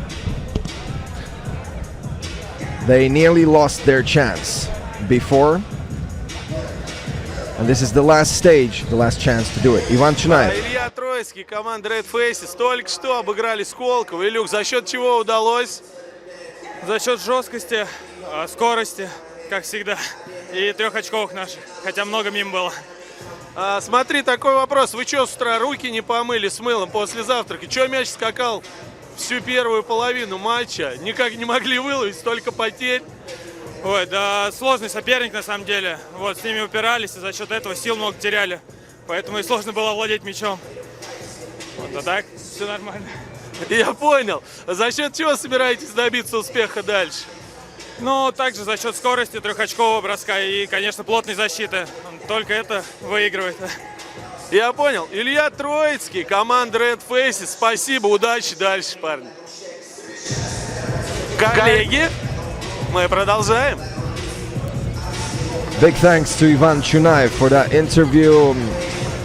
Yeah, that was a tough game for Red Faces. I want to remind you that they didn't have Nikita Makshev, their leader and the captain. And it's the first time we see Fyodor Shpakov in the team of Skolkovo, so probably these guys had a lack of chemistry, and that helped Red Faces to conquer this game. Anyway, Skolkovo has the most rating points. They already have the tickets to United League Europe 3x3 Season 3, and they still have the chance to gain the most points and win tickets to the Challenger. This was the last point of the game by Mike V, Mikhail Vershkov. And further, we're going on to the last quarterfinal, Samara against Rosneft.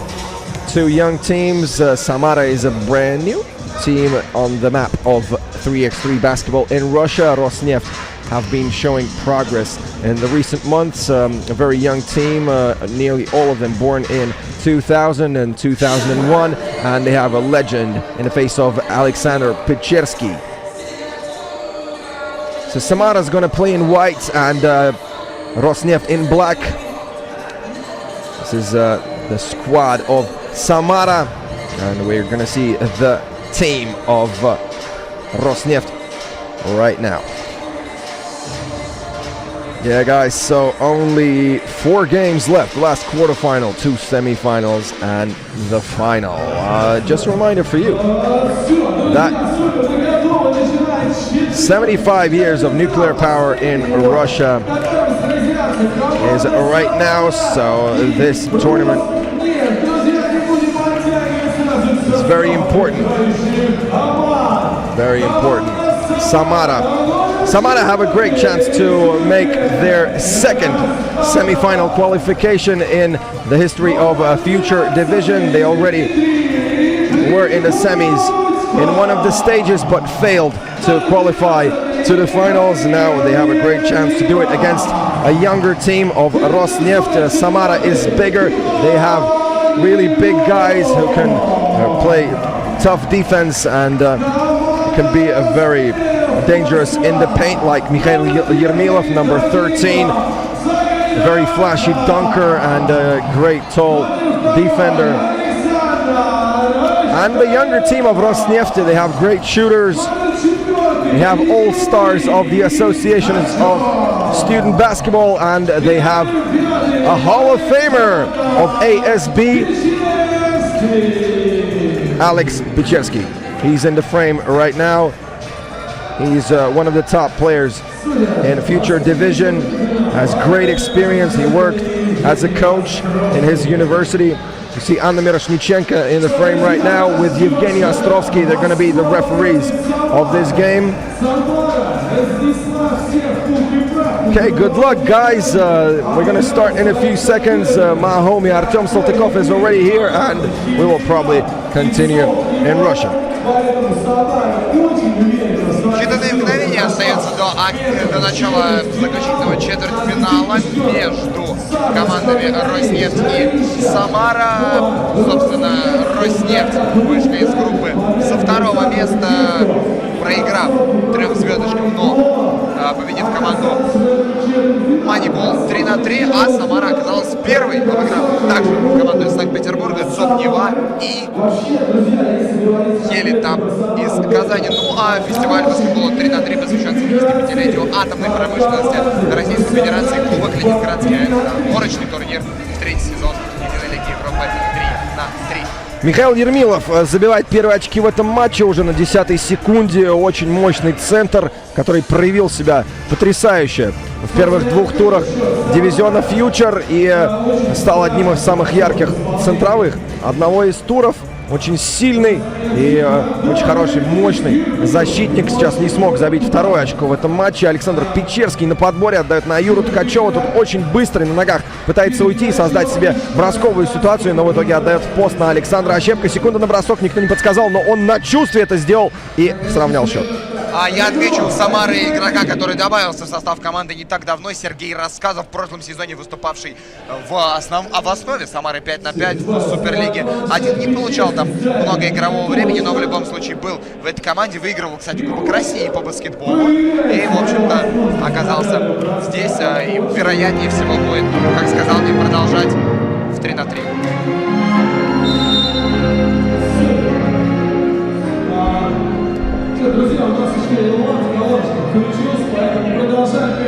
Дмитрий Приходько сбивает с дистанции у Самары. Далеко не всегда получается за счет скорости делать какие-то бросковые ситуации, но очень стабильно атакует с дистанции Дмитрий Приходько, главный снайпер в составе своей команды, и успевают все-таки забить ребята из Самары и доминируют на старте +3. Сагайдаков в тяжелом проходе не получается у него забить, падает он, сбивая рекламный щит, а Михаил Ермилов, насколько же он мощный, и не считает это попадание. Евгений Островский, говоря о том, что Ермилов все-таки получает фол в нападении. А, нет, фол внизу, прошу прощения, фол внизу Роснефти. Приходько наверху, пик-н-ролл с Ермиловым, алиуп, да ладно! Опять они это делают, уже видели мы такое на втором корте сегодня в начале игрового дня. И Михаил Ермилов завершает алиуп от Дмитрия Приходько. Очень эффектный момент и, в общем-то, богато получается пока на хайлайты этот сегодняшний третий тур. Самара очень энергично стартует, но и, к слову, о хайлайтах я уже не знаю, сколько их, и мне кажется, надо рассматривать вариант топ-15 уже, что ли. Как минимум, а то и топ-20. Не забывай еще про блокшот, которых было очень много. Вот, не только данки, мне кажется, только можно топ-10 из данков. Можно, да, топ-10 данков этого тура делать смело.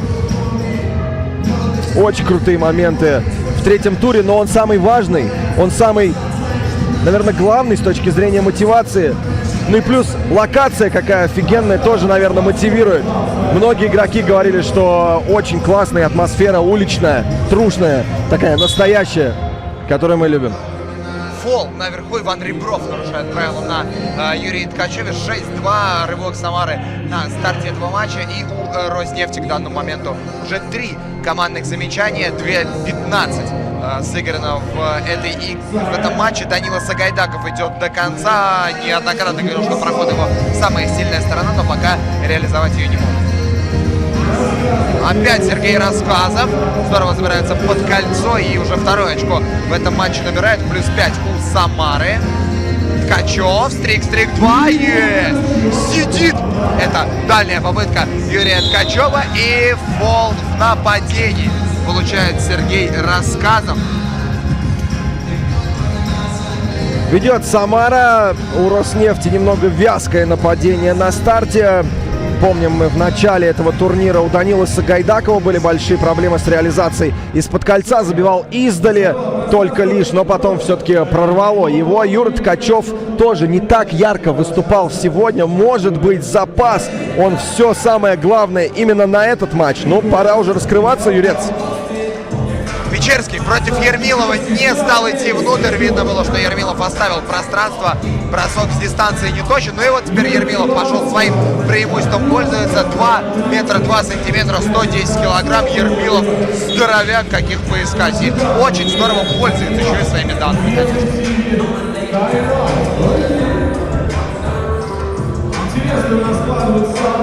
Фестиваль баскетбола 3 на 3, посвященный 75-летию атомной промышленности Российской Федерации, мы наблюдаем сегодня.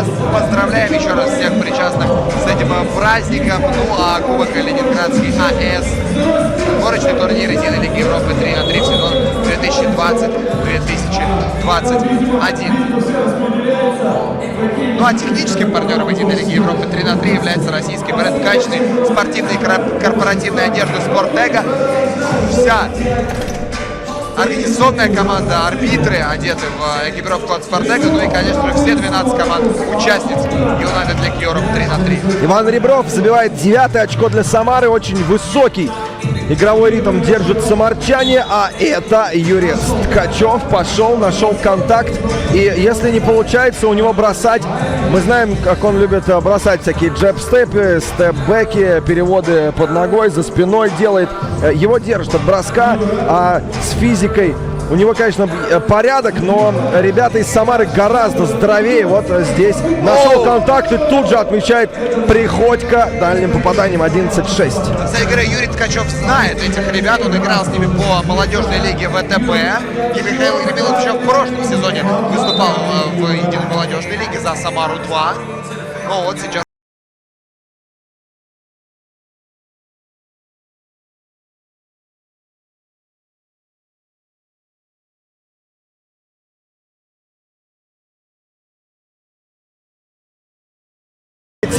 и вонзает мяч сверху. Сагайдаков воткнулся в Рассказово и просто дальше не пошел. Сагайдакову, мне кажется, нужно набирать... И опять... Ай-яй-яй. Надо набирать Сагайдакову мышечную массу, потому что вот эти контактные эпизоды он частенько проигрывает. Двухочковое еще одно попадание, на этот раз от Роснефти. Александр Печерский, это был шанс Самары в этой атаке, испаряется, так как Михаил Ермилов упускает мяч за пределы площадки.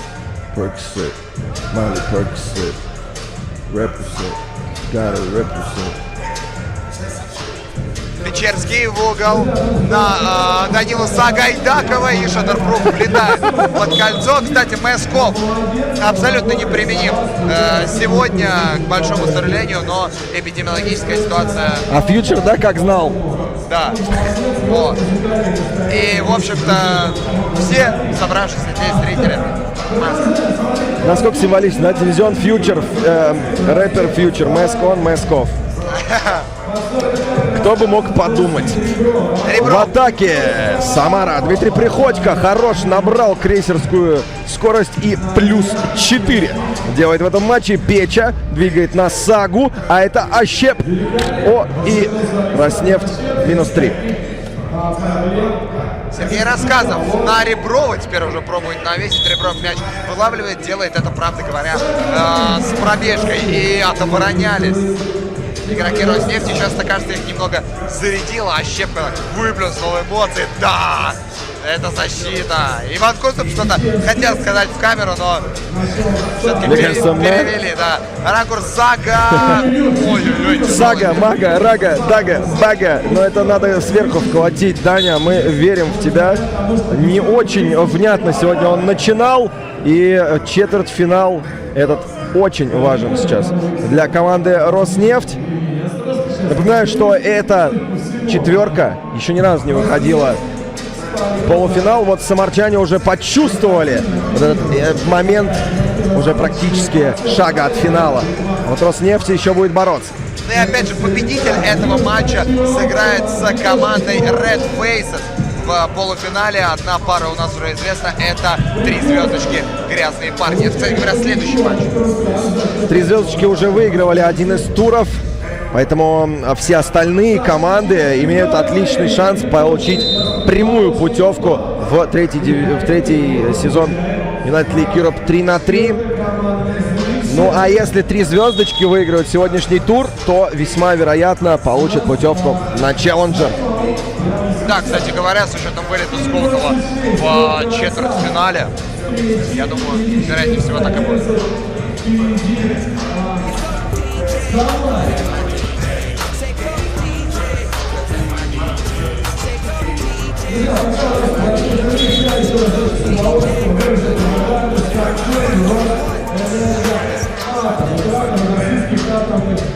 Фестиваль баскетбола 3×3, посвященный 75-летию атомной промышленности Российской Федерации. Кубок Ленинградский АЭС проходит. И и отборочный турнир Единой Лиги Европы 3х3 2020-2021. Юра Ткачев упал на площадку и мне на секунду даже показалось, что немного вывернул колено. Нет, тут же поднялся, все окей. Александр Ощепко начинает атаку для Роснефти.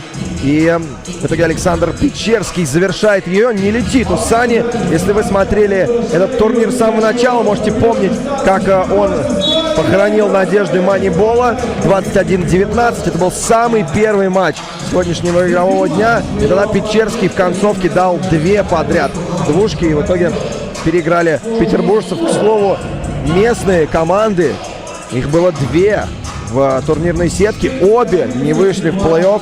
И теперь они могут попасть в 3-й сезон United League Europe 3х3 только посредством Wildcard. Итак, Юрий Ткачев может сейчас сократить разницу до минимума, а Самара уже в 6 фолах, а значит Роснефть в бонусе.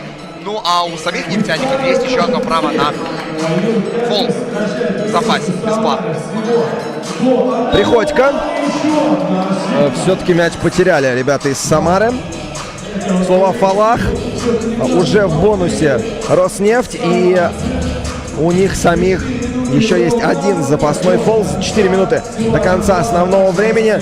Пока ни одного овертайма сегодня мы не видели. Вот этот матч один из самых плотных, ну и интересных.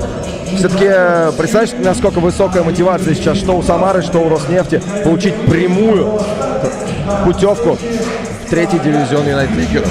3-й сезон. 3-й сезон, извините. Заговорился. Печерский против Ермилова не попадает на подборе. Первым оказывается Сергей Рассказов в углу. Пытается накрутить Юрия Ткачева. И 6-й фол Роснефти. Очень напряженная игра. И еще один медиа тайм-аут. Друзья, сегодняшний фестиваль баскетбола 3х3.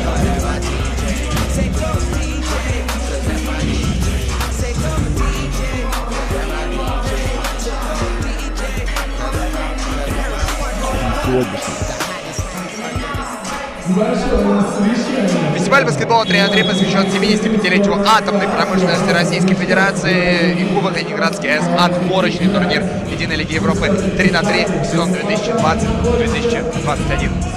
Дмитрий Приходько начнет атаку для Самары. По 6 фолов у каждой, обе в бонусы. Последующие фолы в защите будут биться как одной, так и другой командой дважды. Бросочек с дистанции. Сидит Сергей Рассказов.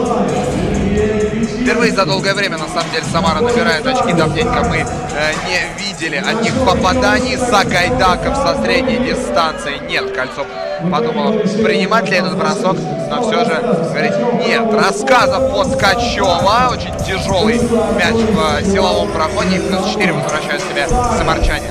Ну и Роснефти, пожалуй, нужно забивать издали. Вообще ничего не выбрасывает Ткачев сегодня с дистанции. Мы знаем, что у него шикарный бросок с двухочковой. Печерский тоже обладает очень качественным дальним, но вообще ничего не летит конкретно в этом матче. Ну и при отставании в 4 очка, пожалуй, единственный вариант возвращаться — это попадать, наконец-таки, дальний. Вот он, Печерский. Нет. Все никак не идет у Печерского. Ощепка все-таки выигрывает подбор. Здесь Печерский отпускает мяч, дабы не совершить пробежку. Сергей Рассказов на Приходько. Конечно же, опытный Приходько здесь будет распоряжаться мячом и мажет. Иван Ребров, был бы на его месте Ермилов. Я думаю, все закончилось попаданием. Ну да ладно, Ощепка, подстраховочка на него вылезает, но это не мешает Александру забить и набрать 14 очко. Для Роснефти 2:20 остается к данному моменту играть. Сергей Рассказов вставляет Приходько, тот показывает ложно и идет под кольцо, чисто обороняется Роснефть. И Приходько пытался тут же в касании отдать партнеру на дугу, но уже его там не оказалось. И мяч покидает пределы площадки. Юра Ткач. Стрик-стрик. Где же твой стрик-стрик, Юра? Сага. Очень важный дальний мог забить, но не получилось даже по кольцу. Данила не попал. 2 минуты остается играть в этом матче. Ребров до конца и все. Время на владение заканчивается. Самара как-то быстро, по-моему, прошли эти 12 секунд.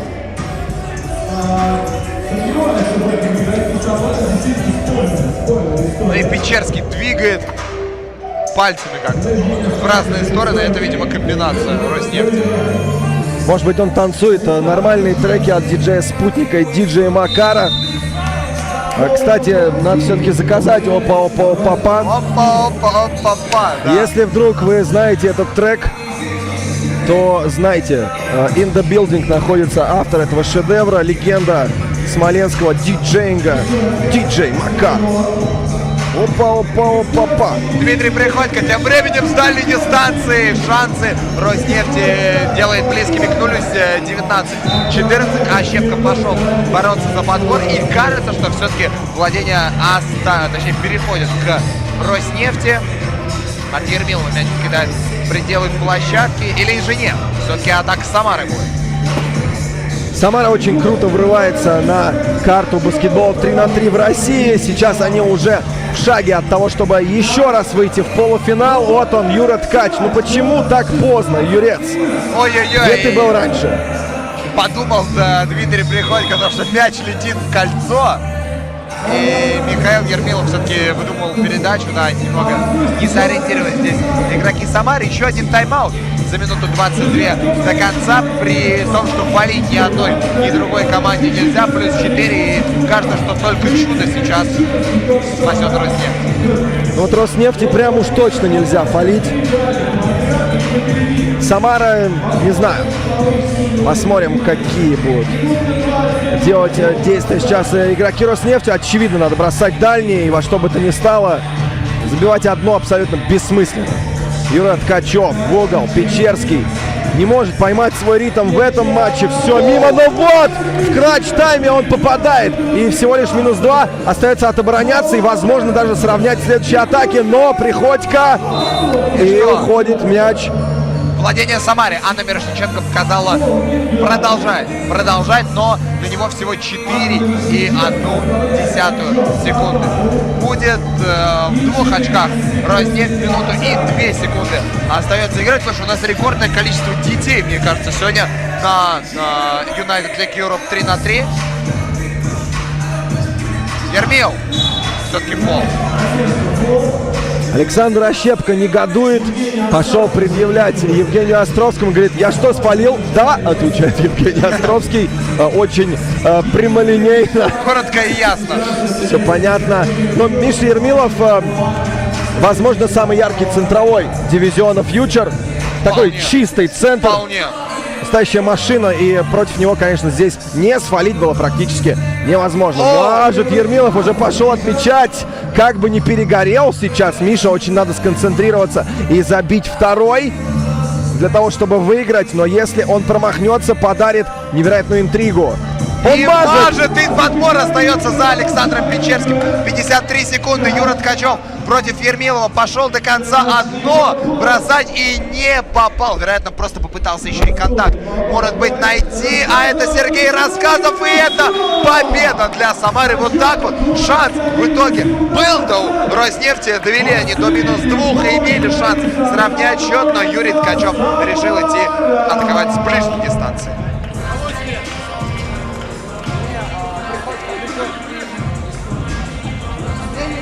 Another great quarterfinal here in Saint-Petersburg, CFKB Port. Absolutely glorious game, and we salute Samara, who qualifies to the semifinals, kicking out Rosneft in this matchup. So only 3 games left. 3 звездочки and Graznney парни. Moscow against Yekaterinburg is going to be next. Then we're going to see Red Faces and Samara. So 3 звездочки is the only team that has tickets to the 3rd season of United League Europe 3x3. It's going to be a very interesting 2 semifinals. And let's check it out. What's up, Артем Салтыков? Пары 3 звездочки сыграют против грязных парней. Ну а Red Faces будет противостоять Самара. И только что эта команда Самара обыграла непосредственно такую банду, как Роснефть. Рядом со мной Сергей Рассказов, который сегодня дебютирует за Самару. Удачный матч получился. При этом вели вы с разницей в 6 очков, но дали сопернику в конце почувствовать, что называется, ритм. Что сложилось успешно для вас в этом матче? В принципе, то, что мы хотели, мы получили.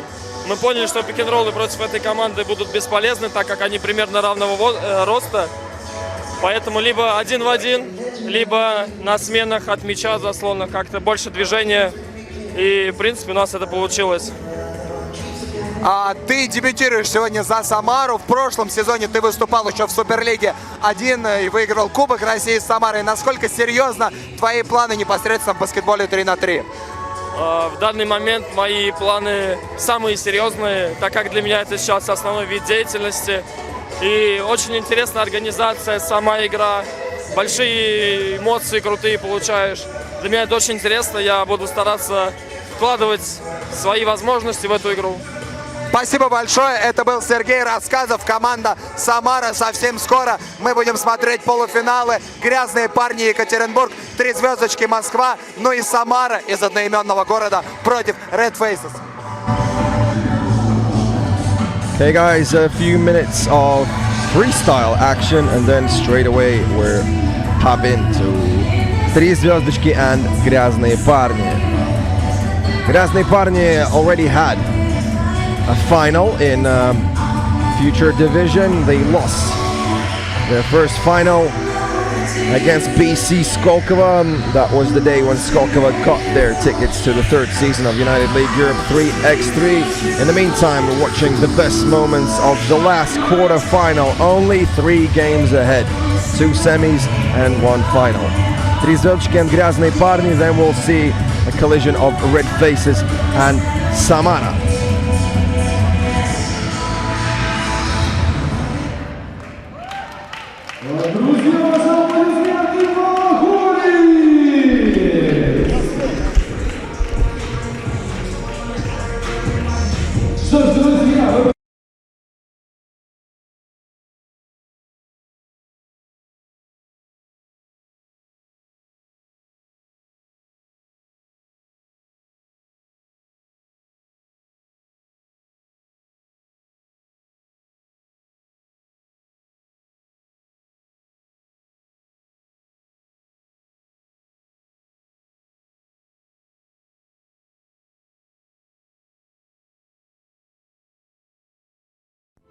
Мы умеем мечтать и притворять мечты в жизнь.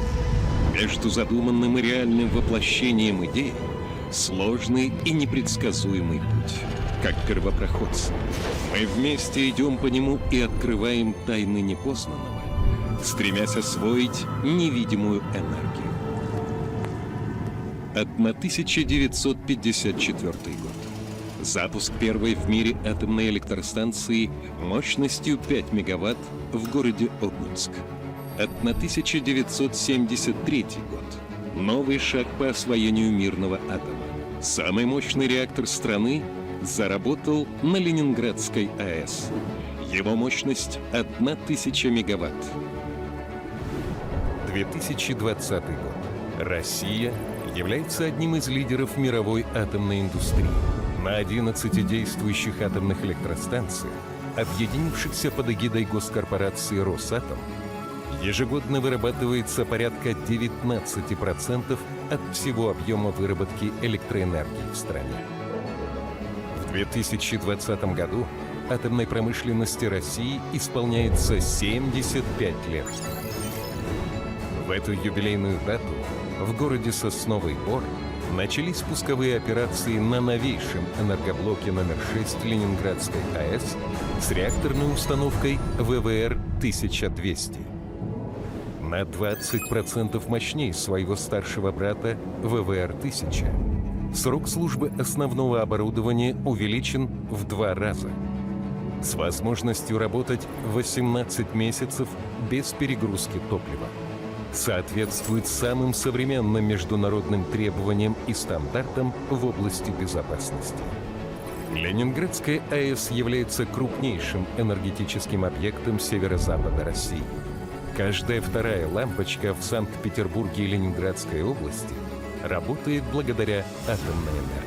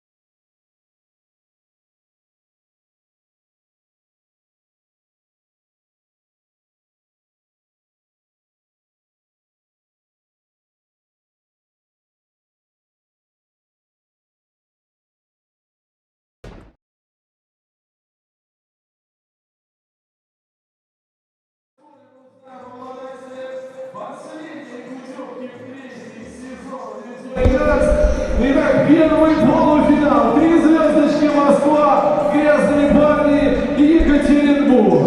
Mic check, 1, 2, 1, 2, what's up? Guys, 3 звездочки and грязные парни stepping on the court right now. And let's present грязные парни from Екатеринбурg. Bad boys, what you gonna do? What you gonna do when they come for you? Иван Храмов, Евгений Логинов, Вячеслав Заботин, and Artyom Beklemichev. This is the 4 guys for the team from Yekaterinburg. We have their opponents, 3 звездочки, who won the second stage of Future Division of United League of 3x3. Nikita Padun, Denis Volkonsky, Sergey Kozlov, and Pavel Alexeyevich. A great squad with great chemistry against a team which lost at a certain moment the hugest guy in the history of Russian 3x3. We call him Kalyan 222. That means Nikolai 2 meters 22 centimeters.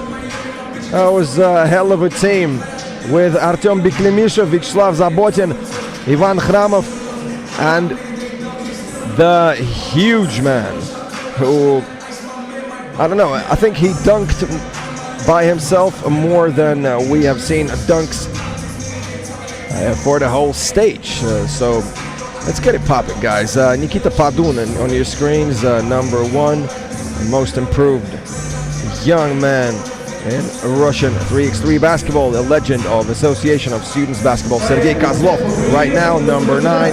Alexei Rivenko and Regina Polishuk are the referees of this game. And we will continue in Russian with my colleague Artyom Saltykov. Продолжаем, друзья. 3 звездочки, грязные парни. Начинают удар на Денис Волконский и его дальний бросок открывает счет в матче. Артем Беклемишев туда! За 13 секунд 4 очка по 2 разменялись. Супер старт. И, кстати, сегодня мы говорили о том, что самый быстрый темп нападения у 3 звездочек. Они вообще не тормозят, не пытаются ни в коем случае сушить игру, но и отвечают как достойно грязные парни. Рекордное количество очков сегодня за такой короткий отрезок времени. 4-3 за 35 секунд. Падон не донес мяч реверсом. Бекляй на подборе. Да, уж ударно с точки зрения набора очков начали команды. Храмов получает блокшот от Сергея Козлова. И Козлов забивает, тут же сравнивая счет. Вот это старт. С таким ритмом нападения, может быть, игра закончится уже через 2-3 минуты. А Заботин показывает Алексею Ревенко, что было касание. Ревенко согласен с ним, и владение продолжится у грязных парней, но на него будет лишь 2,5 секунды. Очевидно, будут бросать с дистанции, хотя всякое бывает. 2,5 секунды вполне достаточно, чтобы исполнить что-то еще. Заботин, очевидно, ждал хендофа от Беклемишева, но Козлов не хотел Артему мяч дарить. Такая небольшая хитрость, не тянущая на технарь. И в итоге все. В итоге Беклемишев заковырялся и не успел в эти 2,5 секунды уложиться. Ну и, кстати говоря, мы смотрим первый полуфинал, а вторая игра полуфинала состоится по окончании этого матча. Red Faces против Самары. Такую битву мы увидим. Козлов промахивается в посте. Беклемишев выигрывает отскок. Заботин. Я думаю, что все прекрасно пересмотрели свои взгляды на Славу Заботина. В первые 2 тура вообще ничего не дают ему выбрасывать. Ну как, стараются это сделать. Слава все равно будет находить свои броски и будет продолжать их попадать. И вообще в последнее время складывается впечатление, что именно Вячеслав Заботин самый стабильный снайпер дивизиона Future. Судя по, так скажем, по групповому этапу я бы так не сказал. С другой стороны, если взять в совокупности... Все 3 тура, если брать. Если да, конечно. Тогда очевидно, что в дивизионе Future стабильнее его, ну, более-менее схоже, так скажем, по проценту, я бы сказал, Денис Волконский. Там был Сергей Козлов, и кажется, что он что-то сказал. Кажется, он что-то сказал. И мне даже кажется, что я понял, что он сказал. Но кто понял, тот понял. Ладно, я здесь не удел. Так, минута 36 у нас сыграно. Владение будет у грязных парней. Иван Храмов начнет эту атаку, взаимодействие с Логиновым. Храмов понесет сам и сравнивает счет. Красава, Ваня. По 5 уже, а мы еще даже 2 минуты не сыграли. По одному фолу у команд. Волконский понес, хорош, сориентировался в пространстве, в полете и все-таки завершил реверсом эту атаку. Евгений Логинов оказывается под плотным давлением Дениса Волконского. Подключается Бекляй, готов помочь и через Сергея Козлова. Вот так вот Беклемишев. Очень интересная игра с той точки зрения, что иногда он против, казалось бы, оппонентов ниже его класса действует не очень здорово, а против, так скажем, игроков с именем уже в 3 на 3 он может выйти и, в общем-то, нейтрализовать. Падун, не попадун, или падун, как говорит Космин Петреску. Передаю ему привет. Да, привет, Космин. Hi, Космин Петреску. Сейчас напишет в комментарии. Да, не знаю, смотрит он или нет, проверим. Павел Алексеевич чекает Храмову и Ваня быстро внутрь на Беклемишева. Я считаю, что ключевое противостояние в этой паре это как раз Бекляй и Козлов. Объясню почему. Бекляй демонстрирует себя как одной из самых крутых персональщиков в дивизионе Фьючер. Ну а Серега Козлов, очевидно, самый... Окей, если не самый, то один из пары или 3 лучших больших однозначно в этом дивизионе. Я бы сказал, да, наряду с Денисом Бергманом и, наверное, Михаилом Ермилом. Да, именно вот прям в яблочко, именно о том же я думал. Серега Козлов отдает на Волконского. Не получил Денчик заслона, но в итоге заработал фол на себе. Оказалось, что не успеет расстаться с мячом в этой атаке. И, на мой взгляд, необязательный фол был у грязных парней сейчас. Волконский, пик-н-ролл с Козловым. Волконский непонятно что вообще из-под юбки будто бы выбрасывал, не точно. Заботин просит заслон, но с другой стороны ему пошел ставить Бекляй. Заботин ищет шанс в проходе, но попадает под Павла Алексеевича.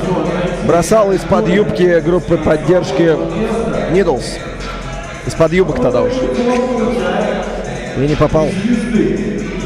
8-6 грязные парни впереди. Это Иван Храмов 1 в 1 не пойдет. Отдает пост на Бекляя. Кстати, вот очередной раз видим именно такое развитие событий. Смотри, Козлов, он реально круто обороняется в посте, но насколько иногда, кажется, Бекляй легко обыгрывает. И вот сейчас против Павла Алексеевича, против гораздо серьезнее превосходящего игрока в мощи, все равно провоцирует на фол.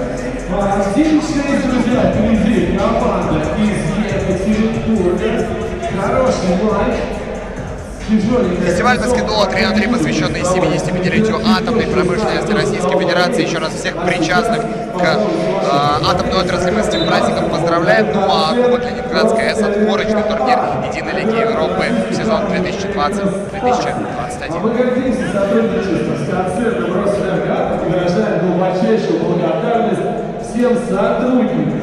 Партнером Единой Лиги Европы 3 на 3 является Российская Федерация баскетбола, которой мы выражаем благодарность за информационную поддержку на протяжении сезона.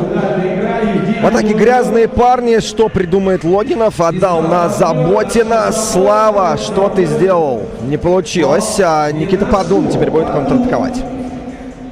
Пойдет. Хотел пойти до конца в этом проходе, но остановил. Поехала нога. Поехала нога у Падуна. Надеюсь, ничего серьезного. Он просто... как-то очень быстро он попереживал. Я просто испугался, что нога поехала и повредил колено или что-то. Пойду, кстати, узнаю. Так, да, Никита присаживается. Волконский, Алексеевич, Козлов. Ему такое сочетание у 3 звездок сейчас на корте. Козлов из-под кольца. Все хорошо за Никитой Падуном, а Козлов тем временем делает -2 для москвичей. Заботин не забивает. Ой, встречается с железной колонной. Надеюсь, что сейчас подсобят организаторы, а тем временем воспользовались численным преимуществом 3 звездочки и отквитали. Еще одно очко, -1 всего лишь проигрывают, как Бекляй филигранно играет в посте. Кажется, что он не так устойчив на ногах, вот так вот, потому как он двигается, но когда оказывается именно в посте, то великолепно просто распоряжается своим телом. Я вот на него смотрю иногда и думаю, вот ему бы 10 кило, а потом думаю, а может быть и не надо? Это как Грег Попович, когда они выиграли серию с Денвером. Знаешь, что сказал про Николу Йокича? Йокич, чудо, пожалуйста, не... Переходи к нам. Не-не-не, он сказал сейчас дословно, не мучайте этого парня качалкой. Вот так сказал Грег Попович, то же самое. Вероятно, Йокич не показал бы всего себя, если бы набрал, может быть, еще мышечной массы и не был бы так эффектен, как сейчас. По крайней мере, к Беклемишеву вполне может быть, это и тоже применимо. Очень интересная игра. Если вы вдруг недавно к нам присоединились, то мы вам скажем, что в первые 35 секунд счет был 4-3. И в первые 2 минуты, по-моему, много очков забили команды. Очень был высокий темп, но вот сейчас обе команды начали играть от обороны, и каждое очко очень тяжело дается забивать из кольца. Падун заботен, с дистанции мажет. 3 звездочки отыграли -3, но вновь грязные парни выходят вперед. Вячеслав Заботин, Волконский в проходе сам не попадает. Ну и Козлов, его шанс здесь фалит откровенно. 23-й номер команды «Грязные парни» — это Евгений Логинов. И для грязных парней это нарушение правил становится 5-м командой. Ровно столько же нарушений у 3 звездочек. Забивает штрафной и сравнивает счет. Тем самым 3 звездочки по 11. Это Бекляй против Козлова. Понял, что без шансов, отдал на дугу. Славян включился. Заботин начинает сжечь. Козлов! Бум! Еще один ярчайший момент мы видим в исполнении Сергея Козлова. И -1 у команды 3 звездочки.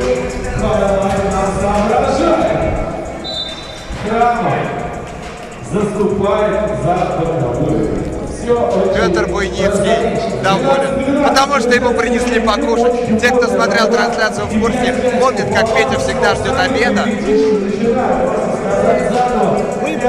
Александр Фомин принес мне чизбургер, и теперь я самый счастливый человек на свете, на планете Земля. Вау, красота! Спасибо большое, Александр Сергеевич. Ну а у нас тем временем 3 звездочки вышли вперед, 13-12. Иван Храмов, браво! Потрясающая игра, равный счет, одинаковые показатели по фолам. Ну и вообще, такая одна из самых, наверное, интересных игр сегодня. Слушай, ты видел этот реверс с 2 руками, как мне показалось, от Ивана Храмова? Я обнимался с чизбургером, Артем. Ты же все видел. Алексеевич на Волконского. Денчик сидит. Это дальняя атака, браво, Денис Волконский, был 2-й точный бросок из-за дуги в этом матче. По 5 фолов напоминаем у команд, и бесплатный фол только что использовал Никита Падун, остановил Заботина на пути к кольцу. И это фол в поле. Слушай, опять вот они взяли, мне кажется, этот темп начала матча, последние минуты. С точки зрения набора очков. Волконский из-за дуги. Нет, Петр Буйницкий, кажется, слишком счастлив от того, что принесли чизбургер, что такое. Тёмыч, ты поболтай, я пока это перекушу. Нет, ладно, мы сделаем это в перерыве, потому что сейчас невероятная битва. Кстати, рывочек 3 звездочек 4-0. И при этом у них 7 командных замечаний. Очень серьезная интрига. И это самая невероятная по темпу игра за сегодня однозначно. Еще 4 минуты играть, а 3 звездочки теоретически могут уже в следующую минуту выиграть. Ну а кто узнает, может, если с таким же темпом будут атаковать, то и грязные парни за секунд 45 могут 21 набрать. Минус 3 у екатеринбургской команды, и медиа тайм-аут у нас прямо сейчас. Фестиваль баскетбола 3х3, посвященный 75-летию атомной промышленности Российской Федерации, Кубок Ленинградская отборочный турнир Единой Лиги Европы сезон 2020-2021. 21. Приятного аппетита, я говорю коллеге Петру Буйницкому, и вы бы видели его лицо. Он выглядит как самый счастливый человек, который находится на территории Севкабель порта. За исключением, конечно же, зрителей, которые здесь продолжают находиться в Санкт-Петербурге. Довольно-таки холодно, и я вижу, что здесь некоторые, кто находится в шапках даже. Викляй на Храмова долетел до кольца, -2 у грязных парней, чем ответят 3 звездочки. Никита Падун, ой-ой-ой, как изловчился исполнить, но не получается. Сразу же там против Викляя начинает действовать очень агрессивно. Храмов, забросик, да, Заботин, очень сложный эпизод. 1 секунда нужно бросать, Слава Заботин. Но на такие броски нужна просто какая-то невероятная энергия вкупе с удачей, и не получилось. Заботина на равенство. Знаешь, я честно хочу сказать, что от души прям грязные парни заслужили. Мне кажется, они заслужили еще один финал. Я ни в коем случае не хочу сказать, что я за них болею, просто насколько они выкладываются, да? Просто оставляют 101%. Это Слава Заботин, и это лучший снайпер дивизиона Фьючер однозначно, без конкуренции. А это Никита Падун, который Попадун и +1. Мне кажется, нет сомнений в том, что эта игра завершится досрочно. Храмов с дистанции не попадает Алексеевича. Приобнял, но при этом арбитр на этот момент не обращает внимания. Да ладно, серьезно. Это, мне кажется, я сейчас цитирую Заботина. Я прям, честно, хочу повтор. Прям в руку. Ой, по Фрейду. Прям в мяч мне показалось. Слушай, ну, я думаю, увидим мы повтор этого эпизода. Тоже есть ощущение, что чисто был этот блокшот. Ну да ладно, 2 штрафных броска и шанс для 3 звездочек приблизиться к досрочному завершению этой встречи. Падун хорош, штрафные бросает уверенно. Не только стабильно, но еще и в клатче. Это делает... Ой-ой-ой, один все-таки смазал, и чуть менее 3 минут. Заботин! Да, ладно, 19-19. И с мячом 3 звездочки. Падун на Козлова. Нет, тут Пекляй и Иван Храмов. Храмов на Заботина. Заботин на победу! Что ты делаешь, Слава? Слава, что ты сделал? Слава, что ты сделал? И, кстати, мы можем констатировать, у нас будет новый победитель отборочного турнира в дивизион Фьючер. Грязные парни завершили с 3 звездочками. То же самое, что 3 звездочки завершили с Гагариным на полуфинале Кубка России, по-моему. Что-то такое, камбэк на последней минуте. Это было феноменально. У меня нет слов. Говорит Петр Буйницкий. Только эмоции. Закусывая чизбургером. Это было... Я не знаю, от чего у меня слезы потекли. От таких бросков Заботина или от того, что чизбургер начал перевариваться, я не понимаю. Ну, Заботин просто сейчас... Я просто в шоке. Это было феноменально. Это было невероятно. Камбэк, который получился очень и очень неожиданным, как мне кажется. Да, грязные парни уступали в концовке, и вот так вот Никита Падун мог одним штрафным все выиграть, но нет, точнее приблизить к 20, но не получилось. И слово Ивану Чунаеву, который на интервью, я думаю, вы уже поняли с кем. Вячеслав Заботин, команда «Грязные парни», первый финалист 3-го тура United League в дивизионе Future. Слушай, Слав, давай сразу скажи, что ты ел сегодня? Карнитин только, и даже ничего не ел больше, на завтрак только сырники, так что вот терплю, не ем, чтобы сохранить силы. Я понял, то есть секрет в том, чтобы ничего не есть сутки, а потом ты начинаешь попадать вот такие броски. Сырники с кофе и нормально. Сырники с кофе и нормально. Хорошо, а какой план у вас на финал? Ну, соответственно, просматривали ли вы игры соперников? Это либо, напоминаю, Red Faces, либо Самара. Кого бы больше хотелось? Давай так начнем. Ну, с Red Faces мы, наверное, очень много раз встречались, и знакомый для нас соперник. Но с Самарой, если придется играть, то это будет впервые. Наверное, Самара для нас будет более неудобный соперник, так как у них много больших. Хотя, мне кажется, удобного в финале не будет соперника в любом случае. Будет тяжело, как и сейчас. Ну что, поздравляем Вячеслава Заботина, поздравляем его команду «Грязные парни» с выходом в финал. Коллеги, впереди самое интересное. Thanks a lot to Ivan Chunaev for that interview. To be honest, I started crying when Zabotin scored that two-pointer. Absolutely crazy. They were losing 17-13, and it seemed impossible.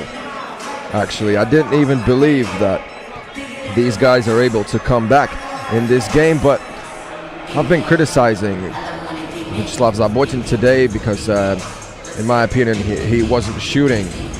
On his level, he didn't shoot in his percentage, but in clutch time, this guy made three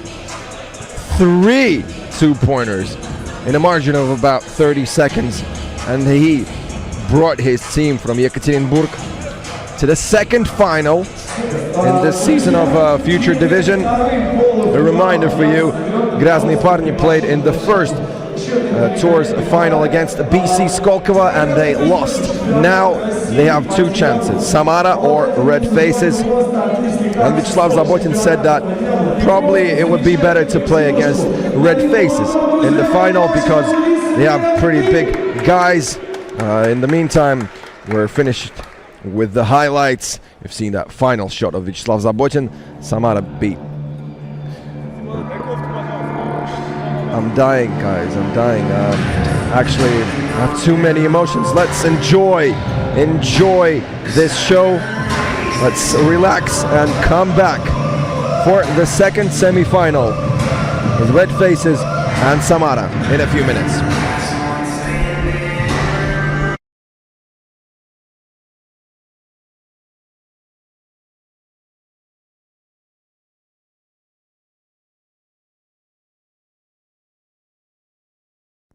Мы умеем мечтать и притворять мечты в жизнь.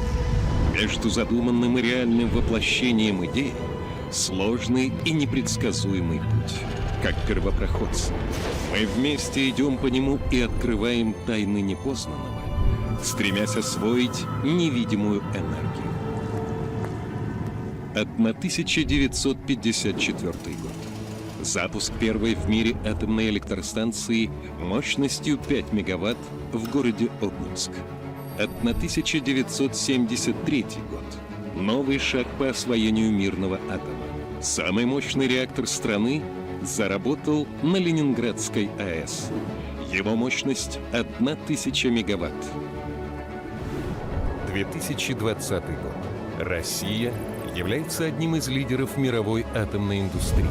На 11 действующих атомных электростанциях, объединившихся под эгидой госкорпорации «Росатом», ежегодно вырабатывается порядка 19% от всего объема выработки электроэнергии в стране. В 2020 году атомной промышленности России исполняется 75 лет. В эту юбилейную дату в городе Сосновый Бор начались пусковые операции на новейшем энергоблоке номер 6 Ленинградской АЭС с реакторной установкой ВВР-1200. На 20% мощнее своего старшего брата ВВР-1000. Срок службы основного оборудования увеличен в 2 раза. С возможностью работать 18 месяцев без перегрузки топлива. Соответствует самым современным международным требованиям и стандартам в области безопасности. Ленинградская АЭС является крупнейшим энергетическим объектом северо-запада России. Каждая вторая лампочка в Санкт-Петербурге и Ленинградской области работает благодаря атомной энергии.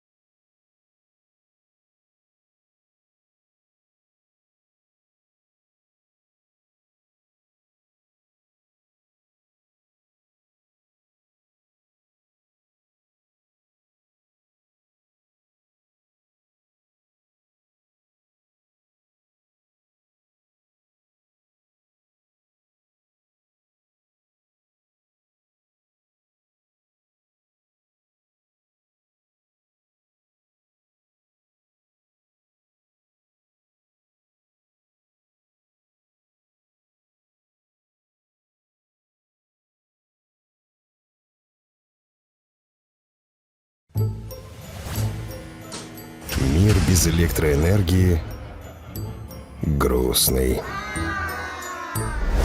Поэтому есть мы.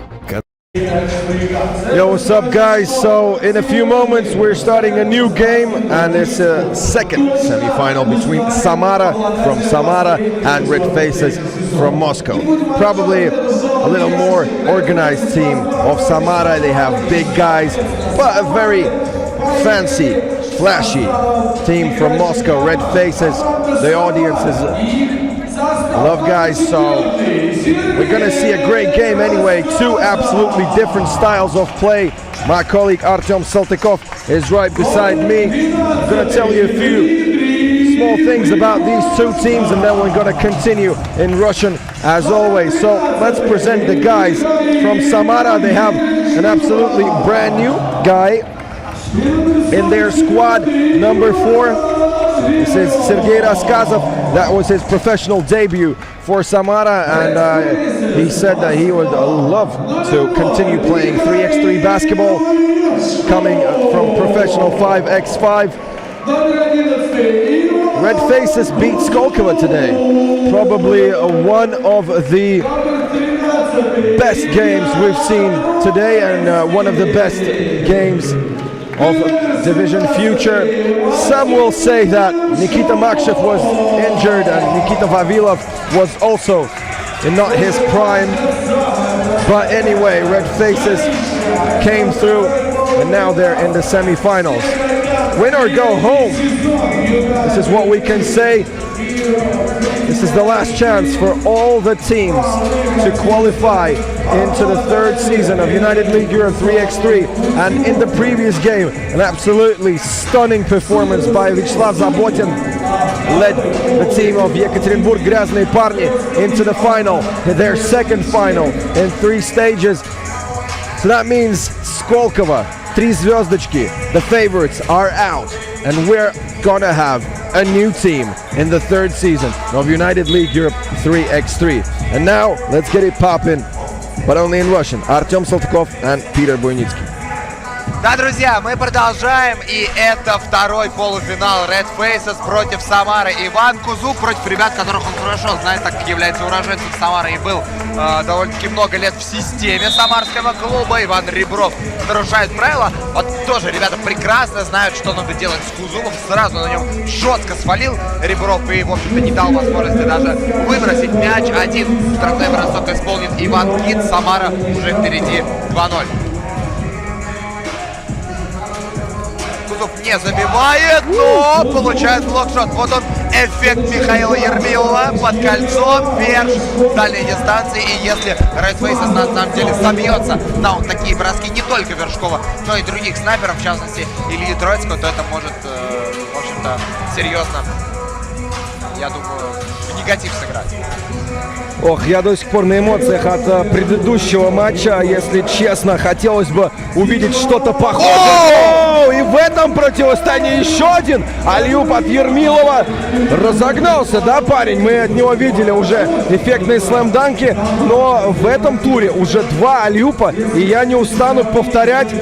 3 уже альюпа. На втором корте был в первом матче Самары против Цумнева. Не устану повторять, что этот тур самый богатый на хайлайты. А это Илья Троицкий, который отквитал 2 очка и счет 3-2.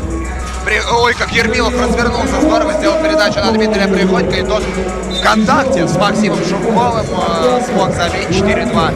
У нас счет становится чуть такой жесткий эпизод. Ну и работают на этом матче в качестве арбитров Евгений Островский и Анна Мирошниченко.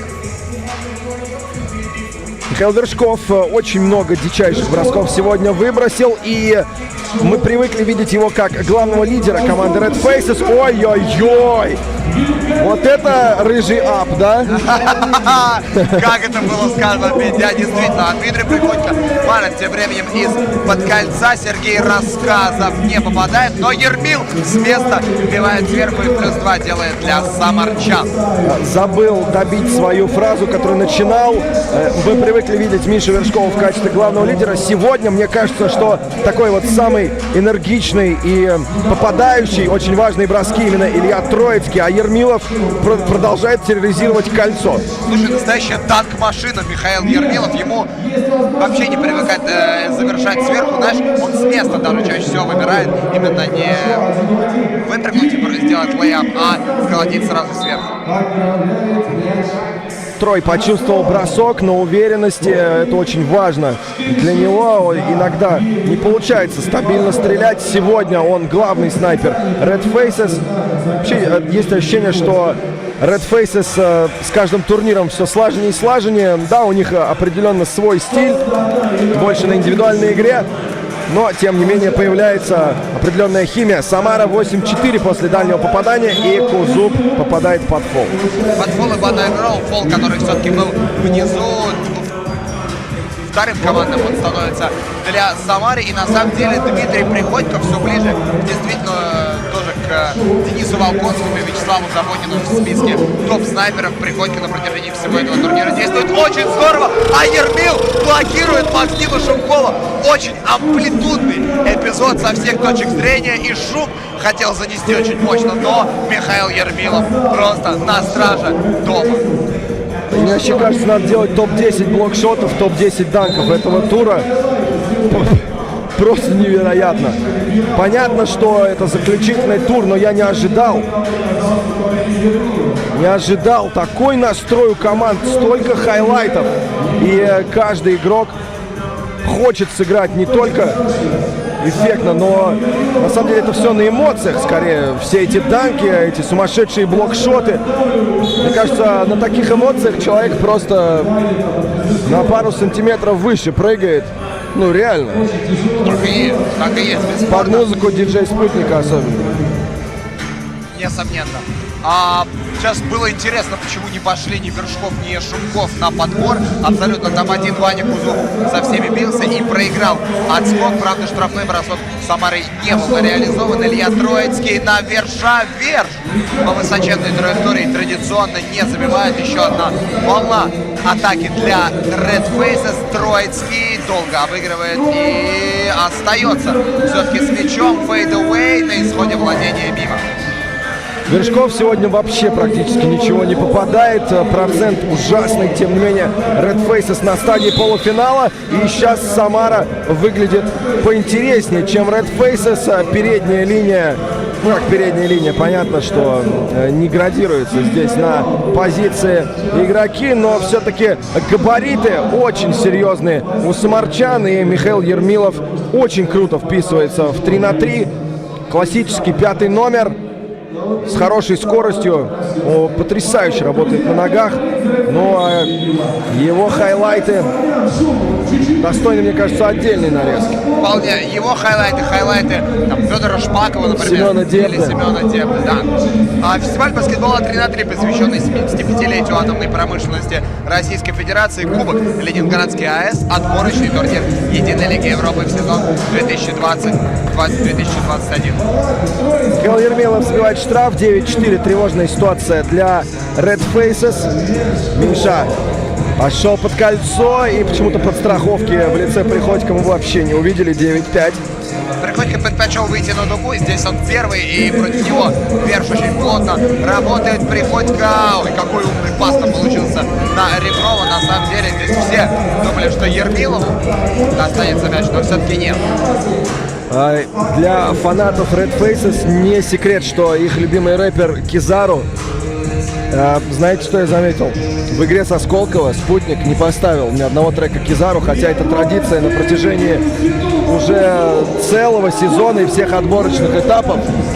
Может быть, все-таки не надо ставить Кизару? Может, наоборот, да, мне кажется, он бы немножко и смутил Red Faces. Вполне и по этой причине тоже. Ой-ой-ой, Сергей рассказывал, как здорово он лезет под кольцо в очередной раз на протяжении всего этого турнира. Именно внутри от него большую угрозу мы видим, и это 7-10 Михаил Вершков. Мне кажется, Михаилу Вершкову все-таки надо больше ходить в проход. Я не знаю, может, он себя бережет. Как только я сказал, то он тут же попал с дистанции. То, чего у него не получается делать стабильно в сегодняшнем игровом дне. Фол Миши Вершкова на Михаиле Ермилове. Очень тяжело Red Faces играть с Ермиловым. Вершков отличный защитник, но в Ермилове, наверное, килограмм на 30 больше, чем Вершков. Ермилов 110, я у него спрашивал. Вершков 85. Ну, дальше 25. Итак, Сергей Рассказов опять под кольцо. Шумков вылетает и блокирует эту попытку, но Приходько продолжает и забивает очень тяжелый мяч. 9-11, фол Реброву. Это третья командная для Самары. Хороший рывочек Red Faces. Был 9-4 счет буквально минуту назад. Хорошенько влились в игру. Миша почувствовал свой бросок под трек Кизару. Может быть, еще что-нибудь полетит. А это Кизару? Здравствуйте. Ну да ладно, это не так важно. Тем не менее. А, да, это его новый альбом, кстати. Нет, я про предыдущий. Но неважно. Шумков оставляет Вершкову. Дальний бросок, точно! Михаил Вершков 5 подряд очков своей команды набирает, и это 11-11. Миша не стал поднимать руки, просто корпусом вытеснил и смутил этим соперника. Трой мог вывести свою команду вперед, но по-прежнему счет равный. Самаре надо вывести, они это сделали, и Шумков немного проспал эту игру в защите. Опять Майкви. Понятно, что сейчас он на кураже будет атаковать много. Приходько идет под кольцо, и как грамотно Ребров оттеснил Илью Троицкого и не дал тому даже подстраховать. Максим Шумков. Ой, хорошо увидел Мишу, и 13-12. Шикарная передача, и 4:20 до конца основного времени матча. Ой-ой-ой, еще один дальний бросок теперь уже от Ивана Реброва. Мне кажется, самый не бросающий игрок среди маленьких в составе Самары. Все-таки, я думаю, маленькими здесь можно называть всех, кроме Ермилова. Очень странно, почему Ребров не решился на дальний бросок. Вообще никого рядом не было. В любом случае, критиковать нельзя. Он сделал результативную передачу и надежно набрали еще одно очко. Ой-ой-ой. А Сергей Рассказов на ровном месте мяч потерял. 12-16. Впереди Самара. Фестиваль баскетбола 3х3, посвященный 75-летию атомной промышленности Российской Федерации. Кубок Ленинградской АЭС. Отборочный турнир Единой Лиги Европы в сезоне 2020-2021. Ну а организатором Единой Лиги Европы 3х3 является АО «Концерн Росэнергоатом», оператор российских атомных электростанций. Основной деятельностью концерна является производство электрической и тепловой энергии на атомных станциях. Red Faces в атаке быстро все сделали и забивает на острие Шумков. 16-13, Red Faces позади, последние 4 минуты, и в проходе есть очки от Рассказова. Вершков опять с дальней дистанции бьет переднюю ножку, появляется Ермил, он контролирует этот подбор. Приходько пытается разобраться с Шумковым, и не нужно на самом деле много движений делать Дмитрию Приходько, не очень быстро, но все равно на опыте прекрасно чувствует защиту и понимает, когда нужно пройти, и, в общем-то, прекрасно этот момент чувствует.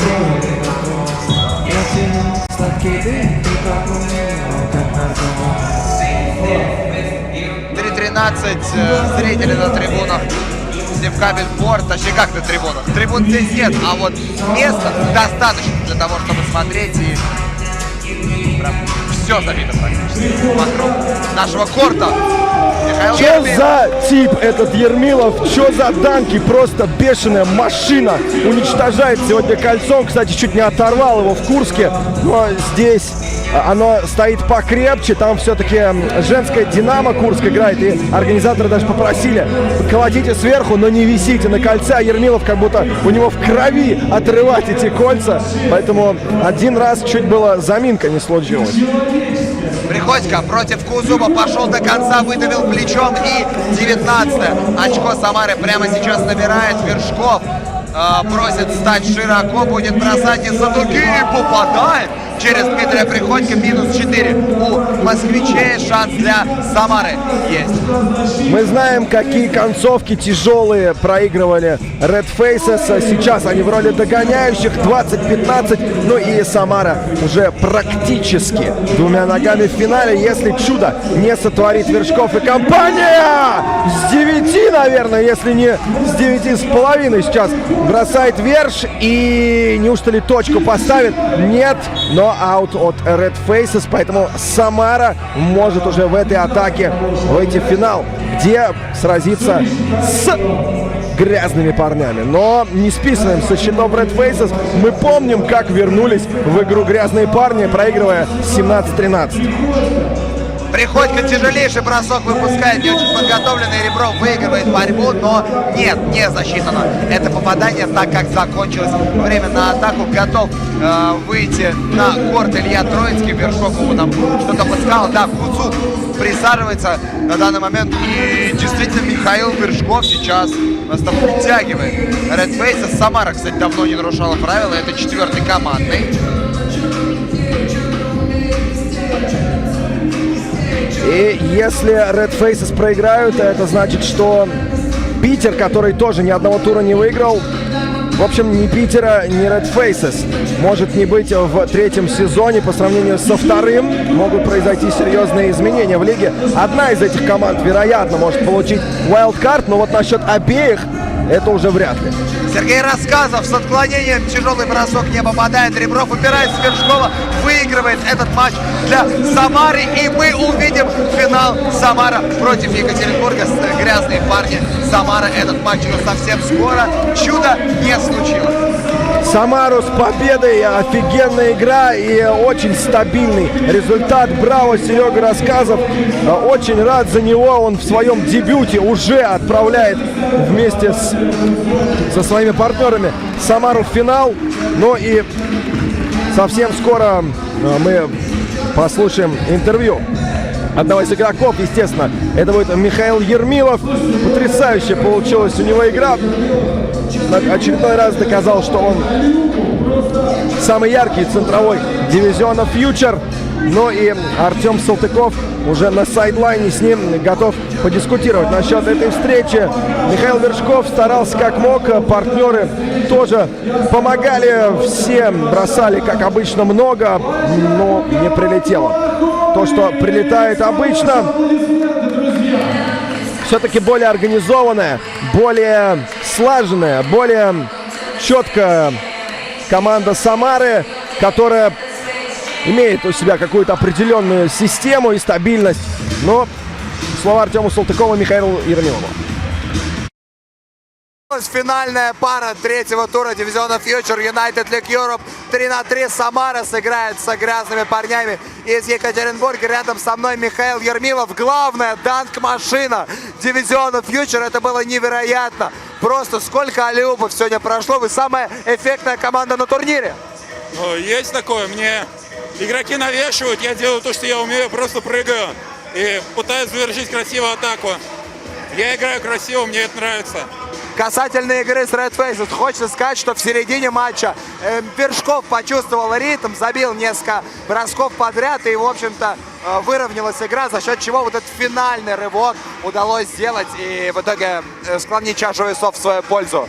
Но мы немного повели в начале игры, потом у них полетело, но мы не поддались на это, а продолжили гнуть свою линию, играть через пост, играть остро.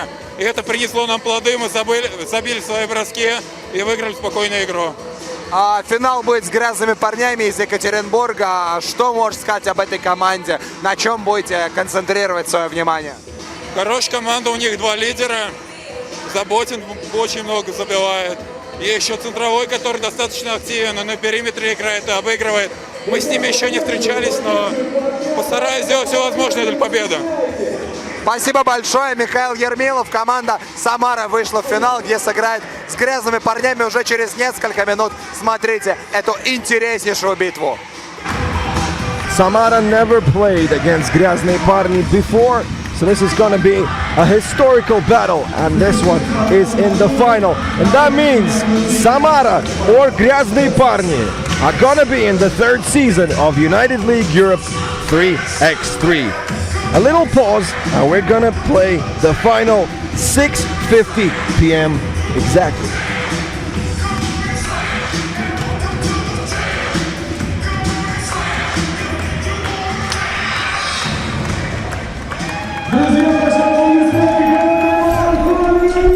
Мир без электроэнергии грустный. Поэтому есть мы, концерн Росэнергоатом, электроэнергетический дивизион Росатома. Мы генерируем атомную и поддерживаем творческую энергию. И еще мы дружим с журналистами.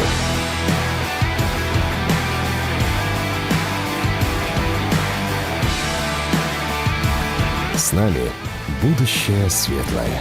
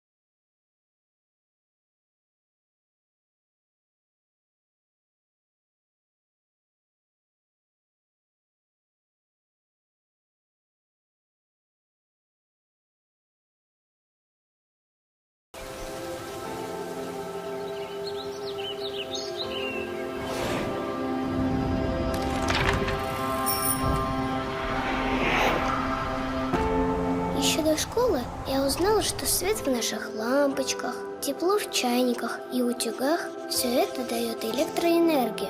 Энергия, которая передается по проводам от нашей электростанции. Я представляла, как маленькие человечки машут из розеток своими крохотными ручками и нагревает наш чайник, танцует в плеере, зажигает лампочку в комнате. Но я повзрослела и узнала, что мир куда больше и шире, чем я себе представляла. А электричество вовсе не человечки, а поток энергии из сотен маленьких электронов.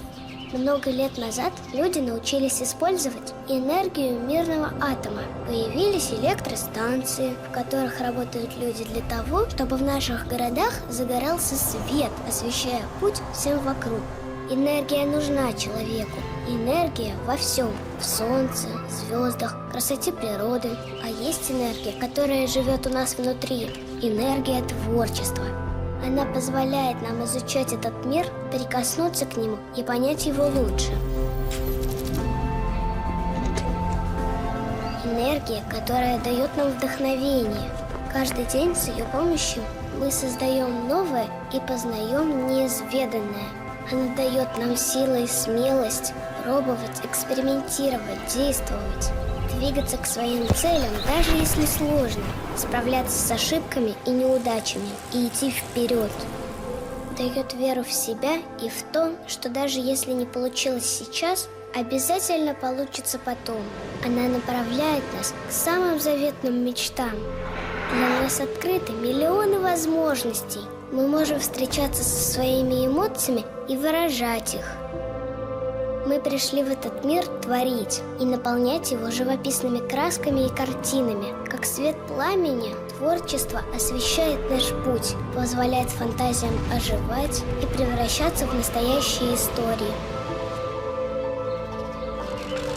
Потенциал победителя есть в каждом из нас. Самое важное – проявить себя, воплотить свои идеи, сделать шаг для достижения успеха и сделать это прямо сейчас.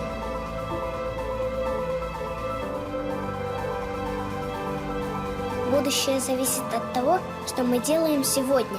Это и есть самый главный секрет, хоть он и очень простой. Жить значит действовать.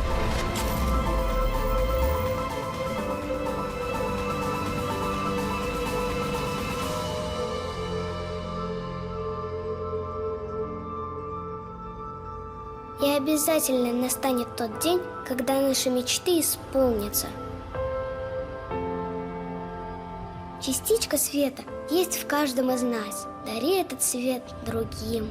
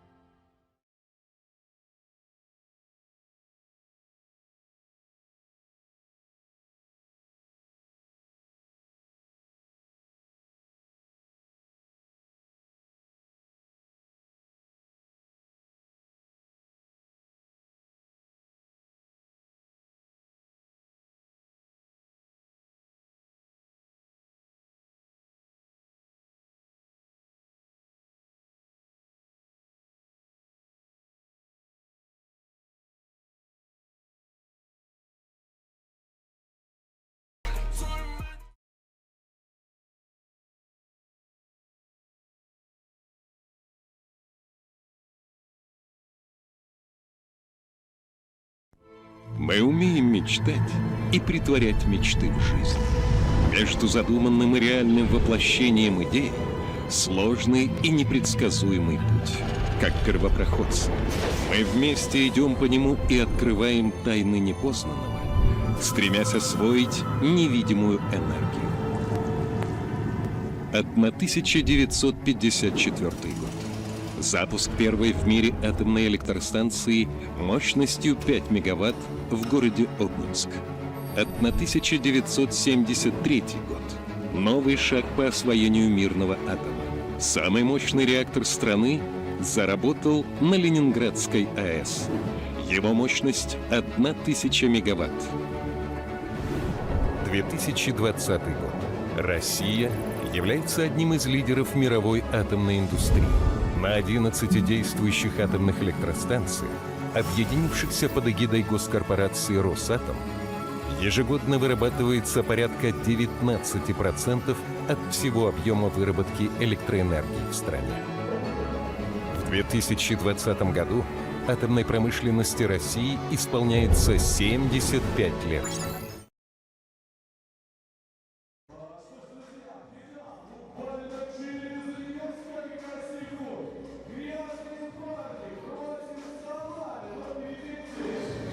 Еще разочек поклонник, поставил аплодисменты, я приглашаю на площадку шикарную группу поддержки и нас. Ваши аплодисменты, друзья.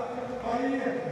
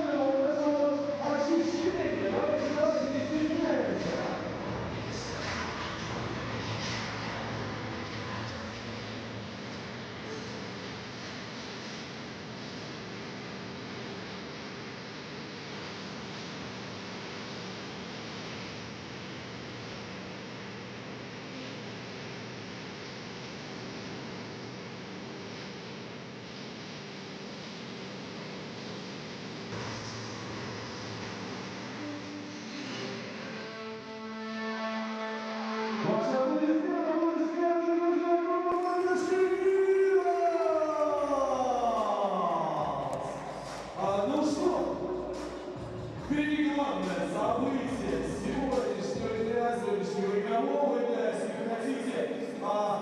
Впереди гранд-финал в течение 10 минут. Практически у самого обладателя последней путевки в третий сезон United League Let's get ready to rumble!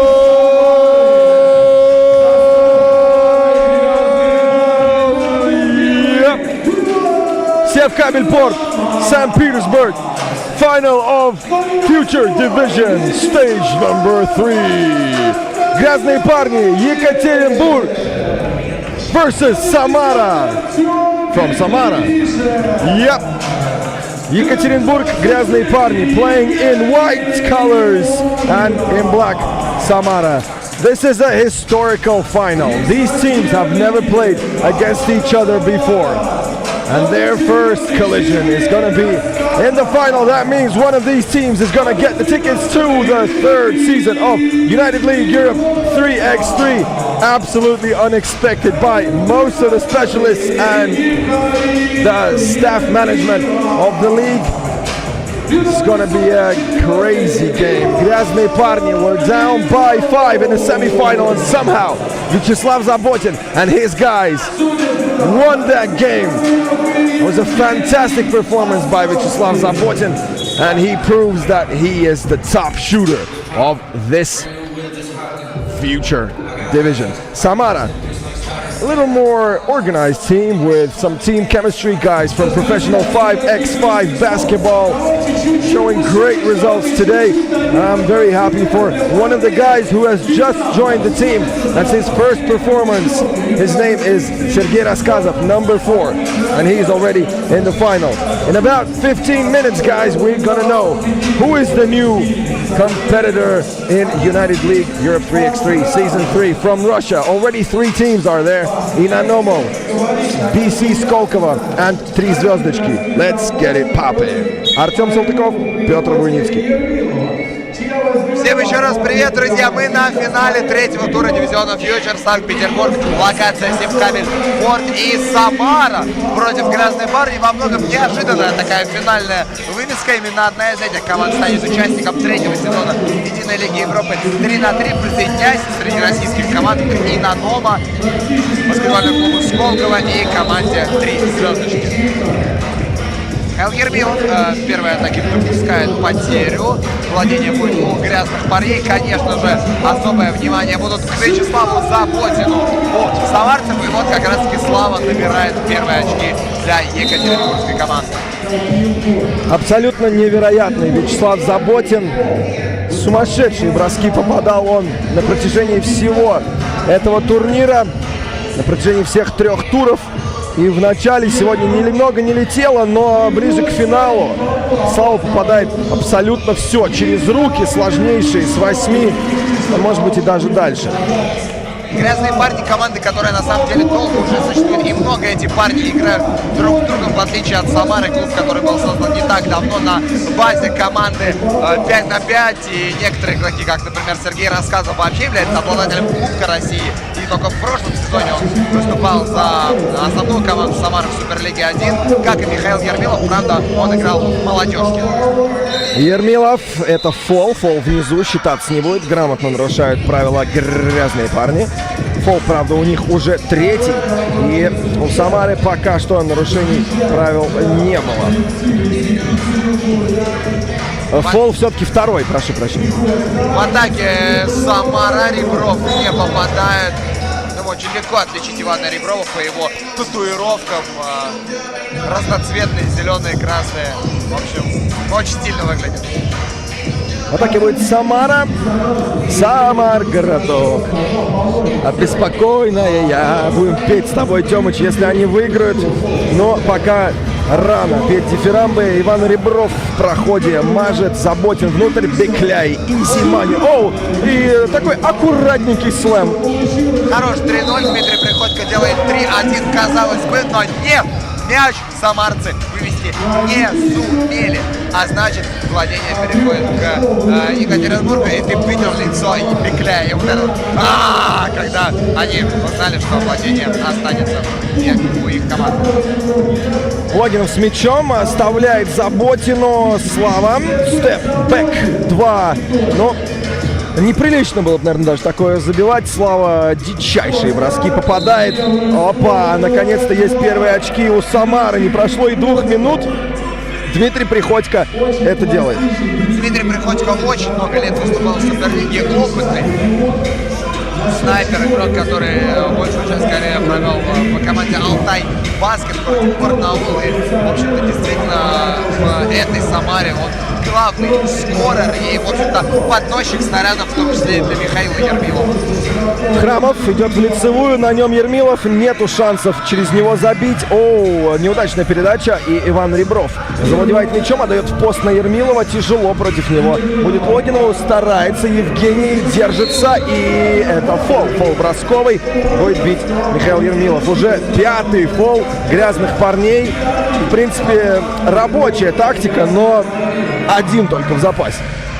Когда я брал интервью у Михаила Ермилова по окончании матча с Red Faces, когда я его спрашивал о сильных сторонах грязных парней, вот Мы говорим Евгений Логинов особого участия не принимает. Но он сказал именно про Евгения Логинова, и я думаю, не потому, что тот его оппонент по позиции. Он сказал, что против него будет очень тяжело, он будет упираться. И, в общем-то, Ермилов, как видим, скорее всего, был прав. Не забивает в атаке Заботин. Теперь есть шанс у Сергея Рассказова организовать. Вот так Дмитрий Приходько. Все про него позабыли. И нельзя недооценивать бросок Дмитрия. В посте идеально работает Сергей Рассказов, сравнивая счет. Вячеслав Заботин, он броска с ним, конечно, работает Ермилов, но Слава идет в проход, и на ногах, конечно же, скорость у него выше, чем у Михаила Ермилова. Заботин забирает отскок.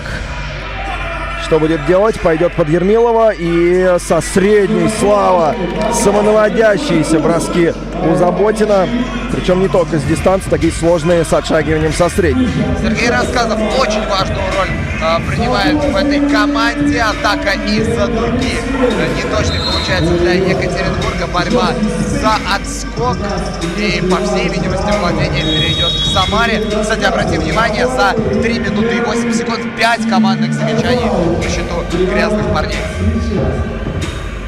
Самара молодцы, держатся бодрячком, ни одного нарушения. Возможно, именно за счет фолов будет решаться концовка. Фестиваль баскетбола 3х3, посвященный 75-летию атомной промышленности Российской Федерации, Кубок Ленинградской АЭС, отборочный турнир Единой Лиги Европы в сезон 2020-2021. Ну а банк Уралсиб входит в число ведущих российских банков, предоставляя розничным и корпоративным клиентам широкий спектр банковских продуктов и услуг. Кроме собственной сети, банк поддерживает работу объединенной банкоматной сети «Атлас», единое технологическое решение для банков-партнеров. Еще хотелось бы поблагодарить Центр спортивной подготовки «Динамо Росэнергоатом», также одного из организаторов Единой Лиги Европы 3х3. Нарушение правил опять у грязных парней. 6-е командное замечание на этот раз. И это значит, что Самара в бонусе. Ну а сами самарцы по-прежнему не нарушают правил. Дмитрий Приходько с мячом отдаст Рассказову. Нет, уже, наверное, неудобно. Остается 5 секунд на атаку. Браво. Результативная атака. Иван Ребров на острие. 5-5. Клемишев опять разбирается в посте, но против Реброва не получилось. Не очень стабилен Артем. Именно спиной к кольцу. Приходько мажет, но там первый на подборе Сергей Рассказов. И все-таки неужто мяч уходит именно от него. Показалось мне, что фол свистнули арбитры, но нет. Заботин с мячом качает соперника и отдает Бекляю. Тёма редко он бросает дальние, но не его ремесло. Есть кому заниматься у грязных парней этим самым. Ой, как Бекляя зато отоборонялся против Сергея Рассказова. Вот в чем его сильная сторона. А Иван Храмов, который на самом деле тоже сегодня не так много берет бросков. И неоднократно мы видели, что были ситуации, когда, казалось бы, вот он бросок с дистанции, но нет. Иван Ребров выводит Самару впервые в этом матче вперед. Слава Заботин не попадает пока что в финале. Но мы знаем, на что способен этот парень. Он и в полуфинале вроде ничего не попадал, но потом выдал просто мясо, довел меня до слез. Просто я был в шоке. Я только сказал, что парни заслужили, и просто понесло Заботина. И мертвый матч практически вытащил в одного. Ну как в одного, попал, все сам. Ермилов против Храмова. Оу! На любой вкус и цвет. Данки от Михаила Ермилова сегодня, теперь спиной, одной рукой. Какого цвета был этот данк, Артем? Допустим, красный уровень опасности? Да. Именно то на руках у Михаила Ермилова. Ой, у Ивана Реброва. И на ногах, кстати, да.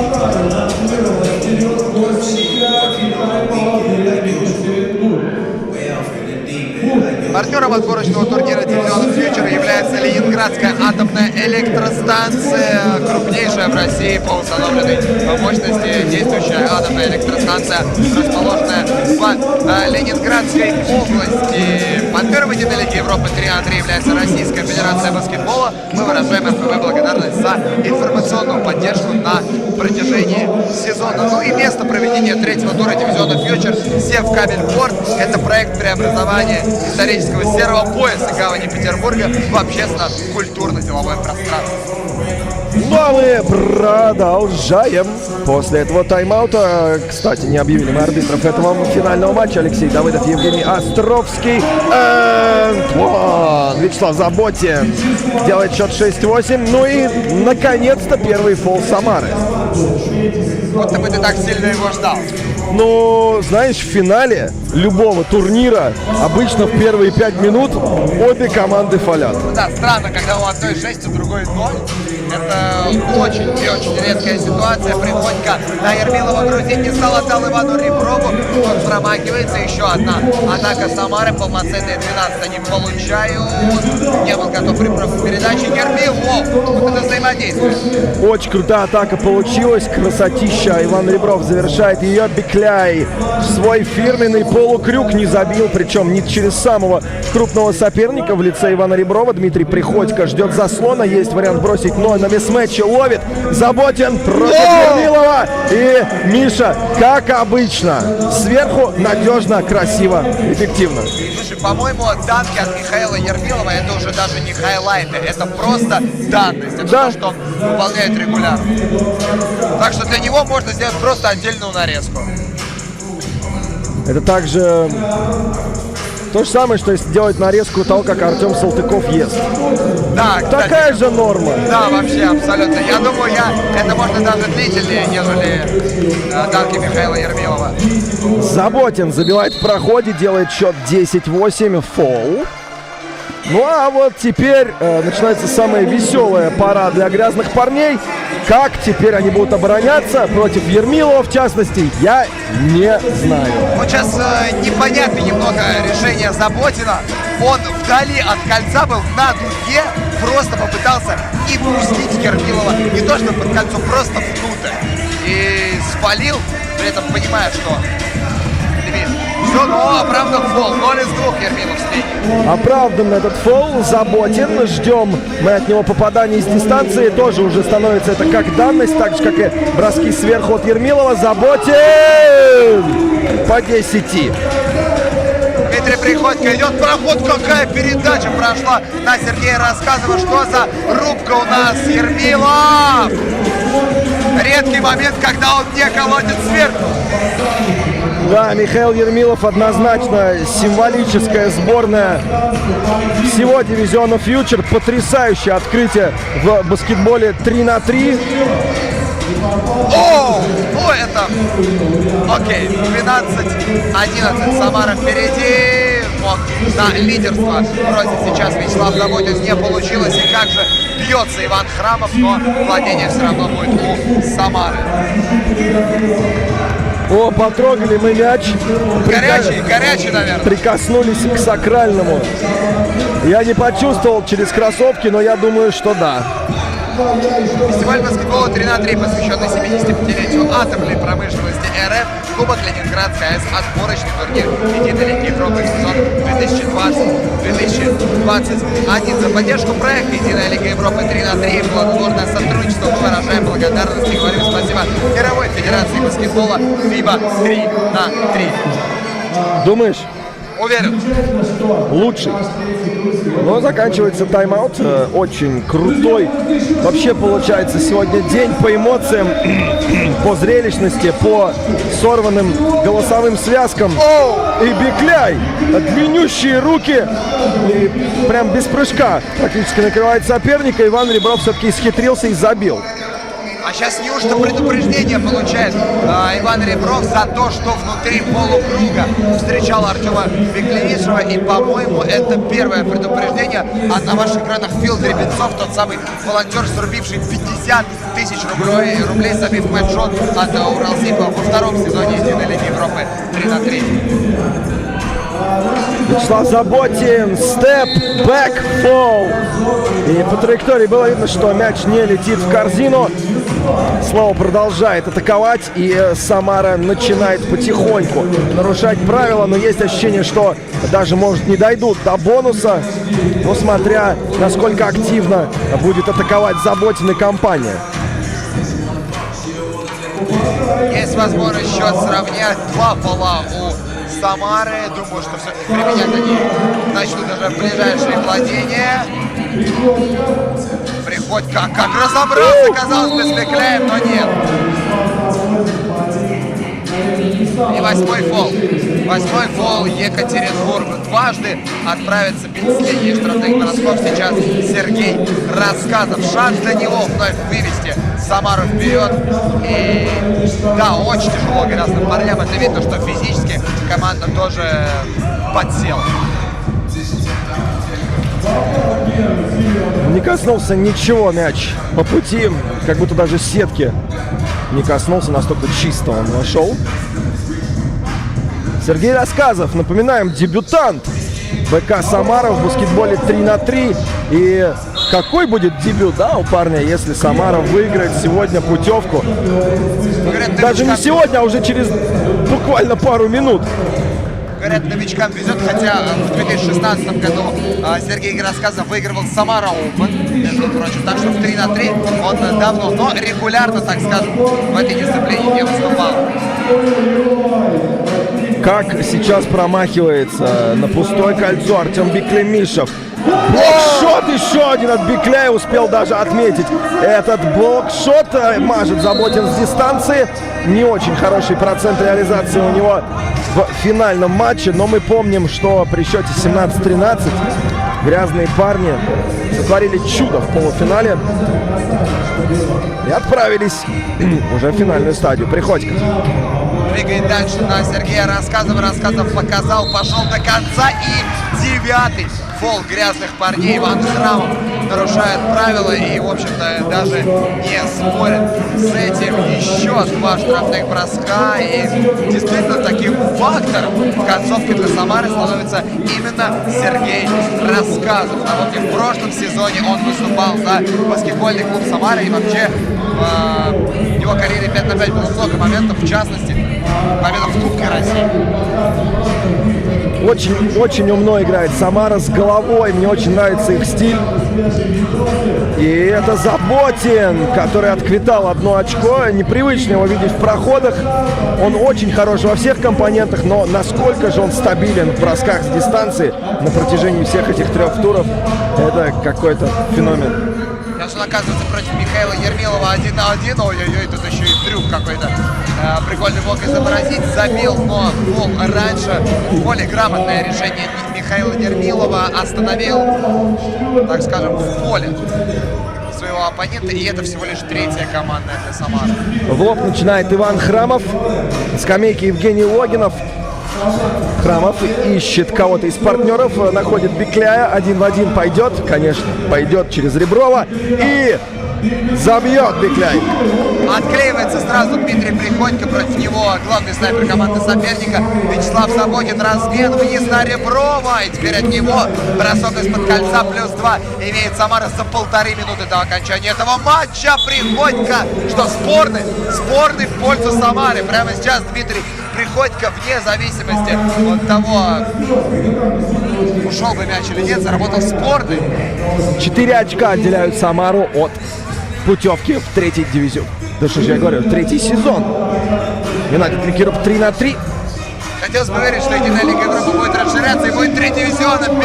Бекляй из-под кольца, 16-17.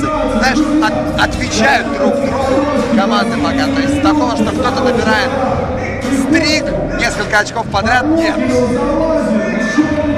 Нельзя фалить грязным парням. Если будет 10-й, то 2 фола и владение соперника. Начинается последняя минута прямо сейчас. А это Иван Храмов. Нет, Ермилов на подборе. В тени он находится последние несколько атак. Но я думаю, сейчас именно на него грузят в краску. И это 100% вариант. Как он контролировал Храмова, на самом деле, в прошлом эпизоде. Обратил я на это внимание. И, в общем-то, сейчас +1 в пользу Самары за 46,5 секунды до конца этого матча. Организатор единой Лиги Европы 3-3 АО «Концерн Росэнергоатом», оператор российских атомных электростанций, входит в состав госкорпорации и представляет ее энергетический дивизион. Ну и Центр спортивной подготовки «Динамо» Росэнергоатом, организатор единой Лиги Европы. Проект направлен на развитие детско-юношеского массового студенческого спорта. Ну и фестиваль баскетбола 3х3, посвященный 75-летию атомной промышленности Российской Федерации, Кубок Ленинградской АЭС, отборочный турнир единой Лиги Европы, сезон 2020-2021. Рассказов про ходе Ермилов забивает из-под кольца, +2. Храмов на равный счет. Нет. И чей будет подбор? Самарский. Приходько с мячом. Долгую, наверное, будут играть и бросать с дистанции, чтобы уже наверняка. Приходько на матчпоинт. Нет. И подбор выигрывает Миша Ермилов. Фалить нельзя Екатеринбургу. Они этого и не делают. И Дмитрий Приходько! Нет! Промахивается за храм, но поставится подбор. Обращу внимание на Сергея, рассказывал, он очень грамотно выбирает позицию, а здесь нарушает правила за 5,7 секунды до конца. Аплодирует Иван Ребров со скамейки. Грамотный фол, и еще дважды есть возможность спалить у Самары. И кажется, что сейчас они вполне могут прибегнуть к этой возможности. И Сергей Рассказов сейчас в защите наверху в розыгрыше против Артема Беклемишева. И интересно, что Дмитрий Приходько как раз присел. Так, а это может быть технически. В следующий раз. А уже было же одно предупреждение, когда Ребров встречал внутри полукруга Беклемишева. Технарь Евгений Островский, все правильно. Вот это поворот.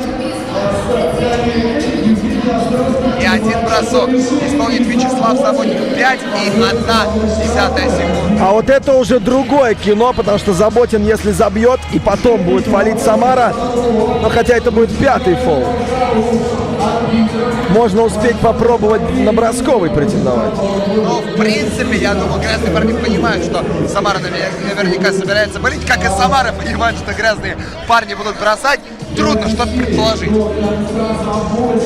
Прям я болею за обе команды. Хочется, чтобы они обе попали. Честно, вот прям от всей души хочется видеть их в следующем сезоне United League Europe 3х3. Но прямую путевку получит тот, кто затащит эту концовку. Очень тяжело будет это сделать грязным парням. Самара прям вот уже одной ногой, одной рукой и уже присела прям в этот новый сезон. Но все-таки в последний вагон могут успеть и грязные парни.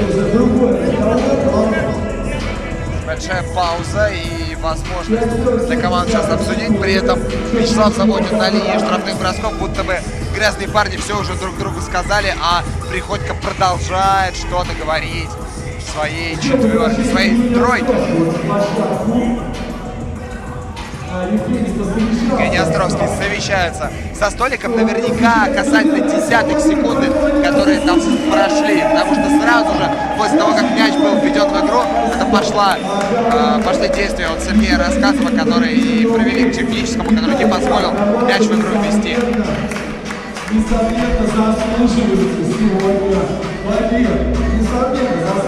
Итак, 5,7 секунды. Вячеслав Заботин на линии штрафных бросков. Один забивает до минимума, сокращает разницу в счете, и атака будет у грязных парней. Не обращайте внимания на плашку 17 у грязных парней.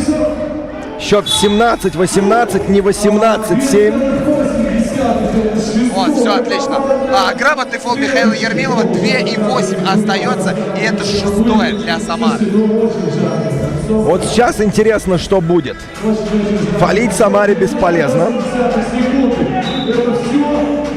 Успеть выбросить на победу или попробовать прорваться под кольцо на фол или сравнять на овертайм. Немного непонятно, почему не Заботин в розыгрыше сейчас. Очевидно, хендов. Нет, Храмов! Ой-ой-ой, Храмов не попадает, и Самара выходит в третий сезон Единой Лиги Европы 3-3. Это было невероятно. Они обыграли в полуфинале 3 звездочки и на характере дотерпели в этой концовке, сохранив фолы на последние вот эти владения, и победили такую команду, как грязные парни, которая была просто невероятна. Аплодисменты Самаре. Становится 1/4 российской командой в третьем сезоне Единой Лиги Европы, присоединяясь к Инанома. Потрясающий день, невероятные эмоции. И Самара, Сергей Рассказов, дебютант этой команды Михаил Ермилов, Дмитрий Приходько, Иван Ребров. Закончик эконома, Сколково и 3 звездочкам присоединяется Самара. Ну и давай. Как обещал, Самар городок, обеспокоенная я, беспокойная я, успокой ты меня! Но меня не успокоить, потому что я в абсолютном шоке. С этого игрового дня столько эмоций, столько крутейших матчей, столько хайлайтов, которые мы, наверное, устанем резать, но обязательно сделаем, озвучим. О, Господи! Спасибо вам большое, что вы были с нами. Спасибо, что вы смотрите нас. Смотрите нас дальше. И поддержите это видео лайком. Подпишитесь на канал. Кайфуйте от баскетбола 3 на 3. Мы невероятно сильно выкладывались для вас и срывали глотки. Простите, если мы где-то позволили себе лишнего или кого-то, может быть, обидели, может быть, сделали это не специально. Я в восторге. Я поздравляю Самару. Я хочу поздравить руководство клуба, которое совсем недавно приняло решение организовать команду по баскетболу 3 на 3. И вот такой вот дебют. Такой дебют у команды, что они отправляются в 3-й дивизион. Да что ж, я все время говорю дивизион. В 3-й сезон United League Europe 3 на 3. Кто бы мог подумать, что эти пацаны выйдут и попадут в первую в истории профессиональную лигу по нашему любимому виду спорта. Red Faces на ваших экранах были близки к тому, чтобы выиграть и отправиться. Это было, друзья, невероятно. Эти 6 с небольшим часов в эфире мы уже с вами, но эмоции просто зашкаливают. Какие матчи мы сегодня увидели, какие невероятные камбэки нам продемонстрировали команды. И стоит отметить, конечно же, игру с грязных парней против 3 звездочек. Как они камбэкнули, это было просто невероятно. И эта игра, я думаю, у многих отложится в памяти. Самаре респект. Очень высокий уровень организации игры у этой команды. И, в общем-то, дисциплинированные ребята. Так что Самаре действительно успехов в 3-м сезоне Единой Лиги Европы 3 на 3. И Нанома, Сколково и 3 звездочки. Еще 3 команды из России, которые будут принимать участие в 3-м сезоне. Это было феноменально. Ну и, конечно, стоит отметить Red Faces, стоит отметить 3 звездочки. Команды очень стабильно выступали на протяжении всего этого турнира. К сожалению, нет под рукой сейчас рейтинга команд, количество очков. Ну и...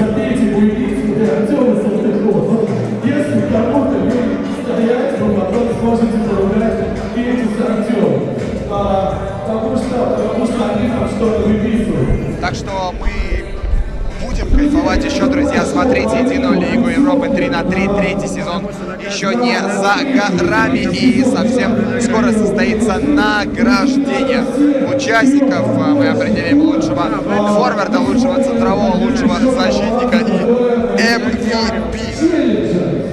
турнира. Есть у меня еще команды, которые где-то здесь гуляют, Сkolkovo, может быть. Это было супер. Эмоции запредельные с самого начала дня. Очень много сенсаций сегодня было. Кто ожидал то, что не выйдет ни одна команда из Санкт-Петербурга в плей-офф? Кто ожидал, что оступится так высоко, точнее не так высоко, традиционно для себя Skolkovo? В четвертьфинале вылетела команда, которая первый тур выиграла, а второй играла в финале.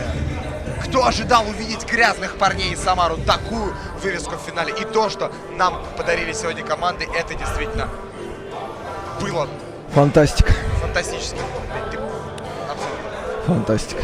Если кто-то еще с нами онлайн, респект, обнял всех виртуально. О, Господи. Да, это что-то запредельное. Столько эмоций. Нет слов. Столько эмоций было здесь. Нет слов, одни эмоции. Такой кайф испытываешь, когда находишься здесь, в этой атмосфере 3-3, друзья. Надеемся, что этот коронавирус сойдет на нет. И приходите на баскетбол 3-3, приезжайте на единую лигу Европы, проникайте в эту атмосферу и наслаждайтесь. Это фантастически.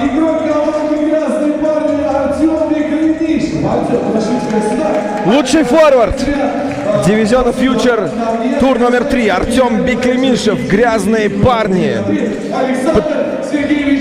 Потрясающую игру показывал Биклей, и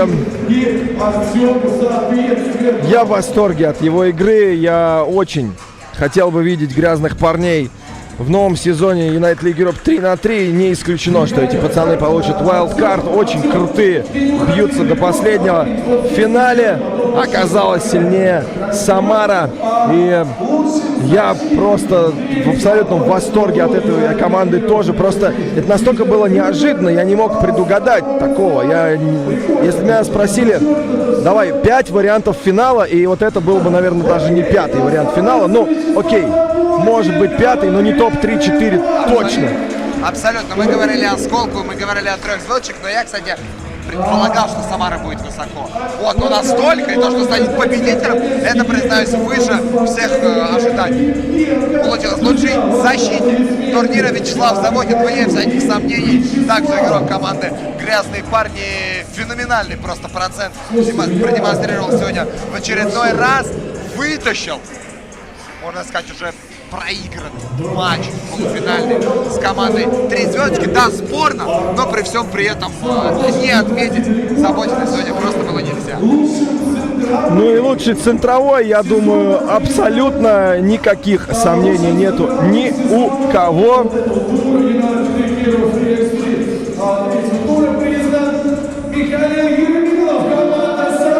Мишаня Ермилов. Просто наикрутейший мужичело. Я в абсолютном кайфе нахожусь от его игры. Мы на протяжении всех 3 туров говорили, что это, безусловно, лучший бигмен дивизиона Фьючер. Только, наверное, Сергей Козлов и Денис Бергман могли бы поспорить с этим высказыванием. Михаил Ермилов заслужил это звание по праву и теперь держит кубок. Собственно, друзья, мы недалеко, как говорится, отходя. Ты ведь не турнир. Ну и вот послушайте, что говорит Иван Черяев. Далеко не уходим. Михаил Ермилов получает MVP. MVP. Вау. Миша Ермилов, это было просто обалденно. Настоящая танк-машина. Что он только сегодня делал. Алиупы, пожалуйста, с места, пожалуйста, с разбегу, спиной. Просто на заказ можно делать.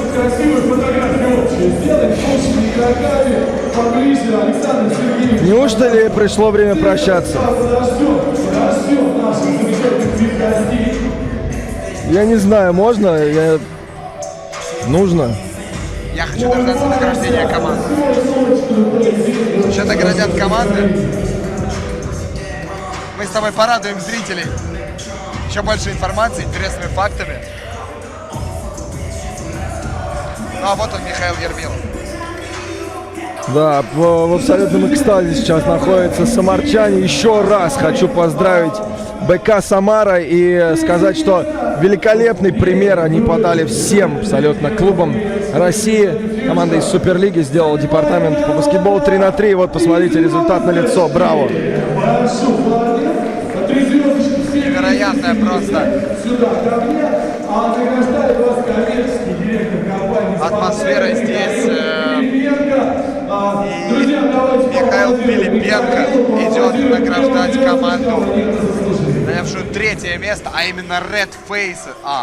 3 звездочки и Red Faces, 2 команды, которые нет, все-таки у нас Red Faces 4-ми. Получается, да, прошу прощения, они просто оказались тоже здесь. 3-е место получает 3 звездочки и чек на 10 тысяч рублей. Никита Подун, Сергей Козлов, Павел Алексеевич и Солковский. И, вероятно, путевка на Челленджер тоже их. Честно говоря, в одном из туров, мы помним, что Сkolkovo были в финале и выиграли первый тур. Здесь оступились в четвертьфинале. И, слушай, что-то мне подсказывает, что у них равенство очков. Вполне вероятно. Я не представляю, какая боль сейчас внутри у грязных парней. Прикинь, проиграть 2 финала. Это... И окей, ладно, давайте уж откровенно, Skolkovo сильнее, чем грязные парни. Да, конечно. Но сказать с уверенностью, что Самара сильнее, чем грязные парни, я не могу. Это отдельно взятый матч. Это отдельно взятое противостояние. И на длительной дистанции поставьте команды 5 раз играть. Не думаю, что было 5-0 или даже там 4-1. Абсолютно. И Самара поразила просто организацию игры. Настолько вот Дмитрий Приходько. Знаешь, в баскетболе 5 на 5 это называется floor general. А здесь это просто такой прям вот батька, который взял на себя игру и очень здорово смог, так скажем, все организовать и насколько я сочувствую сейчас грязным парням. Прикинь, насколько тяжело быть вторым. Дважды. Очень тяжело. Леброн Джеймс. Сколько у него было финалов? Если я не ошибаюсь, 10, и он выиграл. Давай уже поздравим, наконец, Самару еще раз. Парни, вы лучшие сегодня, вы красавчики. Вы новые участники United League Europe 3 на 3. 4-я команда от России. Вместе с Инанома, БК Skolkovo. 3 звездочки. Теперь на карте российского баскетбола 3 на 3. Появляется БК Самара, участник международного чемпионата по баскетболу 3 на 3. И качает кубок! Дмитрий Приходько! Как же круто на них смотреть. Команда создана год назад. Ты представляешь, эти грязные парни давно рубятся вместе. Мне кажется, уже 10 лет совершенно точно. Red Faces, да, не так давно вместе, но в любом случае эти парни играют уже давно в 3 на 3. А Самара из 5 на 5. Такая интеграция получается, и билет в 3-й сезон Единой Лиги Европы 3 а также чек на 30 тысяч рублей получает эта команда. Петр Николаевич Казанский, Михаил Пилипенко, Александр Сергеевич Фомин также наградили. Можно сегодня плотно перекусить на 30-очку. Мы к ним пишемся. Они знают, как мы любим кушать. А мы говорим, что мы любим их. И любим всех, кто приезжает, играет и кайфует от баскетбола 3 на 3. Любите баскетбол 3 на 3 так же сильно, как его любим мы, ваши комментаторы Артем Салтыков и Петр Буйницкий. Люби эту игру! Пока-пока, друзья! Пока-пока! Увидимся в 3-м сезоне United League Europe 3 на 3.